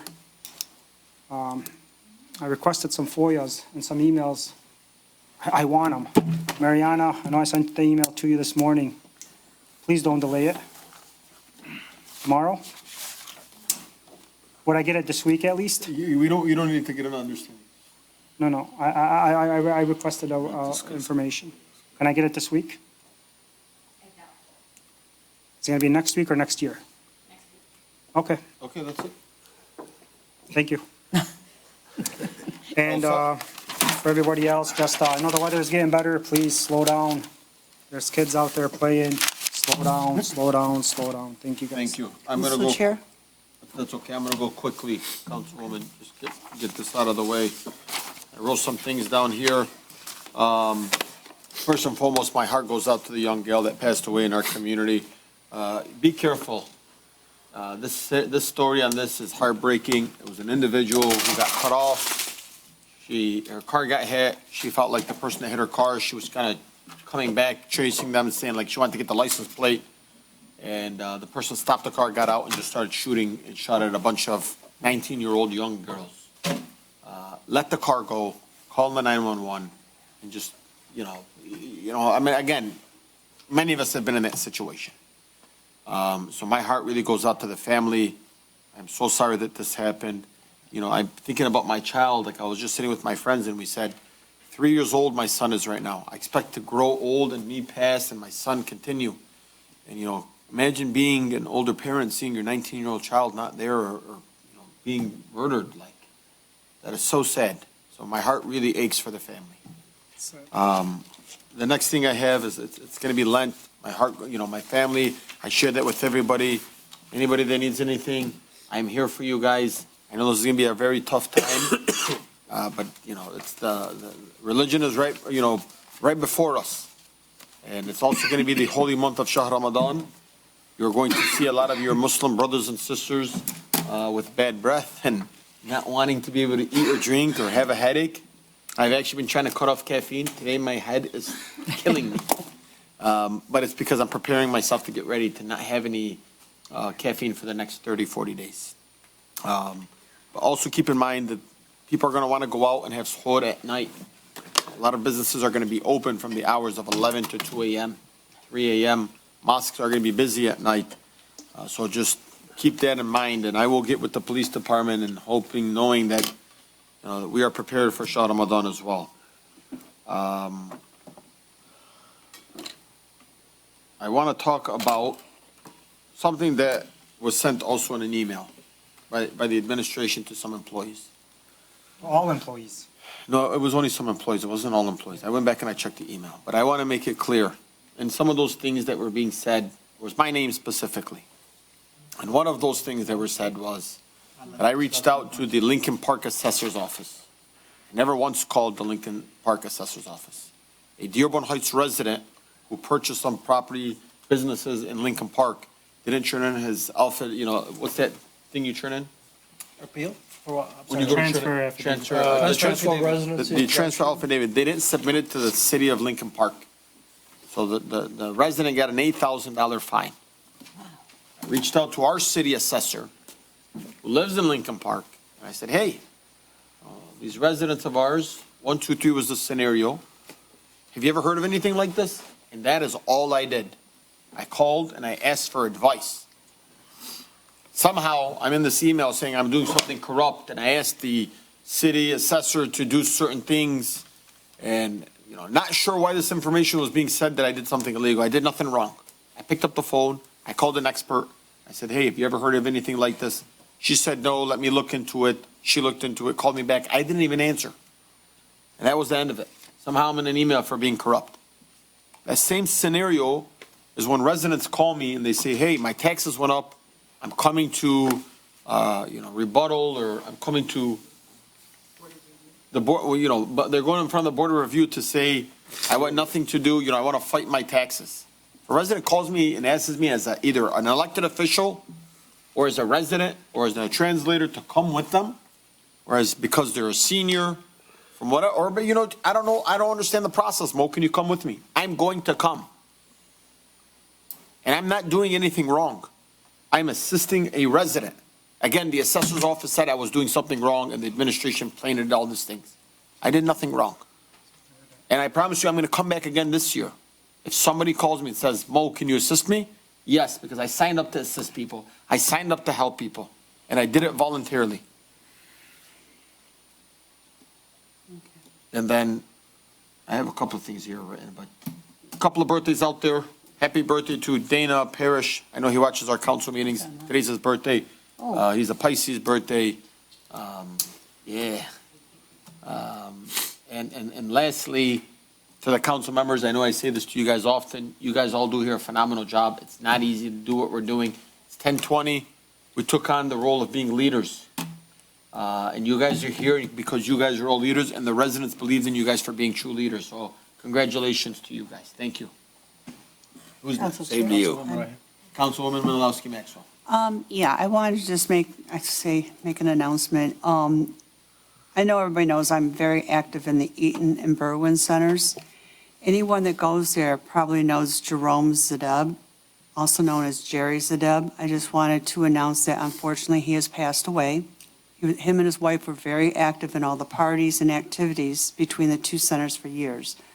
They were long-term residents. As a matter of fact, I graduated from Crestwood with their son, Tony.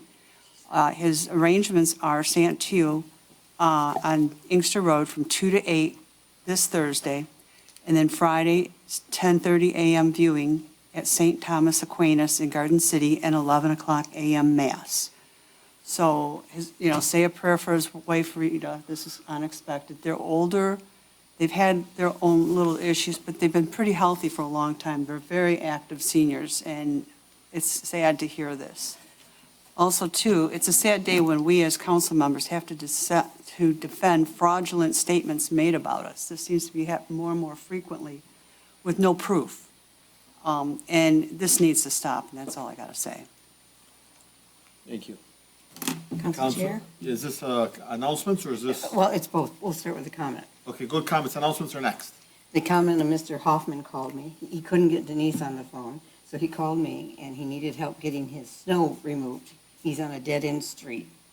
And, so we worked at it a little bit, but we got hold of Mo, and Mo got it taken care of. Wow, I am getting a compliment from you? Yes. Wow, I cannot believe it. It You guys see that? How roll with this one? Soon front page. Thank you. Yeah. Council yeah. Chair? Councilman Constant. Thank you, Councilwoman. That was very You're kind welcome. of you. He called me to tell me. I too want to mourn the terrible loss of the 19-year-old young lady in an incident of really murder, but of road rage. My heart goes out in support for her family. We mentioned both Ramadan and Lent coming up, and somebody said these are times of self-reflection and self-discipline. And I think we all can use more self-discipline and introspection and controlling our temper. Thank you. Thank you, Councilman. Council Chair. Councilman Ahmad. I also, my heart and prayer goes to the family of the young lady that we lost last week. I also want to acknowledge Black History Month and all the achievements and the contribution African American gave to this country. I have no doubt that everybody staying up here has the best intention to serve the residents to their best of ability, because definitely it's not the money. But we have to do it with the proper policy and procedure to protect the resident. That's all I'm asking for. I also would like to wish everybody a blessed Lent, whoever is observing next week, and also Ramadan Mubarak to whoever is observing. Ramadan is not about just fasting or refraining from food and drink. It's about refraining from being bad. So try to be good as possible as you can. Brush your teeth. Brush your teeth. Be good to your neighbor, like Councilman Chair did with the snow. And try to help, love each other, and God bless. Thank you, Council Chair. Councilman Mansour. Thank you. I can never see him because Councilwoman Menalowski Maxwell just said something. Yeah. I'll just lean I don't forward. know who designed this. Well, like I said earlier, it was a great Black History Month, and like I said, Black History Month is American history, and I'll leave it at that. But It was, me and my kids had a great time exploring Black history, like we always do. Lent and Ramadan start, so everybody that observes that, God bless you all.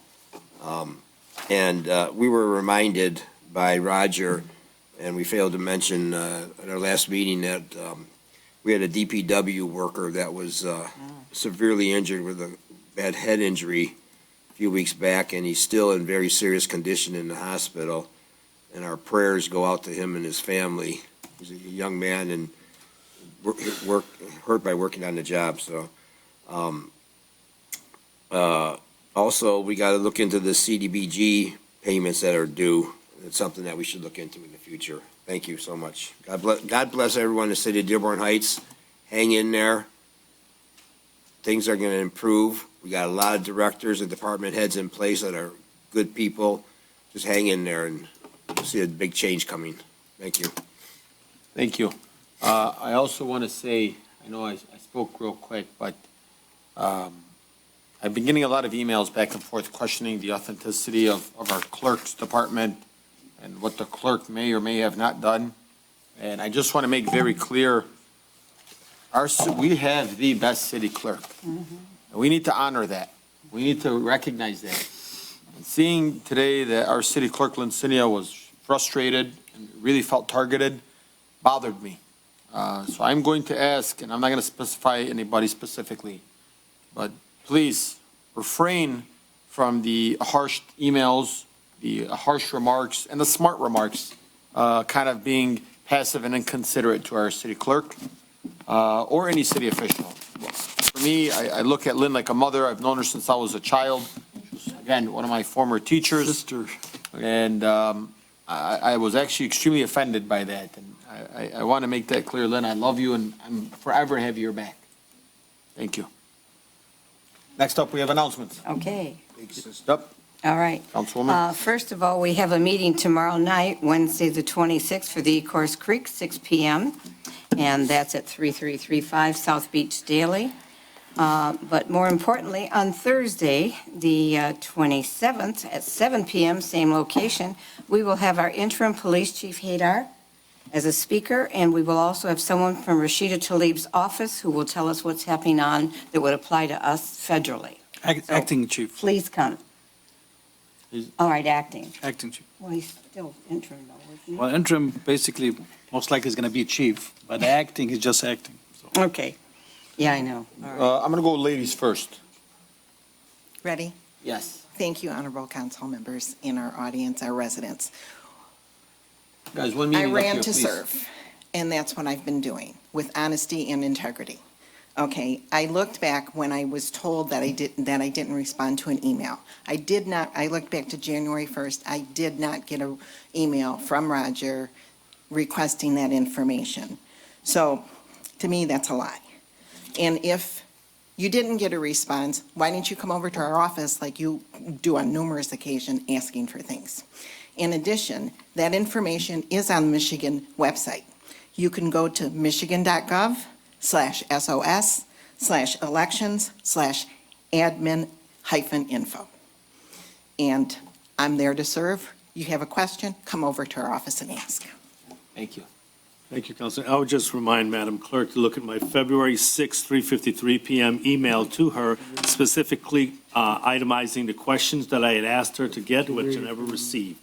In any case, that You said January, though, early on. Excuse me? You said January, now it's February? No, I said February 6th. No, you said January. Oh, I apologize. February 6th, 2024 at 3:53 p.m. February 6th, 2024 at 3:53 p.m. I was sent last you an year. email and explained all the rules. Yes, and I resent it again. I have a copy of it. I just sent it to everyone. Anyway, We're it in was sent to you. 2025. It was sent to you last year when it didn't was have asked to this be year. done by Mr. Zuhair. You never responded. And it asked, it listed All right, specifically all right. what Come was on, to go come on on. the vote. So you want to come Point and of order. talk Point of order. against me? Point of order. Yelling is not going to make it I'm better. not yelling. Please I'm don't just raise your having my voice at the Madam Clerk, or I'm going to.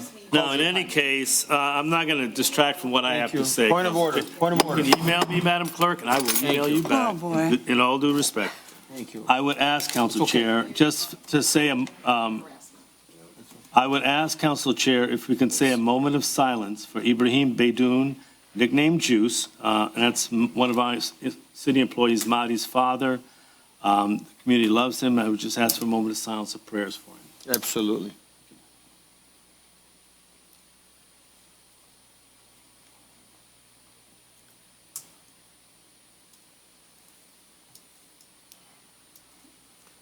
Thank you. Thank you.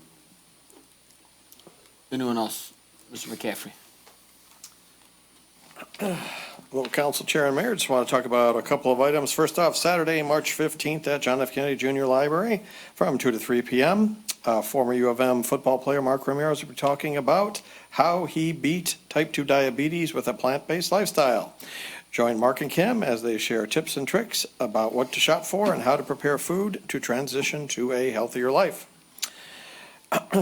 Also, next, join us Wednesday, March 19th at Carolyn County Library from 4 to 5 p.m. for Teens Celebrating Agriculture Day.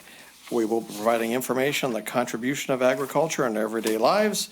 We will be learning about farming and making a treat to eat. Supplies are limited and registration is required.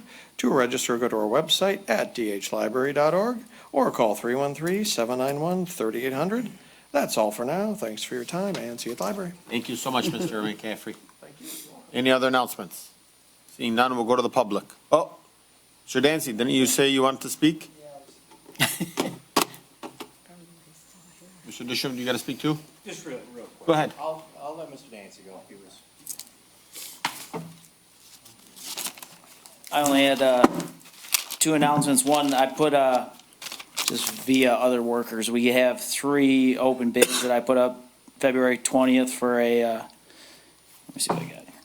Emergency underground excavating contract, an emergency flood response contract, and then a TV sewer lining and cleaning contract.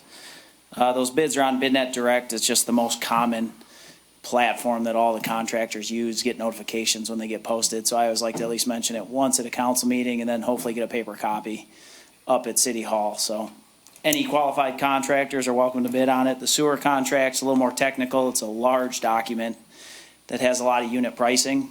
So I probably won't print off the whole paper copy of that and post it at City Hall, but those 3 are up. The TV sewer one goes for another 2 weeks, and then the other 2 go for a month. And then I don't know what past practice has been, but other places I've worked, once we get all those, we'll have a public opening that anybody's welcome to come to. So thank you. That's up there. And then the last thing, we're in dire need of employees. If you know anybody that can pass a civil service exam, has a CDL, can do public works work, please send them our way because we're in dire need of employees to fill vacancies. Council Chair? Yep. Director Dancy, while you're up there, just quickly, I was going to bring this up at another meeting, but you're here.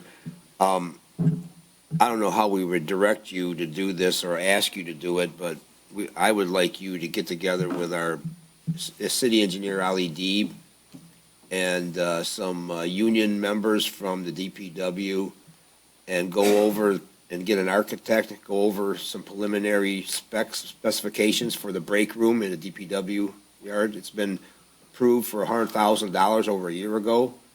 So I'd like you to take the bull by the horns on that and appreciate that. Yeah, if there's approved money, we can do it, but there's not. I guess the last question I had for council, just so I'm clear about, I was under the impression that anything over $1,500, are you guys requiring that I bring all of those prior to making any decisions? Because to function at DPW at $1,500 increments is going to I'm going to spend all my time making agenda items if that's what the case is. I thought the invoices come on, and like even with the Duke sewer contract, it's very easy for me to get the information you guys need if there's any that are in question or you have issues with some. But I don't have a problem justifying any signed invoice that comes to you. But if I'm required by the charter, just please let me know. I need to hear from you guys that I'm required to put prior to because we're going to have to halt a lot of stuff very quickly, and it's going to take, I don't know. I'll spend a full-time job making agenda items, but I just want to hear from you guys. I mean, I know you and I talked about that. Yeah. We'll get with Mariana. No worries. And we'll figure some things out. Yeah, But really, that's fine. I just mainly wanted to mention just for the open bidding packets, because I've just gotten the impression in the past that sometimes it hasn't communicated that from administration to council, council back to administration. So just so the public's aware. Thank you. There are 3 that we put out, so. Thank you. Yep. Council Chair, Director, do you mind? Yeah. I'm sorry, just No, before you you're leave, are we able to do something with those potholes on Beach and Arbor Trail and Cherry Hill? Our crew is out patching them every day with our patch trailer that we have. There's 4 of them. You gotta have 1 trailing, 1 driving, and 2 patching. So, I mean, we're going through all the patch that we bought and then trying to purchase more and putting it down everywhere we can. But like, that's the only equipment and way to do it at the moment, unless I don't know.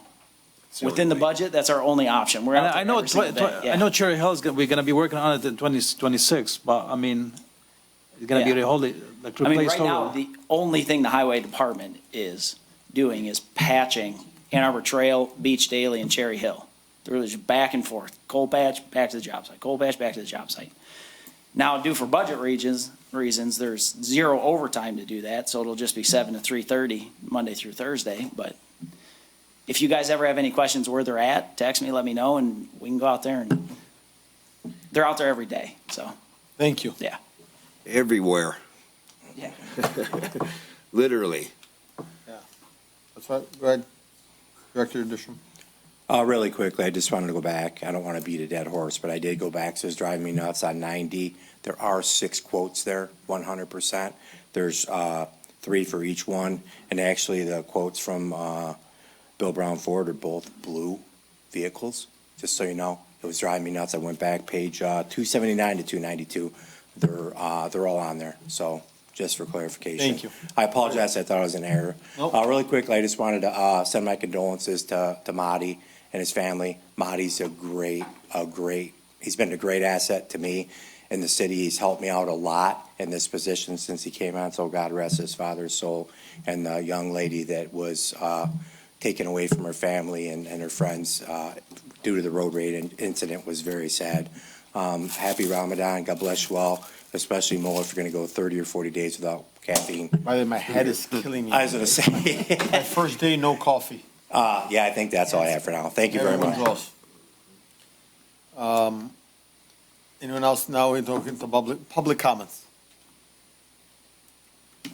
Yeah,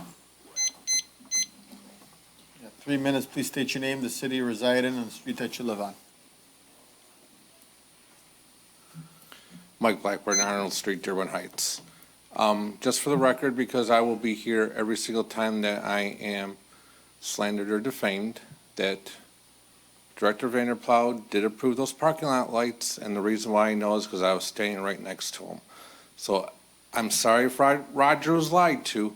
He's only doing what he was told, so I don't blame him for that. But yeah, if I'm going to be slandered and defamed, you'll be seeing me up here every single meeting. And that's it. Have a good night. Thank you. Thanks, Mike.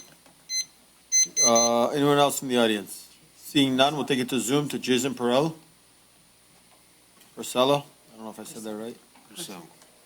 He's got a new hairdo today. He can't hear us, huh? Okay, hold on. Hold on. Muted. We're gonna request you to unmute. There you go. Jason. There you go, buddy. Thank you.